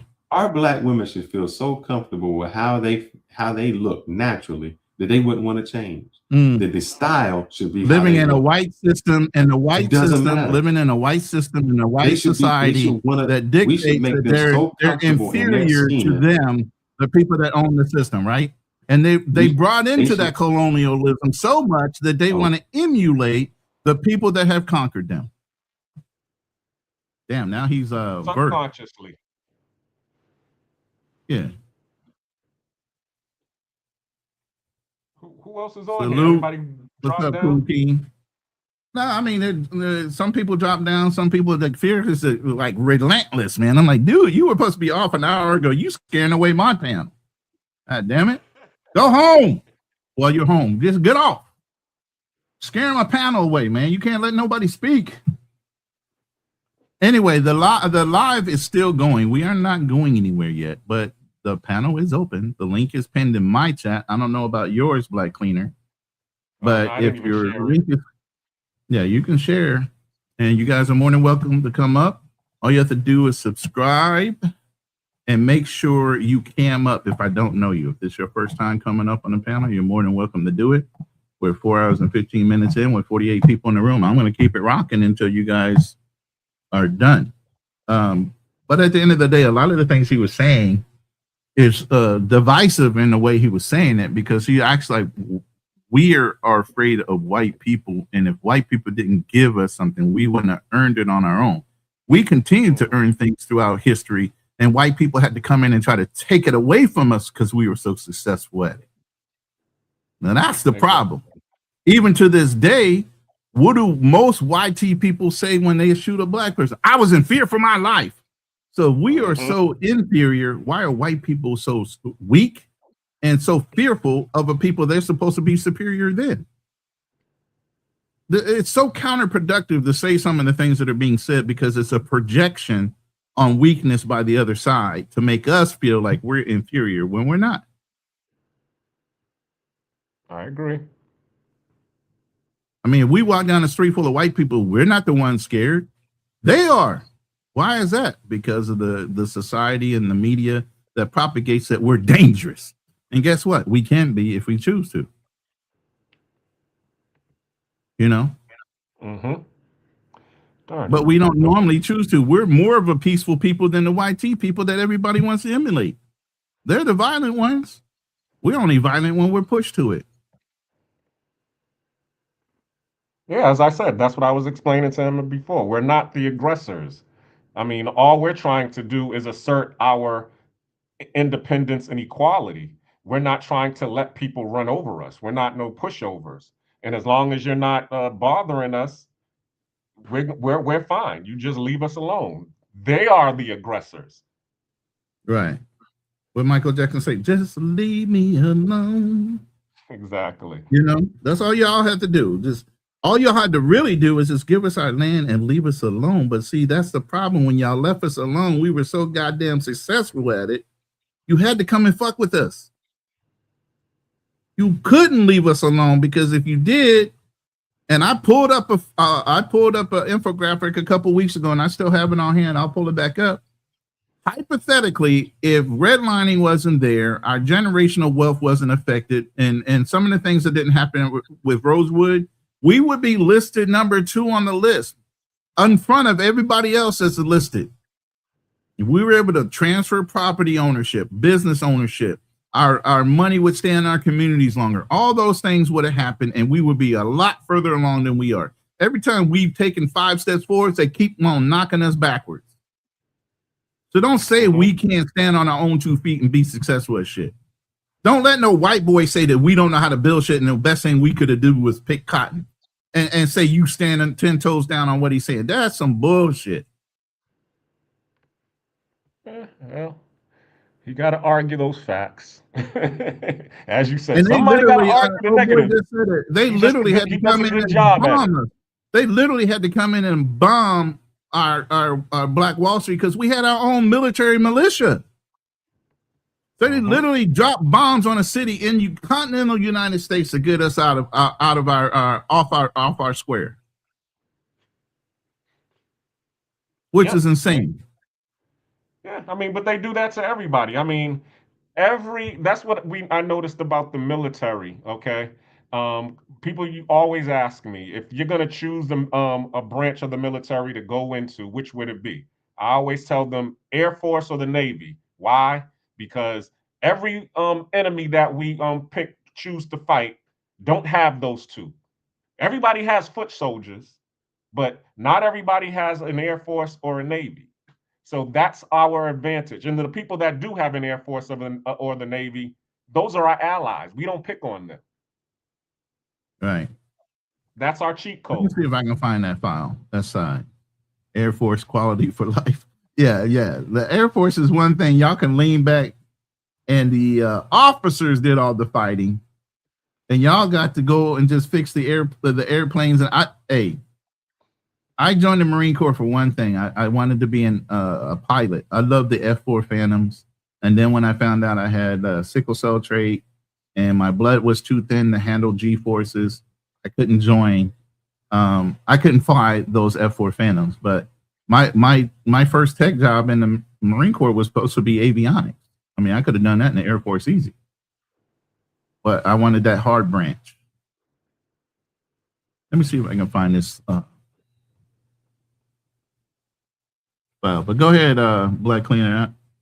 And like I said, the panel is open. I don't want you guys to think that we don't want your input on the conversation today. And maybe with Fearless, y'all can get your points across now, being gone. Because he does like to rapid fire in lawyer mode, like you're on a damn stand. Yeah, he's great at being an analysis. One day I'm waiting for him to say objection, call for motive. I'm like, yo, what the? No, we're not in that kind of mode right now. But yeah, he does that a lot. He'll rapid fire off questions, man, and can't get nobody else in edgewise to say something else. Let me see. I think I'm coming up on bills and income. Yeah, this is going to be good when I find it. Hold on. And it'll show you where we would be at, hypothetically, had nobody fucked with us throughout the years. how black people would have been in a whole nother place.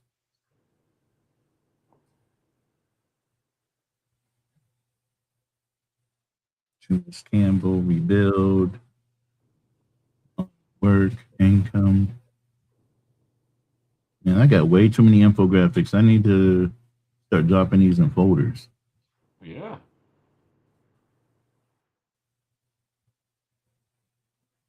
What? You didn't have your AI do that already? I thought you was the AI master. No, they're done. I'm trying to find it now in the fucking mountain of damn graphics already done. That's why I had the Haitian file all ready to go. You know what I mean? Anybody talks to Haitian shit, I pull that shit right up. Here you go. Now you were saying? Now you do that with the LLM, right? No, I do that one with ChatGPT, but sometimes if I'm going in depth, I'll put it in LLM and let it do back research. But you can do that also in deep research on GTP. You can actually put it in deep research mode and it'll pull up all your references and everything from where it got its information from. Yes. So also salute to Nat Measy about, bringing up the fact that a lot of the information that they were presenting was also to boost the self-esteem of Black people because, because we were coming out of slavery and dealing with Jim Crow, we didn't know any of this information. So it was to establish confidence in us that we were, proud Black people. There was a time when we were on top.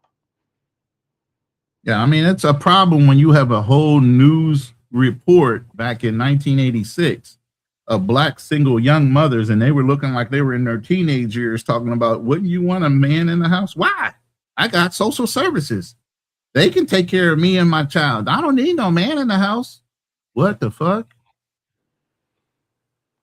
Yeah, but go back before that, during the silent generation and the greatest generation, they was looking for the man. It was definitely, a community going on because we needed to have a community. It was a community survival. Right. But now the community is white, zaddy, and the government. But now Donald Trump is even stopping that. Now single moms got things they got to worry about. Yeah. Now claiming that a man is a baby daddy that ain't a baby daddy is fraudulent, and you can go to jail. So some of the same excuses of why you wouldn't do something are going away. Oh yeah, he's definitely tearing up that social safety net. He's seen, of course, he done traveled the world, so he done seen how the other people are doing it, and he's seeing that they're surviving that way. So he's like, hey, we need to take a page out of their book. What we need this social safety net for? Let's make America great again. Let's get rid of the social safety net. I'm still looking for this thing. I don't know if anybody's in the back or not. God damn it, where is it? I'm gonna have to put it in a folder for future now. Because now it's irritating that I can't see it.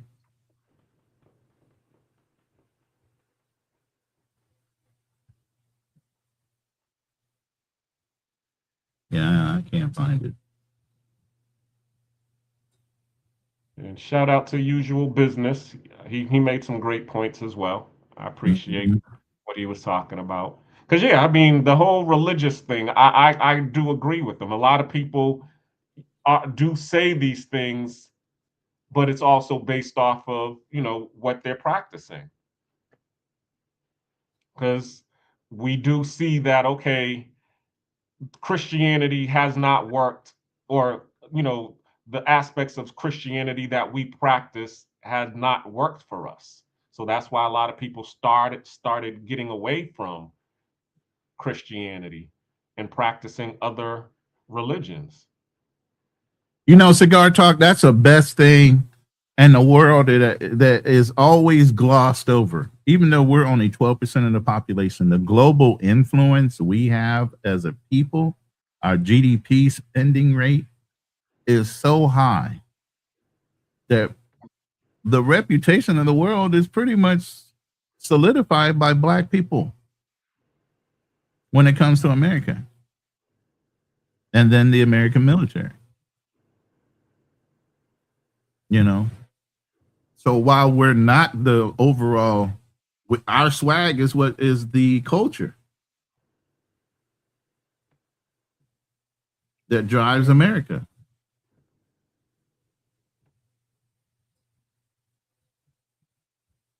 You said Kukim was in the chat?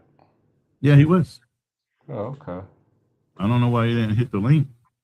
But yeah, he's Sometimes he just wants to be in the bushes. yeah, he's right here. What do you say? President Trump what? I can't see that.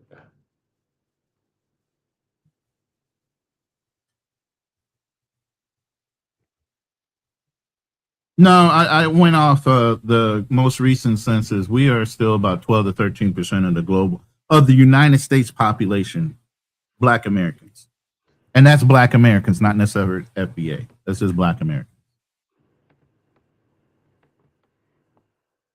God damn it. I swear to God, I am mad that I cannot find this. Let me see if I can just find it in my images.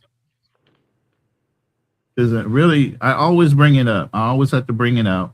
Because somebody always tries to deflect.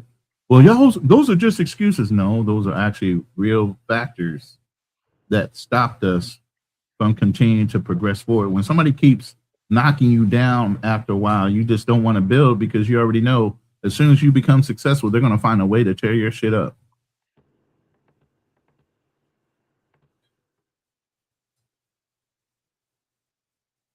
It's not that.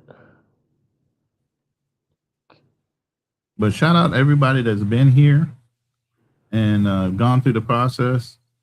But this is even the thing I was coming up with the ancestral history of America, of the Americas, and the possibility of Africans being here, which Measy talked about as well, versus indigenous people coming from other areas, not over here from Africa into America before Columbus got here.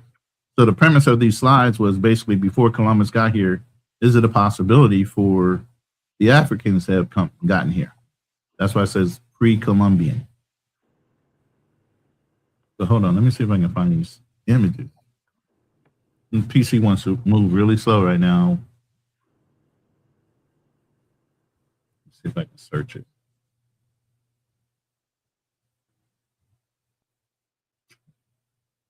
This is taking too long. I'm at to categorize my shit. Yeah, you're absolutely right, Cigar Top. And while we are maybe not the leaders in a lot of things and maybe didn't invent, what he glazed over is there's something about our people where we learn how to work smarter, not harder. You know, the cell phone idea, you know, the streetlight idea, the cotton gin. Those things are conveniences based on the fact that we didn't want to work that hard, so we figured out a way to make it easy on ourselves. Yep, necessity is the mother of invention. And who, if not Black people, had the necessity of making things happen when we were put to the task? You get what I'm saying? Let's not forget that. Yeah, and who's this one that said that we would be one of the richest nations because we have the I mean, I remember someone saying that, you know, we generate $14 trillion in spending power, which would make us one of the third richest nation in the world if we was to actually pull all of those resources together. Right. But again, people glaze over those factors to bring out what they want to highlight in a conversation. You know, and that's the thing. While you might not be accurate, there are still bases in the claim. And that's why I kept on holding Fearless to the point of, was it myth? Was it an error? Or are we outright lying about our history? You know, is it specifically that we invented the street light, or we invented a system to help the street light flow better? Is it too far off? Is it a little blurred? And then I brought up the example of sitting in a circle telling a story from the person on your right, and then getting it back once it goes all the way around the circle on the left, and hearing the story change from your original story. People are going to infer, they're going to forget little minor details, and they're going to simplify a big story. Doesn't mean that you're lying, just means you forgot the basis of all the facts behind the story. But at the same time, too, both Broken Berlin and Usual Business both said the same thing. I mean, a lot of well, we'll just brief it up. History is written by the victors. So even some of the things that were invented by Black people, there was some adaptation or revisionist history on that part. Because as Usual Business said, he said that the credit, if you was a slave, would go to your owner. So there are a lot of what's it called? Somebody said the greatest thing that the white person has ever invented himself was the patent office. Right. I do recall that phrase. Exactly. Of that. Because there were a lot of inventions that Granville T. Woods invented that Thomas Edison stole, and he had to actually fight Thomas Edison in the courts in order to get his patents, you know, get claim to his patents. And once again, there we go again. You know what I'm saying? Asserting our equality. As long as we knew there was a law to allow us to be equal or be on equal standing foot, that's all we needed.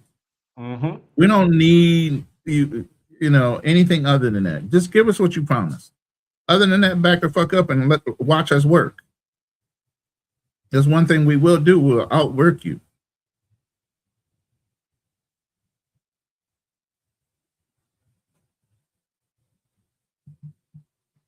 And I guess that's, you know, because I listened to Napoleon Hill a lot, and he said the definition of success is achieving your goals without hurting anyone. And I believe that's that's the ideology that Black people follow. You know, yeah, we want to be successful, but we're not trying to, you know, step on nobody's toes in order to do it. Yeah. We're not trying to harm anybody. Yeah, no harm came to the people that achieved by us. Now, I can't say that for a lot of the other things that happened. But we do not, out of nature, we're not the violent of the two cultures. Let's put it that way. Mm-hmm.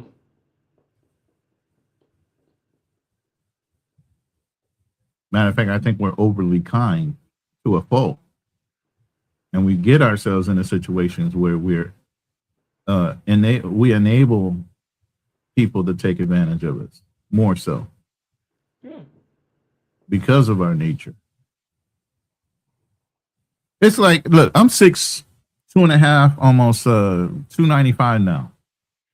By nature, I'm not going to push up on somebody because I already know my size is indifferent to anybody standing around me. So by default, somebody's going to look at me like, yo, you could have walked away. Even if somebody straight hauled off and hit me, they'd look at me like, oh, you should have been able to take that. Why should I? But again, I already know by nature, people are going to look at me a certain way, like that should have been a pass. You should have why should I have to give anybody a pass for putting their hands on me though? Regardless of my size. No, I'm not a small dude, believe me. And I mean, I used to walk in the club with some of my friends, and the bouncer would size me up like, "Yo, are you going?" I said, "Nah, man. I usually shake their hands and we kid around." I said, "I got your back, man. I'll be leaning over here in the corner. I'll be sitting on a, wherever I'm at. They already know I'm not going to be a problem, but I can step in and help." I was the guy that was always the sober guy, driving all the drunk Marines and sailors home after Liberty. Because I don't drink like that, and I definitely don't allow myself to get out of control in public. Yeah, I've And that been was well. I've always been the designated driver myself when I was driving, and also the Mhm. one who never drank. So, but yeah, I'm glad that you had this live today. I'm sorry that Yeah, I I know it's kind of, you know what, it's a stirred up the kind of pot. it's a preamble to your live. If you want to tell everybody what your live's going to be about on Monday night, you know, because it is similar and you're going to go more into the FBA side of it. So, Oh, well, great. I appreciate that. Yeah, check me out. Monday, it's going to be Black Fatigue Monday on the Black Cleaners channel, where we're going to talk about FBA. Is the world ready for FBA, or is FBA ready for the world? A lot of the stereotypes that Fearless brought up during this live, we're going to be unpacking and peeling back the layers on it to say is because now that FBAs have gotten their passports, now you're starting to see the side of FBAs that people have been seeing on the news and on the internet to be true in some aspect or form. So we're going to talk about that. Is it really, that's in our nature, or is that just as usual business said, just people cherry picking dregs of our society? right. So let's talk about it. I Hey, definitely you know want to what? hear. Go ahead. While you were talking, I found the damn infographic. Okay, cool. So thank you for taking up some airtime so I can go through this with these guys. Hold on real quick. Let me load them up.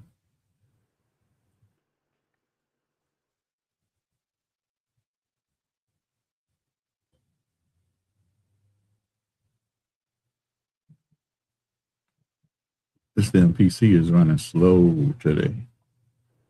There you go.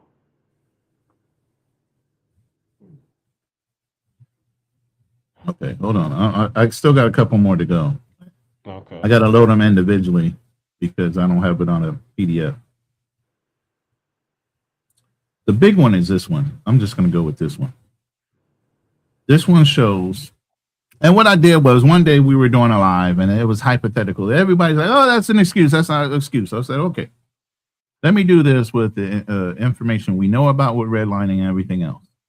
And I asked the computer, if everything was fair and straight up without redlining and anything else, fuck all the excuses in the world. Hypothetically, where would black people be today if everything was square and nobody interfered with us?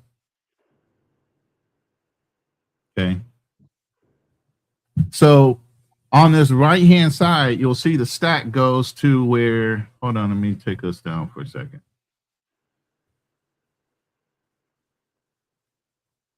All right. Oops. I don't, what the hell? I clicked that one.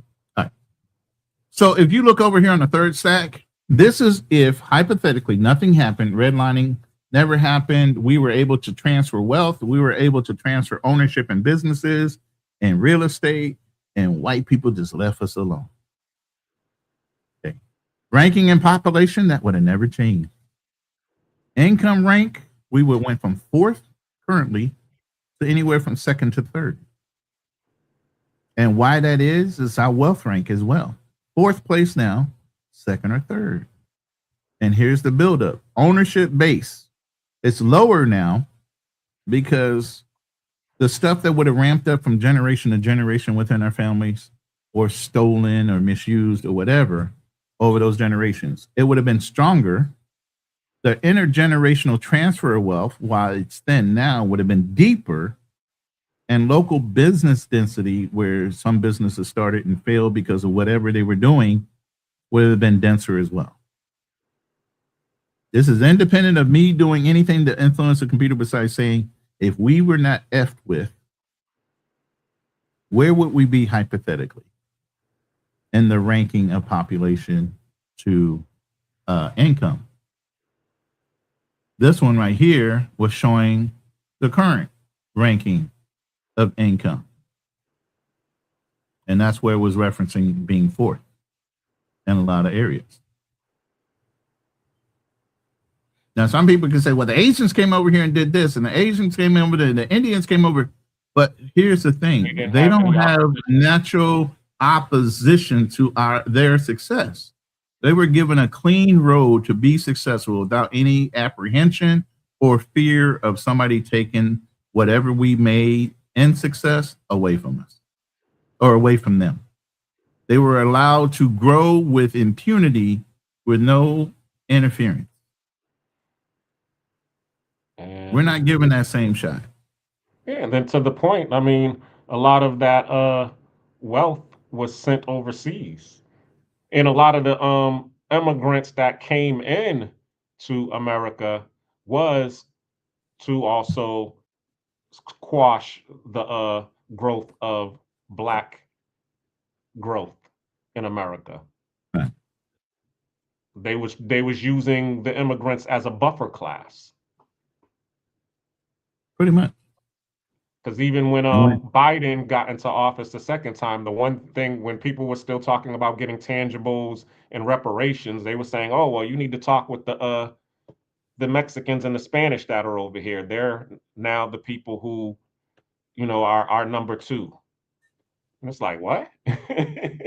But even with that, I mean, when you have people like Egyptians, which we spoke of earlier, saying that they were automatically told that they're going to be counted as white versus being Black when they're dark-skinned people, like that video I brought up the other week. Mm-hmm. Yeah, I remember that. You know, it was just insane to me.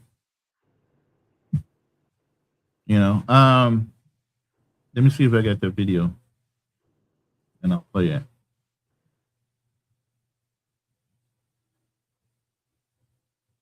There it is.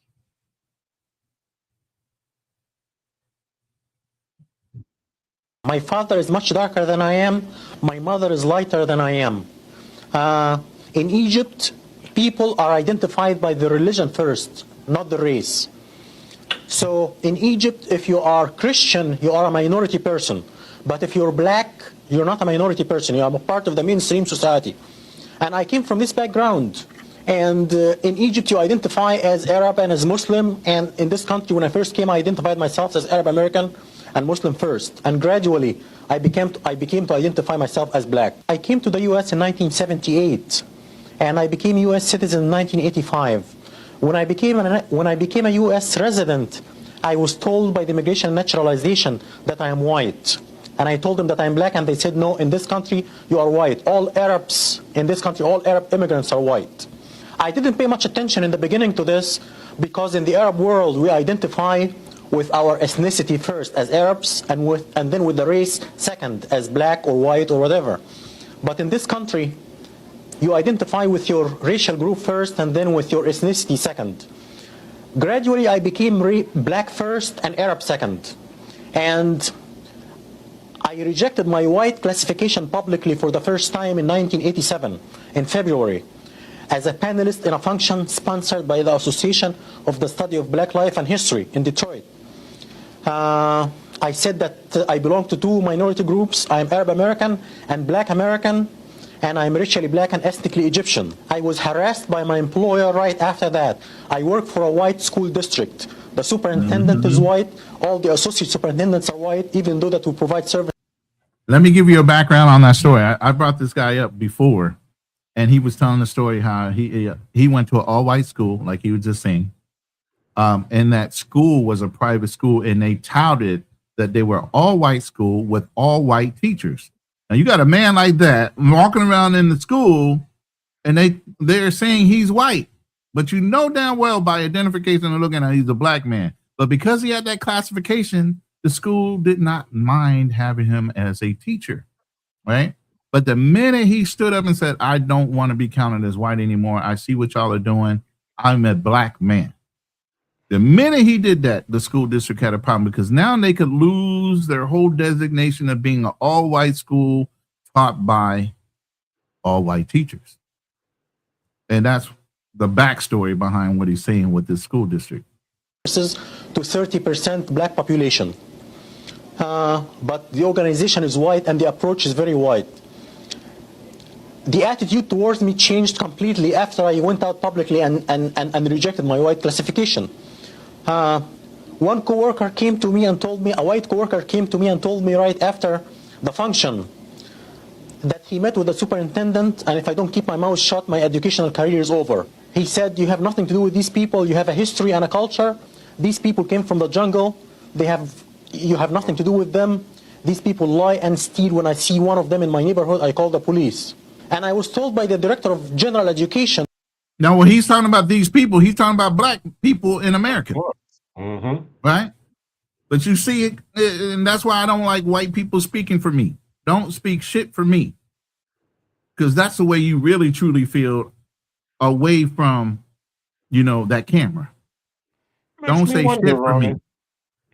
It makes me wonder, would they have given the same opportunities to someone who's passing? I don't know. Depends on how light they were. They had, the pretty Ricky with the good hair dude. You know what I'm saying? But I'm going to finish this off. Who's retired now. In '88, I was told by him that I get people angry when I say that I'm black Egyptian. If I just say that I'm Egyptian, I would get along. I have to add that I was denied promotion twice because I chose black classification. That's wild, right? But, the joke behind that is, in order to, for Christian white nationalists and Americans to allow Egyptians to be white or Arabs or anybody of that nature to be white, they would have had to agree that Jesus wasn't white. Mm-hmm. So if they designated them as black, then what? By default, who was black? Exactly. Jesus. So for religious reasons, they would let Arabs and other countries come over here and claim they're white so they wouldn't have to admit to the fact that Jesus was a black man. Isn't that crazy? Yep. You'll turn off the color. You're O.J. Simpson, an Egyptian, until he does something fucked up. Then he's a black man again. But I mean, you're O.J. Simpson, an Egyptian, and say he can be white just so you can't say Jesus came from a black skin culture. But you want me to listen to a white man and the way they want to talk about us? I can't do it. And as light as I am, I'm saying that shit. I can't do it.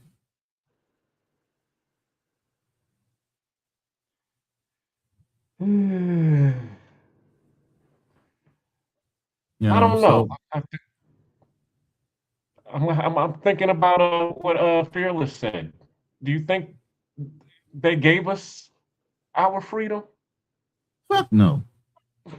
Here's the thing. What do we say? Read the room, right? It was only a matter of time. And they can go out making it feel like, or making you have that spin or perception that maybe we didn't earn it. We earned every bit of our freedom. And every time they put us in, they put us in some uncomfortable situations, especially in the American military. They gave us little to nothing. We have always overcome and over-excelled their expectations of what the fuck we could do as men. That's why I said, if we were fearful of white men, then why are white men saying I was in fear of my life when they're around us? But we can be comfortable in a room full of white people and not have to worry about a goddamn thing. Not the same. Not the same. But they also have been saying, we can put them in their place. We have ways to get them back in their place, too. Now, you said, I'm not black nothing. I'm Israel. So when you know who you are, it doesn't affect you. And I'm very, very, very dark guy. Now, are you an Israeli by genetics, or are you a Jewish person by religion? Because there's two different types. There are two different types when you say that. And that's the whole thing right now. Netanyahu is Polish and changed his name to Netanyahu. Wow. Because he accepted the Jewish religion. So he's not born of the Jewish religion or as a Jew. He was born as a Polish man and changed his name and accepted the religion of being a Jew. Matter of fact, Netanyahu used to work for United States consulate. He was a U.S. ambassador. Wow. That is Just crazy. like Golda Meir was a Palestinian and one of the first Israeli prime ministers. But she was a Palestinian. Why? Because the land was given to them by the Palestinians after World War II. It's a difference when you know history. You know, it's funny because I'm actually when I lived in Boston, that was one of my accounts. They had a building. It was a high rise, and the name of the high rise was Golda Meir. And it was nothing but it was actually like a senior living facility, and there was nothing but Jewish people living in that building. But then when I started going into each of the units in the building, I'm starting to see all of this Russian paraphernalia and posters and pictures and stuff. And I'm like, I thought they were Jewish. What's all of this? Why are they speaking Russian? They're not speaking Yiddish. They're not speaking. And that's when I was like, and I started doing some research. And it's the religious first versus the actual bloodborne. Exactly. And then what I noticed was, did you ever see that movie with Nicolas Cage, Lord of War? Of course. And at the beginning of the movie, what did he say? He said after, World War II, and they showed his father, who was actually Russian, and they were saying that if you, claim to be a Jew, that they would actually give you, citizenship and give you reparations. And so that's why a lot of the Russians started converting converting into Judaism and practicing Judaism. Right, opportunity. Yeah, opportunity. So it was like the once again the $5 Indian play, but in reverse, ran all over again. But it's amazing how accepting they are, to allow anybody in their race, well, not in their race, but in their religion, and then it just easily say, "I'm Jew." Not I'm Jewish. Not that I'm a Jewish religion, but I'm Jew-ish. Huh? Wait a minute. And then you got the Khazarians of Europe, and you got the Jews of Europe that kept on getting kicked out of every nation. Now, believe me, Germany wasn't the only place that had a problem with the Israelis in Europe. There was multiple countries that got into kicking. Me and Fearless did a whole thing on the small hat, the Ashkenazi Jews in New Jersey, and how they're setting up shop there, but living off of the U.S. government while they having multiple children and everything else, bro. Ain't nobody walking away from this clean, and you ain't gonna make my people look like they're less than while your people are doing all kind of atrocities in our country, and you trying to just blame black people. Stop playing. Well, somebody got to be the scapegoat. That's all. Really, that's what. Right. It is. Shout out to you. He said, "I was born in the U.S. I'm Israel by blood born Jew." So you're a black Jew. It was funny. I hate to put the minister's name up here, but he was talking about when he actually went over to Israel, and he said that when he went over there that in Tel Aviv, there were areas in Tel Aviv that looked like downtown South Side Chicago. And then nah, he said brother, you just say you a black man. You gonna be a black Jew. That you ain't gonna get around that. All right, and here's the thing: you should be proud of it. You're more original than the ones that are occupying Israel right now, especially if you're bloodborne. But you're sitting here ashamed to say I'm not black. I'm just a Jew. No, brother, you are both. Just like that black Egyptian that was sitting there. Don't be in denial of who you are.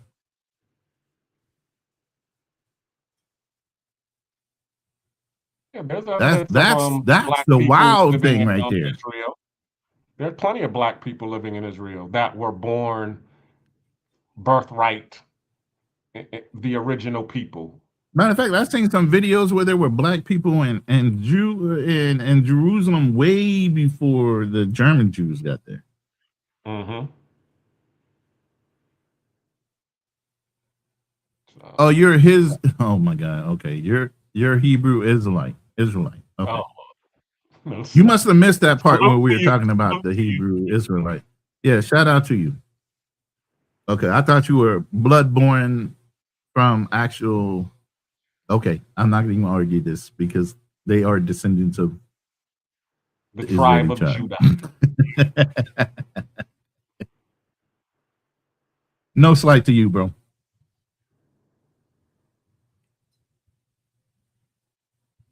But shout out to you. Yeah, we have brought up you guys for a while. So a Chinese person doesn't say I'm yellow Chinese. Semantics, brother. I get called a red bone every day, but I'm a brown guy, right? I'm still black, right? It's just a slur, and it's not one that's a paper. Oh, see, here we go.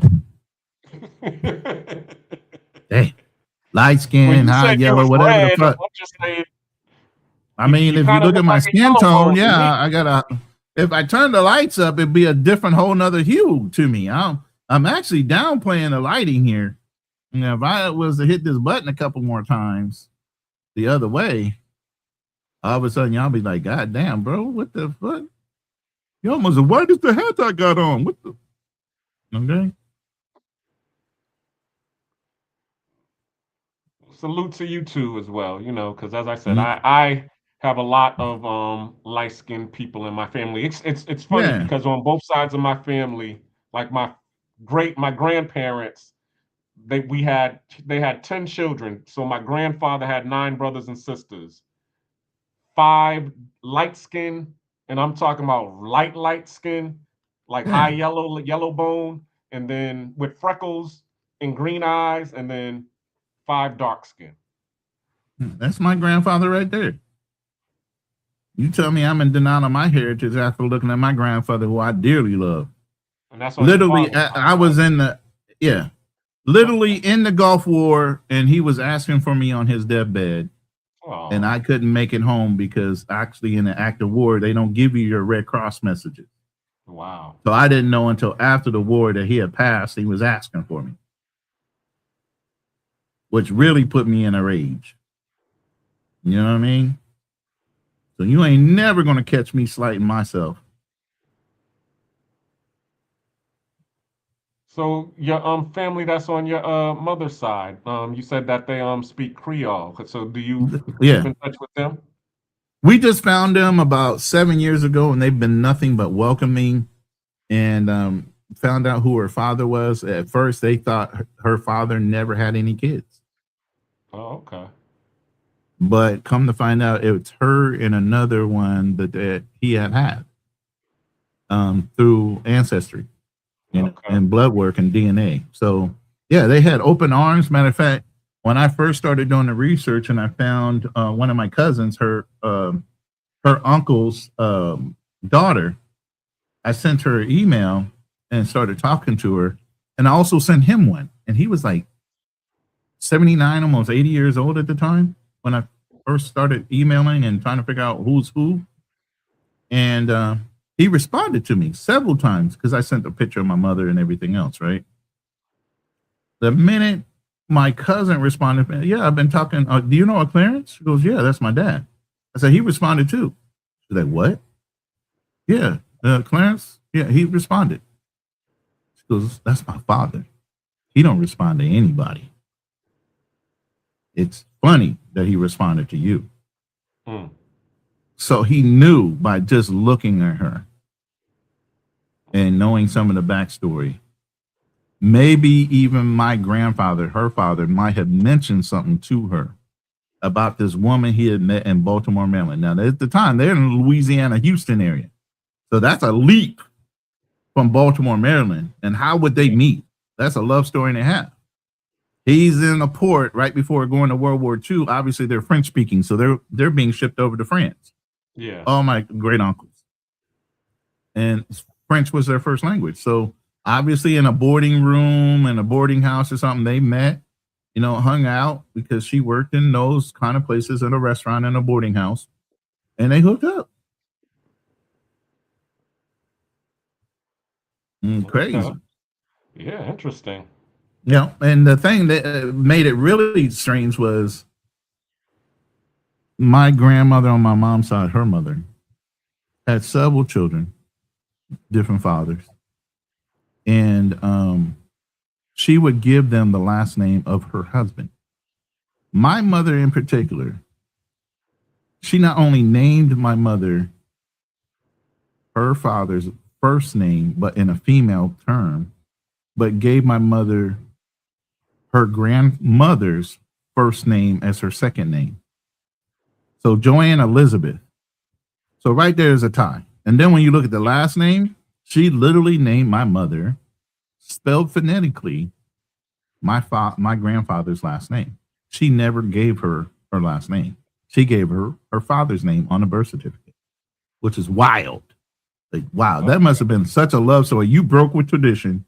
Of all the children you had, and she had 8 children, she's the only one that actually had the birth last name and a name of the mother of the man that she loved.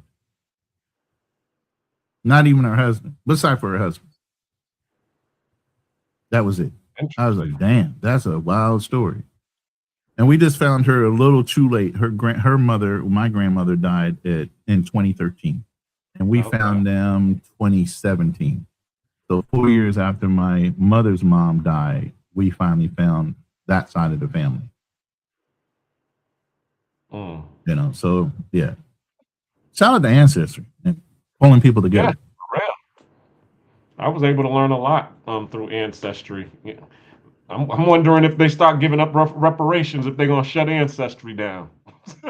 It's too late now. Too many people got it. And then there's an ultimate global DNA thing that once you get your DNA chain, the actual address or whatever the strand is, you can upload it to that global one, and it starts putting you in touch with anybody and everybody if you know how to read it.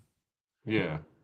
I forgot what it begins with a G, but there's a whole international one. Once you get your DNA strand, gene, whatever it is, you can load it up to this thing, and it ties the globe into your strength, because the more data that can be recorded, the easier it is to figure out who is who and where on a global scale, not just in a system like the Ancestry system. The more you can put your DNA out there, the better it is globally as far as identifying family members and bringing people together. So I went ahead and put mine out there. I didn't put my mother's, I just put mine out there. That's interesting, because I did do the Ancestry when they first came out with it. I got the matriarchal and the patriarchal DNA, and but at that time they didn't have enough data, so all they were saying, was you're around this region, Cameroon, around that and around that area. But it keeps changing every time I go into Ancestry.com. There's new data strings. The more people, like I said, the more people that do DNA, the better they can centralize and actually give you more detail on where you're from. And originally, when they started, they didn't have too many people taking the test. Then it was a wildfire thing. A lot of people took the test. So they got more and more people, so many more people cataloged that even though you might have thought you were one thing and they designated you one thing, every time you go in, it changes. Because of the updated information they have from all the DNA strands that they're being able to catalog. And then there was this big scandal that was going on, that they were saying you start going through all of these DNA testing sites, and all of them is giving you, a wrong depiction of what your DNA is. So if you go on one, and that's really divisive in the way they did that, because of the fact that, like I said, the more DNA that's being recorded, the better and more accurate they can be, right? So if you're trying to defer people from taking the test, you're taking away from the accuracy of the test. You get what I mean? So yeah, it's better to do the test than not to, because then you can really drill into, by the millions of people that have taken it, a more accurate picture of where you're from. And then they was talking about 23andMe is a part of the feds. That's my DNA right there. And they was talking about how scary it is. Yep, I got the same thing. Yeah. On Ancestry. So it is right there. Ooh! Had that. But yeah, I have a lot of relatives up here too in Canada. Okay. That are not in denial of that part of us. You know what I mean? Because if you're from Louisiana, you have family most likely that came up and down the river and to Canada. Yep. So if your people are from or considered Creole, they're going to have some of that Canadian heritage, which is mainly Arcadia in their lineage. Okay.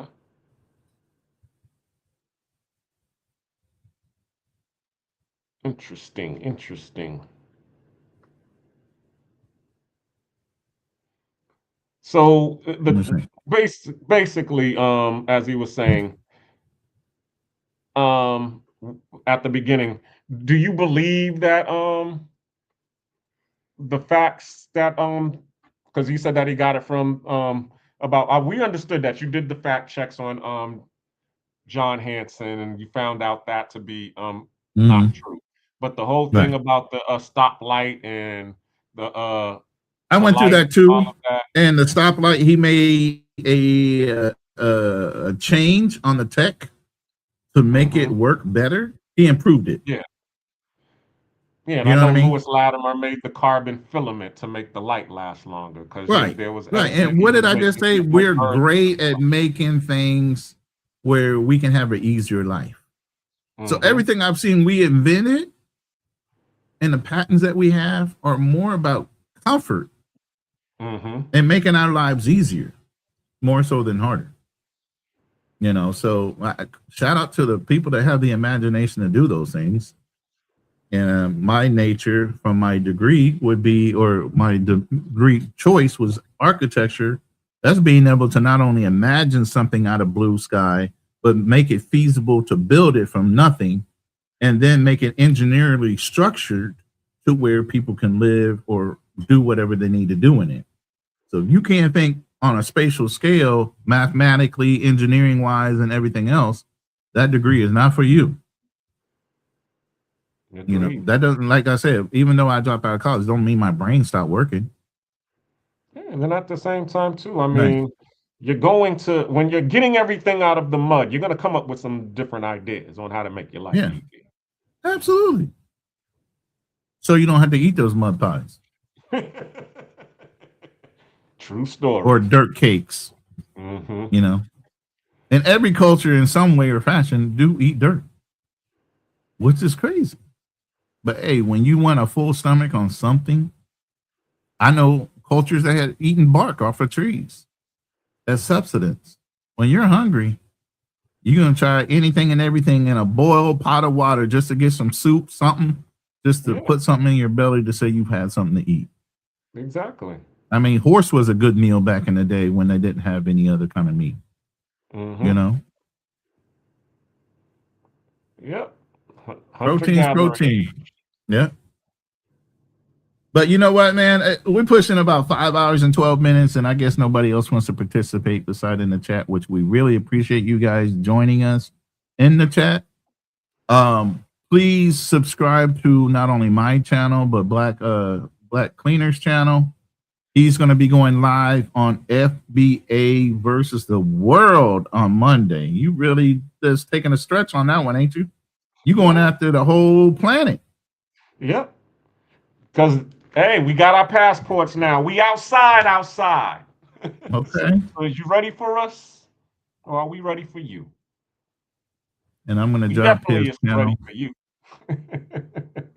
I'm going to drop his channel in the chat so you guys can click on his channel, go subscribe to his channel, and get ready for that live. It should be exciting. I don't know if I'm going to pull up or not. I'm going to see how much energy I got. I know I was going to work on a video for you. I don't know if I'm going to be able to, man, you can see how much work I'm doing, man. I'm really It's a struggle, and then to do the video. But I like that story so much that if I do it, I'll do that story part only. Okay. But I like that story because I'd love to use it myself. So, and then I like your little voice that you use, your AI voice. You know what it sounds like? An old 30s radio broadcaster over radio. So what I want to do is kind of make it look like a guy's voice, a guy's lips instead of a microphone, right? Okay. And then it flips over to a scene where somebody's sitting in front of a radio listening to him talk. So it gets the correlation between the mic and him talking through a radio and then telling the story. You know, so that's my vision right now that I'm thinking about, right? But yeah, I'm going to make him a black man speaking proper English. You know, back in the day when this was happening, I'm like, what? The voice sounds white, but it's a black man saying it.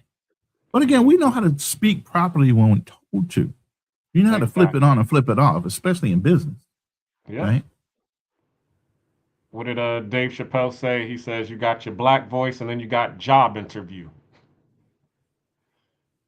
I don't think that's correct there, sir. Right. All right, so I'm gonna hit the panel. I'm gonna hit the end button. I appreciate you, Black Cleaner. Appreciate everybody hanging out. We're out, and we will see you soon. All Trust right, me. appreciate you. Yes, sir. Kill the noise, lock the doors. 3 men at the table. No scripts, no retreat, no fear. Welcome to the Lion's Den. Welcome to the den, Lion's Den, where the pressure gets heavy and the real stand firm. Welcome to the den, Lion's Den. 3 voices at the table, let the truth be heard. No running, no folding, no hiding behind the fence. Running, BMT, fearless. First through the gate, let the strategist speak. Calm under pressure, but the structure runs deep. Morning at the table, every word got weight. Study every system, every motive, every state. Veteran discipline play. Long range sight. Separate the facts from the noise in the fight. I do not chase trends, I examine the frame.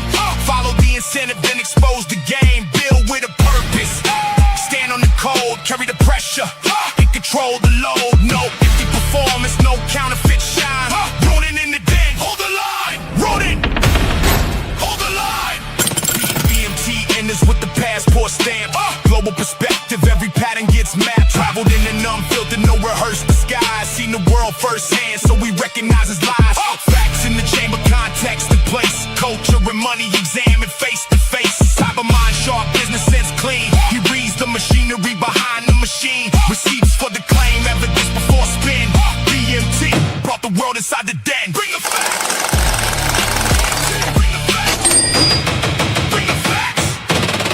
Steps forward, tighten your stance. Direct with the question, never dodging the chance. Competition in his blood, business in his mind. When the pressure gets heavy, he does not step behind. Challenge every weakness, every gap in defense. Drive the point home with experience and sense. No fear in the voice, no retreat in the chest. Disagreement is pressure, pressure breathe is the test. No apology often, no convenient bend. Fearless brings the challenge inside the den. Never back down. Fearless, never back down. 3 men, different roads, different scars, different codes. 1 table, 1 standard, 1 den. Who holds the line? Ronin! Who brings the facts? BMT! Who brings the challenge? Fearless! Where are we now? The Lion's Den. Lion's Den, where the pressure gets heavy and the real stand firm. Welcome to the den, Lion's Den. 3 voices at the table, let the truth be heard. No running, no folding, no hiding behind the fence. Running, BMT, fearless. Welcome to the Lion's Den. Check the levels, cameras ready. Microphones live. Ronin ready. BMT ready. Fearless ready. 5, 4, 3, 2, 1.